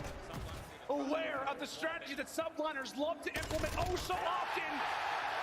The quick plant has been foiled. And Skies most likely waving the white flag, a handful of HP. Thankfully resets, but boy does he have a lot of work to do. 1v4, no dead silence. Bomb down towards Eldes. Hook finds the final. And that's a perfect blind counter right there out of Optic Texas. They said every single time so far the Subliners have go for the 2-2 split. A lot of mid-map control. They're gonna throw us a B push, and it works out to perfection. As Shotzi finds another first blood, Dashi with the second. 1v4, no. Optic Texas with the perfect defensive setup to now put them at game point. And that's a perfect blind counter. Now we see what the strategy elects to be. Every single time so far the Subliners have go. Jumping into what could be the final round of game number 2. Optic on the attack. Shotzi leading the way. Basically double negative in the hard point. Now taking over at 13-5. 1 away from the cruise missile, but we toss that aside for a moment. Dashi instantly with the answer. Quite a bit of noise made in the kitchen. Take a look at Ghosty's positioning, going for the wrap. In the meantime, Shotzi falls in couches. Now it is NYSL with numbers. 2 more players to go. Ghosty ends up finding another. 2v2 now. Ghosty still has that dead silence. He's trying to cover the ground. He spots Priesta, puts down a couple shots, but he might right into Dashi. Dashi takes him down. It's all left up to Skies. All on to Caesar. A 1v2 just to keep the game afloat. Bomb down. What do you have cooked up for us, guys? Can you pull off something special? Dashi to his left, already weak. The Vegas crowd is feeling it. And right now for Dashi, Jay, he can just hang out. He has to make Skies have to go for the play. Just play your life if you are Dashi, because Ghosty has the first check on towards the site. He's going to reposition towards bottom red room, but right now, Skies, he's just looking for ghosts. Only 15 seconds left to find 2 kills. Optic Texas looking like they're going to tie it up. And there it is.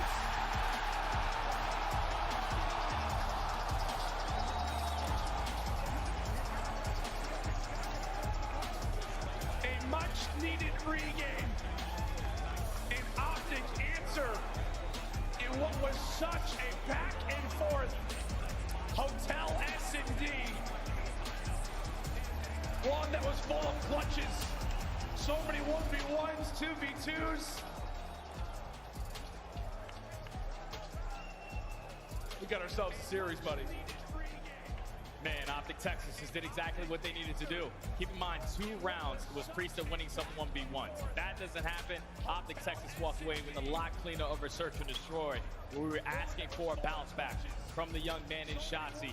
Mr. Movement King goes 13-6, 3 first bloods. Just absolutely takes over in this game number 2 for Optic Texas. Just multiple rounds where we thought Optic Texas stood no chance. With only 20 seconds left, they decide to go in towards B. Who do they send in first? Shotzi. He gets that first kill. They get the bomb down. They hold strong on their setup. And then on defense, they were great. And the second best overall team on Hotel Search and Destroy. Biggest thing that they did was stop the subliners from successfully getting that bomb down. That was in our Monster Energy pregame. They got it done. Tied the series up. I mean, if we know about it, then obviously Optic Texas does too. Like you said, you come into that attacking round, New York looking for that aggressive plan. Optic are there to go for the denial. And as you said, that's what's so important about this series is we took a look for a moment at the maps and modes, this upcoming one.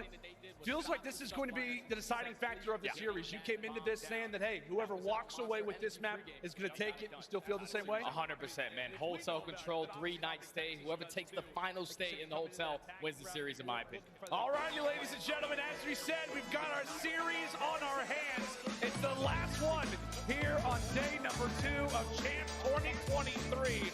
Who will walk away with the swing vote between Optic and Subliners? We will find out right after this break.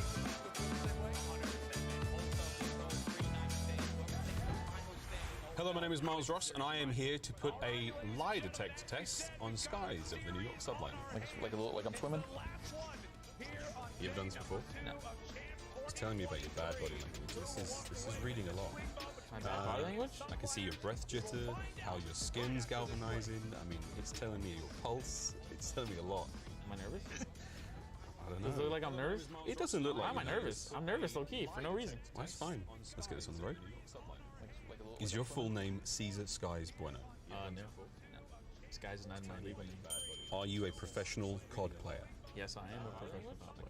Are you about to take a polygraph test? Yeah, what is it? This,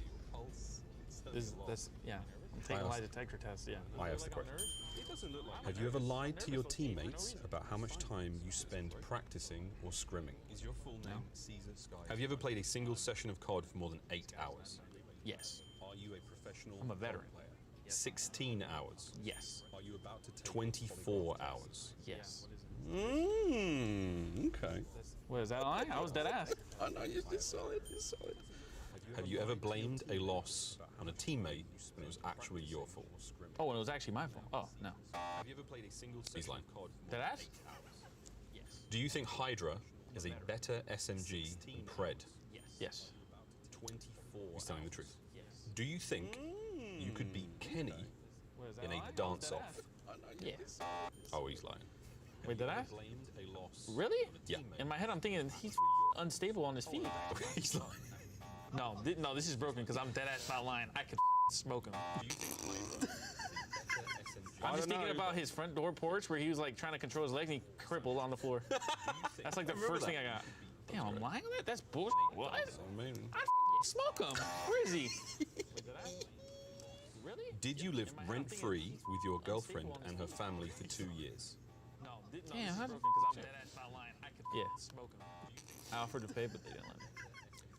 You were telling the truth in that one, but maybe you should have lied. Did you feel bad about eliminating Vegas Legion from Champs? Yes and no, but yes. They're seeing them like, ugh. I don't know, actually. You are lying. I'm lying? You are free with your girlfriend and her them guys. Yeah. My bad, Clay. Keep that together. What is more stressful, playing on stage or taking this test? Taking this chance. Yes. He's lying. Seeing him like playing on stage is way hard. No, I'm actually like nervous right now. I know you, but yeah, I know, I can see it. Sender is your favorite member of the coaching staff. True or false? I mean, I like them both. True. My bad, Clay. Wait, no, false. I think he's lying. You think I love you? I hate you. Last question. Out of all the CDL casters, I'm your favorite. Sender is your favorite member of the coaching staff. True or false? I like them both. Wait, no, false. No. I think he's lying. He's lying! He's lying! You think I love you? How you feeling about the test? Feel good. I was honest. I was honest, Abe. You were. I was nervous. I think it's the vibes, bro. Like this lamp, why is it here? I think it was the lamp that got me. I felt like I was getting interrogated. You were, yeah. Yeah. Yeah. You're a good sport, and we really appreciate you. Thank you very much. That was the lie detector test, and he was Skies. The truthful man. That is all true. Dude, look at this. I was honest, Dave. You're sweating. Bro. Jeez. I'm shook. Why are you so nervous? I don't know. Damn. That's what I'm saying. Like, I was nervous more here than stage. But like, all right. All right, let's do an outro. Okay. Yeah. You're a good sport, and we really appreciate you. Well, I think the noise speaks for itself, but right now we are watching a main stage match, Optic versus New York Subliners. The turnout is wild. I didn't expect anything less from the Optic and New York fans here in Vegas. Not at all for day two. We've got fans going all the way up towards the top of the venue right now. It's electric here. I know those that are at home are saying, woulda, coulda. I mean, come on. It's been unbelievable. It's going to be an electric final couple of days as well. It's going to be absolutely insane, and it's only getting louder in here. This is day number 2 at Champs. Imagine what 3 and 4 are going to bring. I literally can't wait, Shift. It's going to be amazing. Tune in. Don't miss out on it. We've got a lot of electricity still to come, even though today may take the cake, let's be honest. There it is. Thanks so much, guys. You guys have been killing it all weekend long. But ladies and gentlemen, welcome back to COD Champs 2023. Optic Texas currently taking on the New York Subliners. And Jay, we have ourselves a series, New York in game 1. Optic answered to get to the round 10 in the S&D. And now we fly in for another hotel, this time for some control. And this is everything, in my opinion, whoever walks away with the dub at the end of this one. Because both of these squads love themselves some hotel control. We know going into the vetoes process, Optic Texas, they are not going to play LSE. They do not want to play New York on that map, and New York do not want to play Expo. So it was going to be a square up on the hotel where both of these teams find a lot of success on the attacking side. Second for the Subliners, fourth for Optic Texas. So in my opinion, I think it all comes down to whoever walks away with at least one defense. One defense is all that this is going to come down to. And it's going to be the Subliners to start it off. Optic Texas filling the momentum, filling the crowd after a great search and destroy win. Can they take it to this map 3? Absolutely. As you said, most times we're looking at teams to walk away with attacks. This time it feels like, given both of these teams' repertoire, it's all about who can walk away with the defenses. Currently Optic in firm control over at that B zone, nearly a third of the way there, and they're also putting pressure on the top side of the map. Right now it's Shotzi having a blast over at the A zone. New York in the back of their base, yet to really put a dent in this Optic attacking side. They haven't even been able to find a kill as well. Wait a second. Shotzi wins the one-on-one over towards A. That's 2 ticks about the 3 over towards B. New York had to get a move on it. Shotzi wins another one-on-one. B's already out the way. Optic are finding all the kills at the right time. And Shotzi might have just done enough to get 2 segments by himself at this A point. He's still not gonna drop until the trade comes in from Priesta. But 1 segment is all you need. With 2 minutes on the clock, Optic Texas coming out swinging. I'm gonna let you know now, this one's done. This one's over. And that is the way that you get momentum on your side. Load into an attack. Once they got on both of those objectives, they never looked back. But Jay, it was the one-man army inside a restaurant. Shotzi so clutch to win those 1v1s, to make his teammates' lives so much easier in the pivot, in the transition, to get over toward that other zone. Excellent job here in round 1. That was just flawless right there out of Optic Texas. Nice and early success on the attacking side. Now they're going back on the defense, and this time around, they're the team with trophy systems. So they're going to be prepared for the push. Dashy at least takes down one. His trophy takes him down, but there's Ghosty for the cleanup. So trying to shut down this early pressure from the subliners over towards B. The SMG's working flanks. For a few, and it is a team nade. That is not going to be a lovely sight to see. And with that team nade, it ends up allowing for Hook to have the easiest kill to the middle side of the map. So back to the drawing board you go. Did get one segment over at B, but now it's about where does New York elect to go now, Jay? They have to make a decision, because right now Optic Texas on the 2-2 split. They're finding all the kills at the right time, but Shotzi drops. Dashy gets some bad COD timing, and unfortunately turns at the wrong moment. Now allow subliners to pause the time, get on this 8-point first segment about to be done. But Ghosty and Hook, they find two. They're still going to apply this pressure. Oh my goodness, what a snap there from Matthew Tinsley. Excellent work there out of Kismet. Rista needing that fight, not going to earn it. A current 2v1 on the point, and Dashy may look to wait for some reinforcements given those close spawns. It looks like this A zone is surely going to go the way of the subliners, and it will. An extra minute added onto the clock, and in the meantime, Jay, they also didn't give up all that much time. Yeah, they didn't give up a lot, and they also didn't give up a lot of lives as well. They only find themselves down by 2, but you have to be able to take care of these players coming off spawn. Hook with a huge one-on-one versus Hydra to shut down that pinch. So now all of New York going to apply pressure through the middle of the map. Kismet invests that sounds to try to take bedroom control. He does take down Shotzi, but your teammates are nowhere near the point. It's a lot of other players from Optic Texas you have to account for. Ghosty also trying to dictate the spawns. Keep in mind that arrow on the bottom left side of your screen. He's trying to make the lives of New York a little bit more difficult. Spawn them on the top side of the map, make them have to work through the opposite spawn. And right now, that is the trick they're looking to make. Kismet, another crucial gunfight up close, nose of the spawner that Ghosty is trying to be. Great work coming in from him. That's a 4 spree, and now it's a stack from the subliners. And Shotzi's going to be the only guy who can actually make a play through the top bed, and he might have found the timing. He's able to take down 2. The route man makes it happen, and Ghosty invests the cruise missile, so nothing gets out of hand. Optic Texas take full control of the map once again. 2 players pushed out towards bedroom. Fortunately, Ghosty does lose that fight to Hydra. But Stashy's turn now to put down the beams through the middle of the map while his teammates are still holding strong over towards the bedroom side. You begin the fault, New York looking for the regroup. Again, right now, if you're Optic, just trying to cut away a few players in stride, have those trades favor you.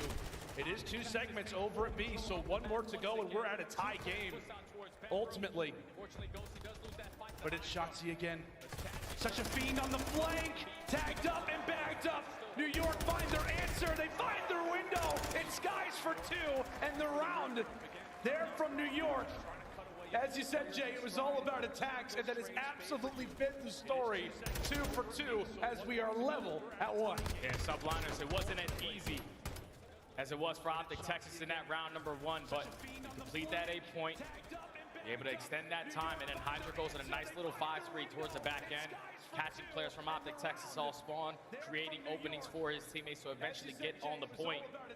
And I love right there the play out of Skies, because he's the only guy that gets on towards B, but he puts himself on the backside of the block, so Shotzi's not able to find an angle unless he overextends. That leads to his teammates setting him up. New York able to tie it up at 1. Now it's Optic Texas. Can they have another attacking victory? And it feels like for Skies at that moment, it's such a high-pressure moment, but as we saw in the content piece, my guy's been going through a lot this week, and at that lie detector test, I'm sure matches like this maybe feel a little bit easier based on the nerves, but into this round 3 we go. Optic on the attacking side and having a little bit to deal with over at the restaurant. By no means to see that same level of success early on in the round, but given those close spawns, they're going to regroup and just try to get this one out of the way as fast as possible. And you just got to get A out of the way. Ghosty with that too. Might have just got it done. Second segment is about to be in, and look how aggressive Shotzi is already on the map. Finds himself through middle arch, but he is going to get spotted, so you just want to play your life and allow your teammates to get into the play. Now time is extended, 2 minutes. Try to work over towards this B point. Optic Texas is going to approach the flank angle because they don't have bedroom control. They get a couple kills off spawn. That's the best case scenario. Hook at least find one, but two of his teammates drop at the same time. Yeah, problem being, well, I was gonna say is that New York are aware of his position, but it may not matter. Hook looking to be a bit of a thorn in the side. Eventually falls, and now we take a look at the top side of the screen. Minute 30 on the clock. You see Priesta now on a 5-spring, one more, and he's got the cruise missile. Trying to build up the artillery right now if you're New York. Also trying to build up the life advantage right now. Currently 22-18. A lot of games still to be played as Optic look to group up for once more another attacking play. All 4 players up as we begin with a pick from Ghosty. And that's a big kill right there, because now you have bedroom control. You're gonna have one player committing towards the flank. Unfortunately, can't win the fight, and that leads to the subliners finding 3 at the right time. Last player is gonna be Dashy. He does take down 2. And he has to do more, because the players on his side are nowhere near. Oh. You have to worry about Kismet, who takes him down towards bottom bedroom. So 45 seconds left. New York still trying to hold on. Excellent timing there from Kismet in that fight, but it's Ghosty putting the SRG in use. Hook with the third. Kismet, last player up. What can he do? What can he accomplish? As he waits for the cavalry to arrive off of spawn, and they got the top right side of the map. So it is going to be New York arriving at the perfect time. 2 end up going Optic's way. A nade coming in over the top. Priesta there for the answer. We continue to exchange blows. Back and forth, 20 seconds on the clock. 20 seconds to go. New York just have to hold strong over towards the double desk. All of Optic Texas applying pressure through the front. Let's just fly on out. Who's gonna play his life? Time is now gonna be paused. They get on the point. 8 to 10 in lives remaining. Trades are going back and forth. The second segment is in. Optic Texas trying to win it here. Oh, Kismet, it's a fighting one in the meantime. Ghosty falls. And Kismet just made the play. It looks like that's the case. 4 lives left and 4 seconds left on the clock. The New York just clutch up. It looks like it. Oh, my word. Kismet just went God mode there at the end. That round had Optic's name written all over it, Jay. You got to think, when Optic get a clean 3 dead, they know that the last player has to be on a flank. They know it's Kismet still alive. Well, once Kismet is able to find at least 1 kill, that's all he needed to do. He stays alive and forces Optic Texas to start to try to locate where he is in towards bedroom. And by the time they're doing that, all the time they are wasting, the players from the subliners come off spawn and hold strong towards the double desk and secure the first defense of the map. They give up 5 seconds, but who cares? You got the W. Subliners up 2-1, back on the attack. Reason why we talk about New York, their success, how important this control is for them, Jay, is because of when they won control, it's led to success. 25-2 in series where they've won control. In series where they haven't, they're 2-15. So it feels like for the subliners, this one is essential. You need to get it done, and you'd prefer to not have to do it in 5 rounds. Jumping into another as Hydra looks to get going. Hook there to limit him as we continue to trade back and forth. Right now it's Texas with a decently sized lead in terms of the lives. Skies jumps in. Yeah, Skies is in. Unfortunately, the nade is going to bounce rack, hit him in the face, but just focus on taking down Hook. Big team shots out of Kismet to eventually equalize him. Now the first second is about to come in towards A. Shots, he has that dead silence. He's trying to go for the flank. Him and his teammates combining for a couple team shots to take down 2. And dashing with the third. Last player here is going to be Hydra. Do they commit on trying to locate him? Only 30 seconds left. Optic Texas walk away right now. They will have another defense. To eventually equalize. Time paused, only for a moment. New York with 2 members on that B zone. Dashy, what he can do toward the back at Hook. Ultimately from the front. Right now it's a 2v2 inside the point. Shotzi looking to make these fights be on his terms. Hydra ends up finding the double, so he stalled the time, but for the most part, it is going to allow for some freedom to happen over toward the top side. 1 player from New York on A, the other over at B. Great work in the clutch moments for the subliners to stay alive, and they are building upon that advantage. That is 4 down, and that could be game right there. This could be game. They had to stack over towards B, so if you are Optic Texas, you know you can't fight that side. It's a race. It's already a race. They have 3 players on that side of the map. There's only 1 player from New York on the point. It's going to be Priesta, but they're finding all the kills. Dashy finds 1. That's now 3 dead. It's all on Shotzi, he drops, and the Subliners come out with the control to take a commanding 2-1 lead.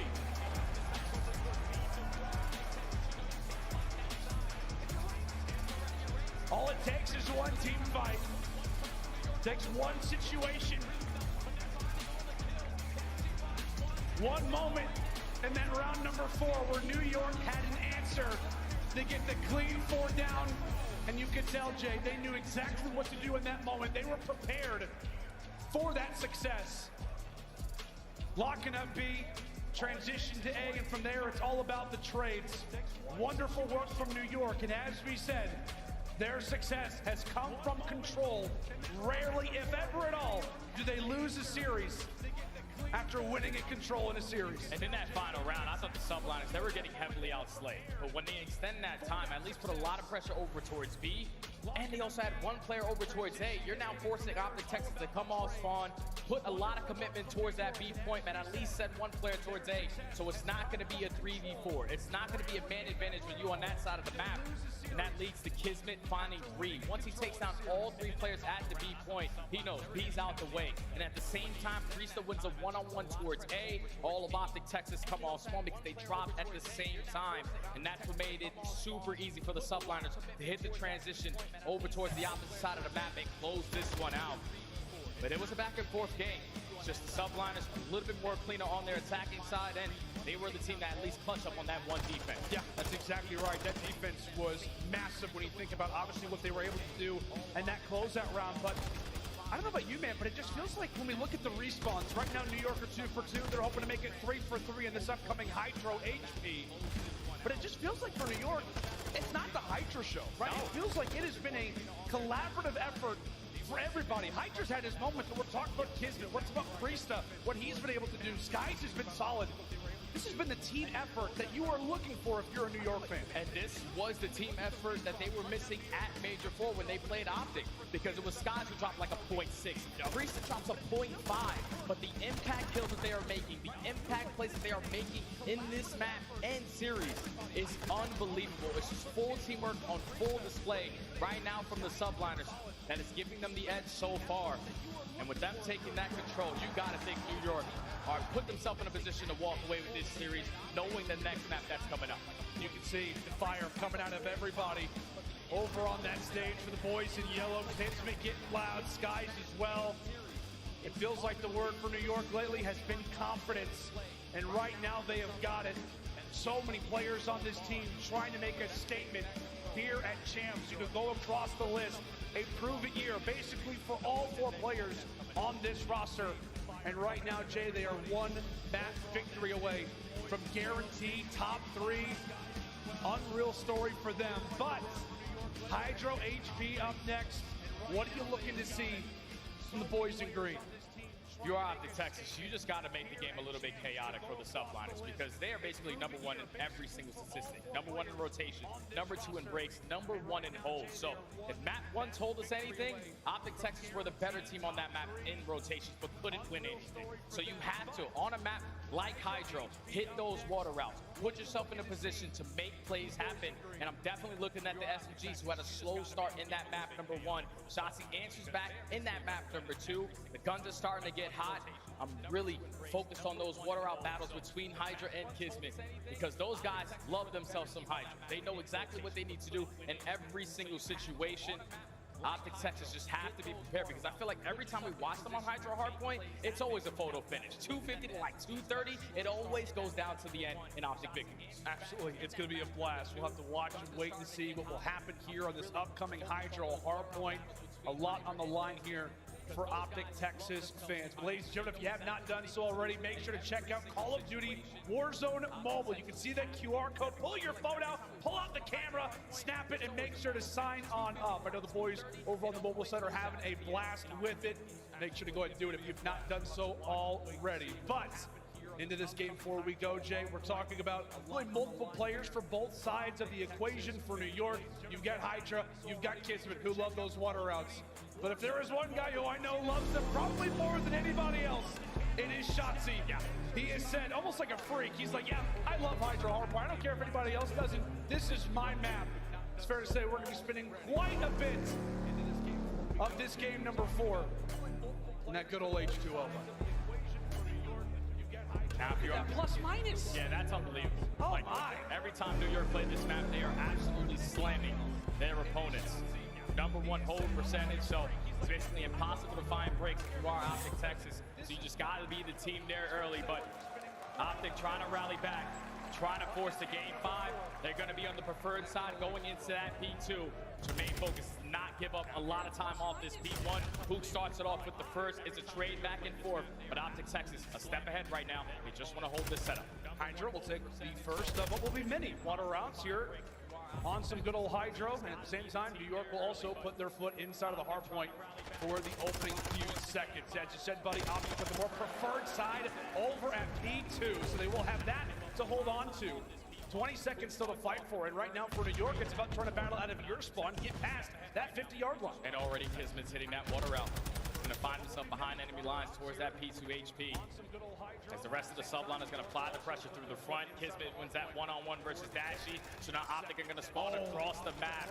This is a crucial moment that the subliners are able to take full advantage of instead of route by Kismet. Oh, but Shotzi, as we said, one round countered by another. Shotzi going to do whatever he can to stay alive, apply some pressure from the back. Big win. Great fights. And just like that, Optic have broken over at P2. That's a beautiful break from Optic Texas. It starts with the water route from Shotzi. You spawn New York all the way across the map. And now Ghosty, Mr. Communication, is letting them know they're all crossing through P1 side. We're going to be prepared for the gunfights. Shotzi already 5-0, cannot earn himself the cruise missile, but with 30 seconds left, you will take this time if you are Optic Texas. Oh, my! Throwing that lead, and Hook is taking over the game. Hook Nuka with 3. Optic Texas, hold on. Oh, he has to hit the reload. He falls, but take a look already at the rotation. This is massive. Already, New York walking away with the scrap time, but it's Ghosty in the back. Wins that one on to Skies, and already Optic have got numbers. Dashy puts his first kill up on the board, and we prepare for new, and it's Optic again on the more favorable spot. Yeah, Optic are going to be here early. Ghosty trying to block these spawns, not allow any subliners players to spawn behind enemy lines. So far, New York are just going to apply the pressure through the front end. Shotzi knows exactly where they're coming from, but he cannot take down Kismet. You also have a route coming in from Skies, pitches from every single angle. Wow. The subliners get the break. Now, it's going to lead to some much-needed time. My goodness, man. Just feels like an Hydra. We're so often talking about rotations, how important that those are, and so far, early on in this game, it is about the breaks. It's been about the routes. Another break potentially here for Optic. Shotzi elevates, jumps on forward, gets the assistance, and now it's Ghosty putting that Vaznev to good use. And this is perfect right here. If you are Optic Texas, you apply the pressure over towards P3. Your teammates are already rotating, and who cannot be slowed down until Priesta wins that one-on-one. But it's Optic Texas winning a rotation. Just got to pay attention to those water routes. Don't allow these SMGs to try to make something happen. Shotzi wins that one-on-one versus Priesta, but Optic Texas fully set up, who is ready for every engagement from every angle. Yeah, right now for Optic Texas, you're set up quite well. You're ready for every angle, but is it going to matter? First 2 kills coming in from the subliners. Let's see how the remainder here of Optic Texas can lock it down. Dashy, solid as you'd like. Slow start to the game, but he eventually falls. And really, he is the pillar in the backside of the map. He gets taken down, and how about another break here from the subliners? That's just beautifully played right there from New York. They send multiple players up through P2. They still apply the pressure through the front end, but they clutch up in those fights and spawn Optic Texas across the map. Not going to be able to take the lead. They're going to keep the game close. Only 10 seconds left on P4. You're not going to force Optic Texas to set up properly towards the next. They are going to get those back spawns. So they should be allowed to get fully set up, but that's actually a massive kill because potentially Hook is going to spawn out behind enemy lines. No, he's going to spawn right next to his teammate, Optic, in full control of the P5. You just never really know when it comes down to Hydro. And sometimes the players don't either, but chaos begins to ensue. Right into the turbine we go, and it's early trades back and forth. New York, for the moment, coming out on top. As you said, it feels like at the first set of rotations, I mean, well, rotos are fine, but it's been about the breaks. New York doing a great job from the front as now they maintain the time. Lead change about to be inbound, and Skies right there guarantees. They were able to flip those spawns as well, so now Optic Texas swanning over towards P1. New York do a great job of finding the kills to flip it right on back because they know we have to get top dome going into the next 2 hills. Subliners take the lead for now. Optic Texas spawning behind enemy lines. Sky's currently on a 5 streak, can potentially earn himself a cruise missile. But New York currently up by 20 points. If they can walk away with this remaining junk time, this is exactly how you want to go into the next set of hard points. And at the same time as well, you're also going to have Skies, who just earned the cruise missile, finishes his food. They're on to Shotzi. Thought he had another one in store. But as we said for New York, you can be happy with that, Jay. As we said, they've got that right side of the map continuing to put themselves in the more favorable side. And now with those 2 kills, they can begin to re-engage back into P1. Yeah, because you know you don't want to give them a lot of time. At this P1 hard point, let's just pull out the knife. Kismet is making plays happen. Fortunately, can't find a kill onto Dash. He tries to set up Hydra. He can't find anything either. So with only 30 seconds left, Optic have the bodies. They just have to apply the pressure with this next set of fights, spawn the subliners behind them so they can have a lot of success again at that P2. And Ghosty and Dashy might have just done enough to spawn New York out. Looks like they're still going to hold on to it for the moment. 13 seconds left at P1. NYSL have done what they need to. They had to give away the lead, but it's going to be a worthy transaction in the end to put yourself on the more favorable side for what is a money hill on this map. Hydra looking to hit a few routes as Texas begin their first brigade, begin their first look, their foot push at it, pistol out. Oh, nearly finds a second. Hydra does the job that it needs to, but Optic are right on the edge of trying to go for the break. That's going to be 2 players already found. Shotzi's making plays, man. He was able to hit a water route. He's able to find 3 as well. And now the subliner spawning across the map. Unfortunately, does not read the spawn for Hydra, and Hydra makes them pay. He finds 2. To lead to the break for the subliners. Unfortunate team name coming in from who? And now the subliners have the ability to take the lead right on back. But if you're paying attention to your mini-map, Skies is a step ahead. He's already at the next hill. Wonderful work from New York, taking advantage of the opportunities that they have been provided with. 15 seconds still to fight for, and right now, with how close of a game that it is, you will walk away with every second that you can. Big battle in the bag. Is Shotzi ready? Big win. He'll grab it. 4 go down, and we step aside. A listening now with Optic Texas. You should go left. Okay. They killed me dome. They killed me dome. They're hard clearing dome. They're hard clearing dome. They're all there. Maybe taking right routes. Optic right. I've already. Yeah, I front, guys. I front. Yo, one guy's go. He's still cell spot. Money. I need him front. I cannot look at top. I'm blocking, by the way. Pitch the back. There's one on the back. 2 in the Hydra's in the back. Caesar's front. Caesar's bridge. He's out of rocks. I'm leaving them in the back. I'm letting them spawn there. Listen, they're all spawning there. They're all spawning there. You could go right. We could good. I'm trying to push him. I got front and back. Front and back. They're responding behind you, right? Wait, nothing here. You guys go. Back shit. No. He's shining low. Yes, I got you. Okay, push him. No. There's 2 old. You go right when you spawn. Go right. Yeah, I hear it. Priest is in the deep back. They're gonna probably. One could be like runs there. I'm down to go deep water, yo. Just try and look over me. We got P5. One shot. He's going out. He's pitching. I got him. You looking over me deep, right? Yeah. I got my name here. They know I'm here. We're gonna get the P1. That's one down. That's fine. The guy with old one P1. You cast on me. Do you know this guy's P1? Castle. He's out of right. Inside castle. I hear that. I need him time. One shot time. I don't see the guy old. There's castle weak. Yo, one guy's still caution. Paco's going mid. Or he ran back to the dome. One guy's in castle as Outer well. castle.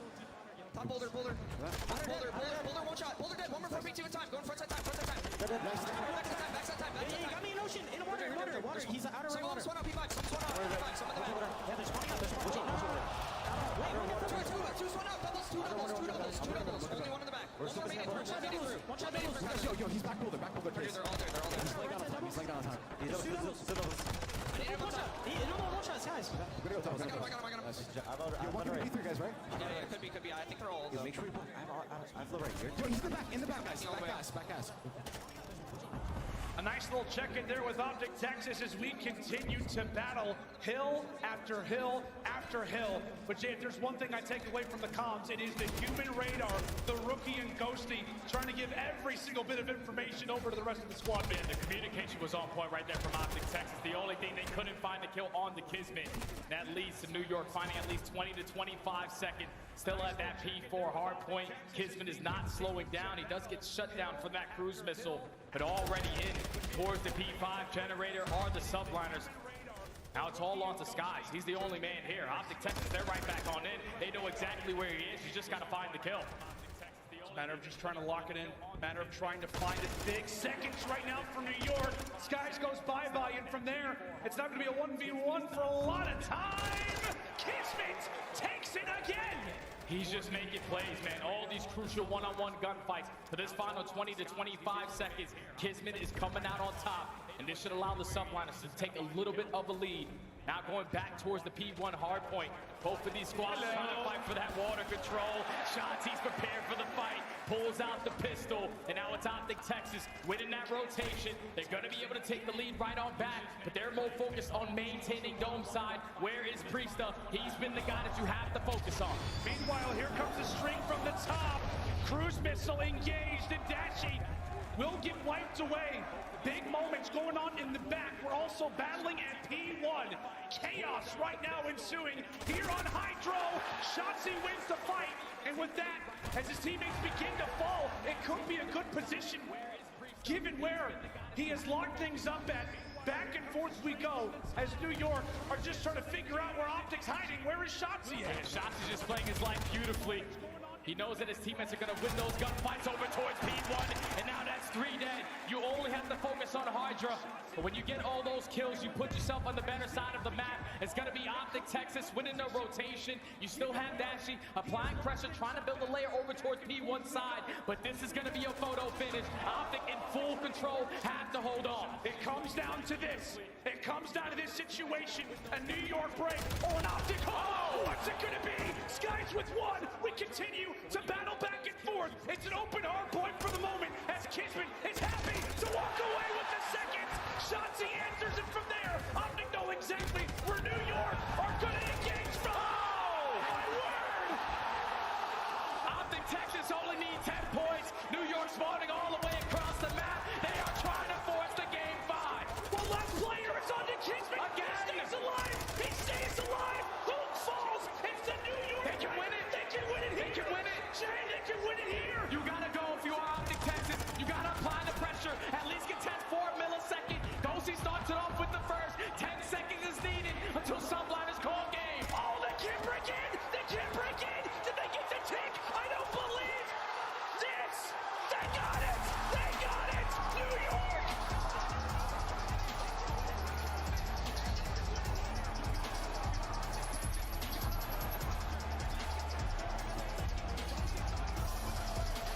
Vegas is stunned. I thought that one player from Texas, Shane Dolphin, dived in and just got a sliver. But it looks as if the answer to that is no. New York come away with a stunner. It comes down to one kill, 1 second, Jay. And this goes Optic's way. It's guaranteed. And I told you before the match started, every time Optic spawn in on Hydra HP, it always is a photo finish towards the very end. But it all falls into the hands of Kismet. Play after play throughout the entirety of the map. Winning such crucial one-on-one gunfights. In those final moments, he's able to find 2, flip the spawns for Optic Texas, and it had to be picture perfect from the subliners to win it at that hill. 1 second contest is all Optic Texas needed to force the game number 5. But the subliners, they get the better of them today in all 3 respawns. So now move on to the Day2 Toronto Ultimate. Oh my God. What a series. What a situation toward the stretch. A Hydro HP that started with breaks and ends with them. Let's take a look at this again, Jay. What do you see? Right here was Kismet. He was the only guy here. Once you take him down, Optic Texas, they know this is our map to lose. You have Ghosty who goes on a pitch through middle alley. That now allows them to get a clean 4 dead. But look at number 7. Play after play on a Kismet. He finds the timing to get right by Hoop. Jumps right into the hill, catches Dashi and Shotzi with their pants down.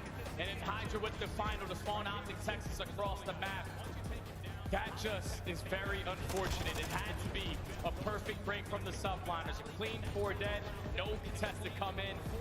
And that's exactly what they do. I thought right there that could have been it. I think it was Hook who dove in for a moment. Yeah.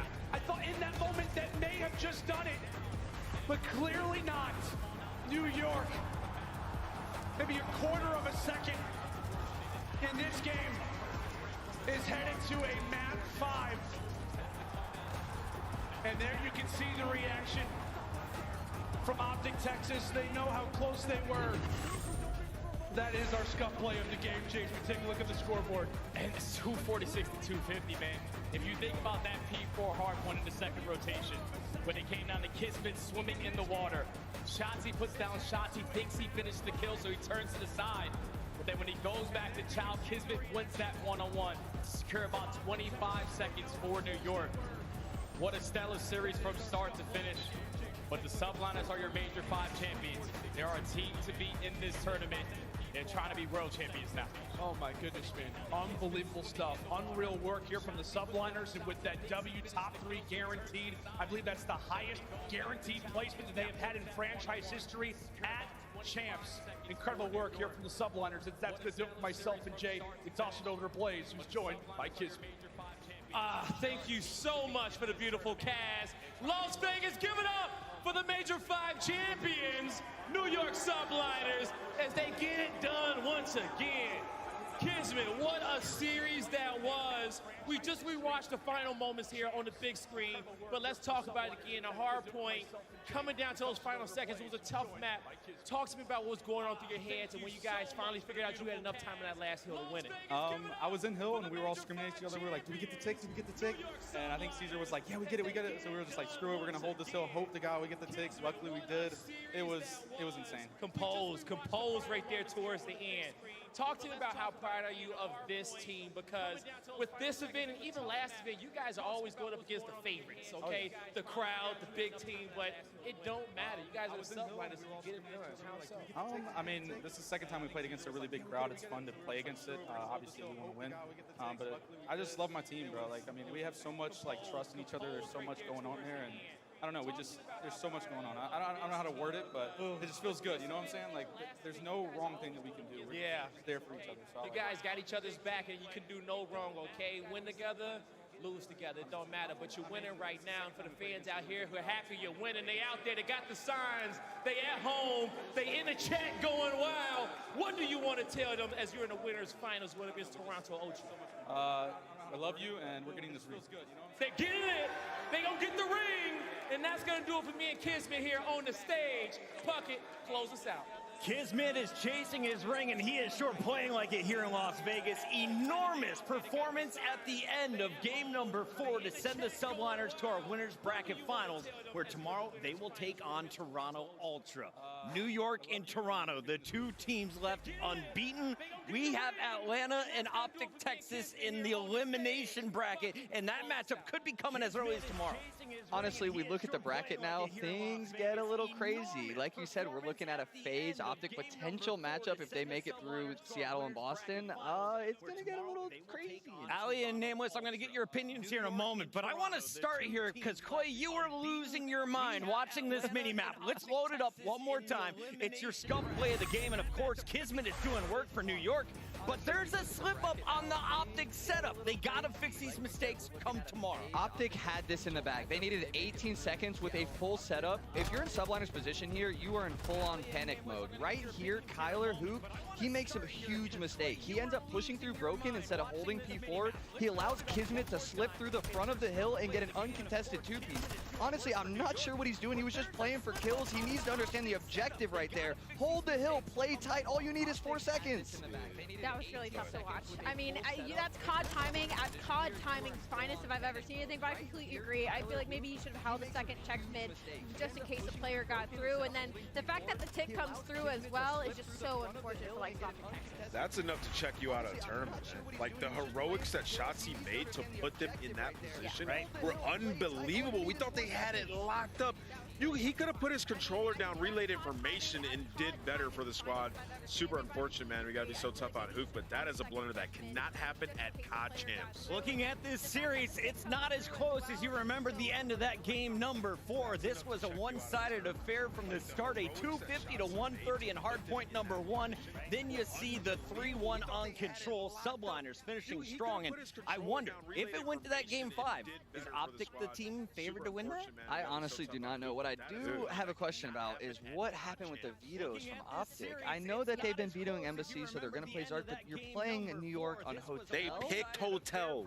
That's crazy. Hotel to me, map man. 1. Yeah, I don't know if they're basing the vetoes off scrims or what have you, but seems like that was a drop of the ball there. All right, Optic, they're going to fall to the elimination bracket, but they're not out. Everyone here in double elimination still alive as we come into day 3 with our final 6. Let's take a look, though, at everything going down as we sent 2 teams home.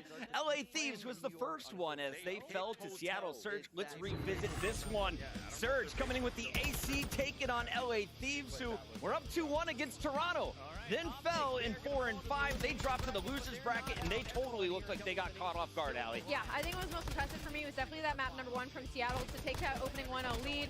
Sib and Fred just looked like completely different players than from yesterday, and clearly didn't want to get knocked out of this tournament. And going up against the defending world champs is no easy feat. So I was really impressed by that map number 1, as well as Mac's performance in game number 3 to then force that game number 5 Fortress. They won at Fortress S&D, and it was game 5 of all things. If there's any time to start winning your searches, it is now during championship weekend. Glacier, there's a lot of talk about what happens to the players on LA Thieves. You see them coming back together in 2024. Who do you think goes where, and what star would you pick up first for your squad? That's a tough one. We're talking about 4 phenomenal players, A-list players that any team would love to have on their team, and them all becoming free agents. I know they stuck it out last year after the champs win, but a little curious if they stick together after last place. Seattle Surge able to pull off the dub in that game number 5, and we had a chance to catch up with their staff as Lottie got on the mic with Phoenix. Let's take a look. That's a tough one. We're talking about 4 phenomenal I'm joined by Phoenix, the head coach of Seattle Surge, and Seattle Surge have just knocked out 100 Thieves from champs. Crazy match. First and foremost, how are you feeling right at this very moment, coming off that stage? Crazy right now, absolutely crazy. The guys, you know, the loss yesterday was pretty painful. I feel like we had a chance to actually close that series out a few times, or at least be in the series more than we were. And to play against, you know, the defending champs and also our former GM and Brandon Novus, like, it's always something we like. You know, it's a little rivalry, it's fun. But it just felt good getting a win under the belt. Like, it's been a little struggle lately, so getting the momentum going, building up a full head of steam is going to help us going forward into the rest of this COD It champs. certainly will indeed. It was very spicy to say the least. I want to talk a little bit about the individuals on the team because, you know, that swing map, that control is always the case, right? But Mac, turn up. Let's talk about that A composure that he had there. 0.4 seconds. Mac really did it all at that moment in time. What was going through your head as a coach watching this all unfold on the main stage? Well, unlike most people, I knew Mac was going to get it done. A lot of people have shown zero faith in the kid. They've done nothing but rip him apart and run his name through the mud.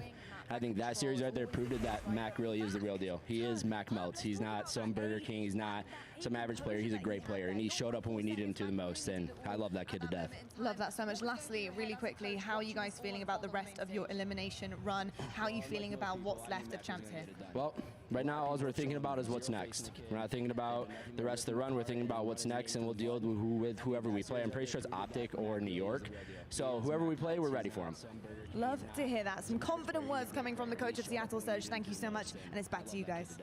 Thank you, Lottie, and great to hear from Phoenix. And we now know Seattle Surge is going to be playing against Optic tomorrow as New York plays against Toronto in the upper bracket. Here in the elimination bracket, though, Rocker met up against Boston Breach, and this was supposed to be the Rocker. Breach coming in with a brand new lineup, and they shocked a lot of folks here in the venue, Allie. Yeah, unfortunately for Minnesota Rocker, I think that just came out a little bit too flat versus the Boston Breach, who is, as we know, a very slay-heavy, very high-aggressive team, and they really proved themselves today, and they're playing loose, and you can see it in their gameplay. They're just taking it one map at a time, one series at a time, so they only got one map the day before, and now they have a series under their belt, so definitely not team to sleep on heading into this elimination. Keep your eyes on Gigawake Awakening, having a huge series at COD Champs to keep his team playing on day number 3. Boston powers past the rocker and will be moving into our top 6. Ultra, though, they locked up $320,000 guaranteed with their win over our #1 seed. This is another major upset, 4 over #1. Nameless, you thought this was totally going to be FaZe. They've had Toronto's number all year. What was different this time around? The teamwork was absolutely on point on the side of the Toronto Ultra. Getting outslayed, still able to get it done. The hard point was just way too clean today, man. Like, Atlanta had no answer for them right off the jump. Atlanta had the good side on Mercado hardpoint, and Toronto instantly make plays to flip that. They get a couple of chain hills in a row, and they dominated them, completely shutting down the opposition on FaZe. And then we get to that next hardpoint, game 4, Fortress. I'm like, going into it, FaZe is going to dominate this Fortress. They're in the green room. Oh, yeah. Like, they're going to fry them. What happens? FaZe is getting a bunch of meaningless kills. It was on a 10 spree at one point. I mean, they got those were some big kills for the P3, but after that, like, they couldn't take inside off of the power positions. They lost 2 hills in a row while trying to break the back. Had no success. So Toronto Ultra simply too strong in the fundamentals. Toronto clutching up in their hard points all tournament long, looking flawless in that game mode. Atlanta FaZe looking tough as one of the teams to beat, now playing in your elimination bracket. Tomorrow, we whittle it down to the final 2 teams as we have just 3 matches remaining to find out who is going to be moving forward. But first, it's Optic versus Surge, FaZe versus Breach, and those are kicking off at 12 and 1:30 p.m. Pacific here, Allie. This is a stacked bracket. It's going to get nutty. We have 5 matches tomorrow, and honestly, I'm feeling a little bit sad that we're already heading into day number 3, but already we're opening up with so many bangers to start the day. Big shout out to everyone who tuned in, and of course, all of our collectors. Keep your collection growing if you haven't already with the Upper Deck Call of Duty League trading cards. The 2021 season now available. Scan that QR code today and get your collection started.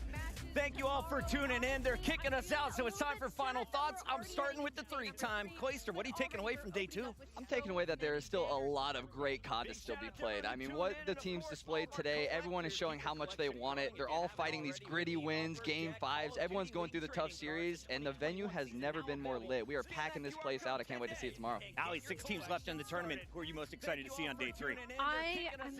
Man, I don't know if I have one team that I'm most excited to see. Honestly, I'm hoping to see a big bounce back from Optic Texas. I'm also excited to see the fans and make sure you stay hydrated. It is hot in Vegas. You guys are lining up at 4 a.m., so make sure you stay hydrated. Drink your water, use a little bit of chapstick, take care of yourself, and put on deodorant. Nameless, let's talk a little bit about what you see coming up on day 3, because this is our longest day here at COD Champs. 5 matches, including that winner's final, and 3 elimination battles. Listen, I just know I got to get some good sleep, because we might get Optic FaZe tomorrow at COD Champs, and that would be insane. Ladies and gentlemen, thank you all for tuning in. Thanks for coming out to the Thomas & Mack Center here in Las Vegas. We will see you bright and early for day number 3. It's the Call of Duty 2023 Championship. We'll see you then. I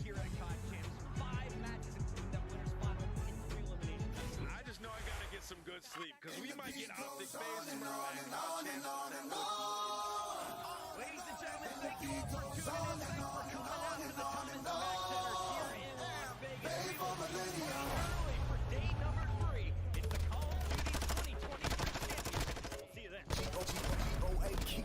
Time we don't need you. We the greatest of all, and time you'll believe G.O. greatest don't evolve. Happens in the feed. See my gritted jaws, wonder who gon' feed us. Hungry to win, hard pressed to beat us. Hundreds and tens, hard fresh to beat us. Thought I knew men, most of them was divas. I'm more than man, I'm a natural born genius. Where my medal is at, I don't pedal back. I'm too smart to meddle where the fellows keep the medal at.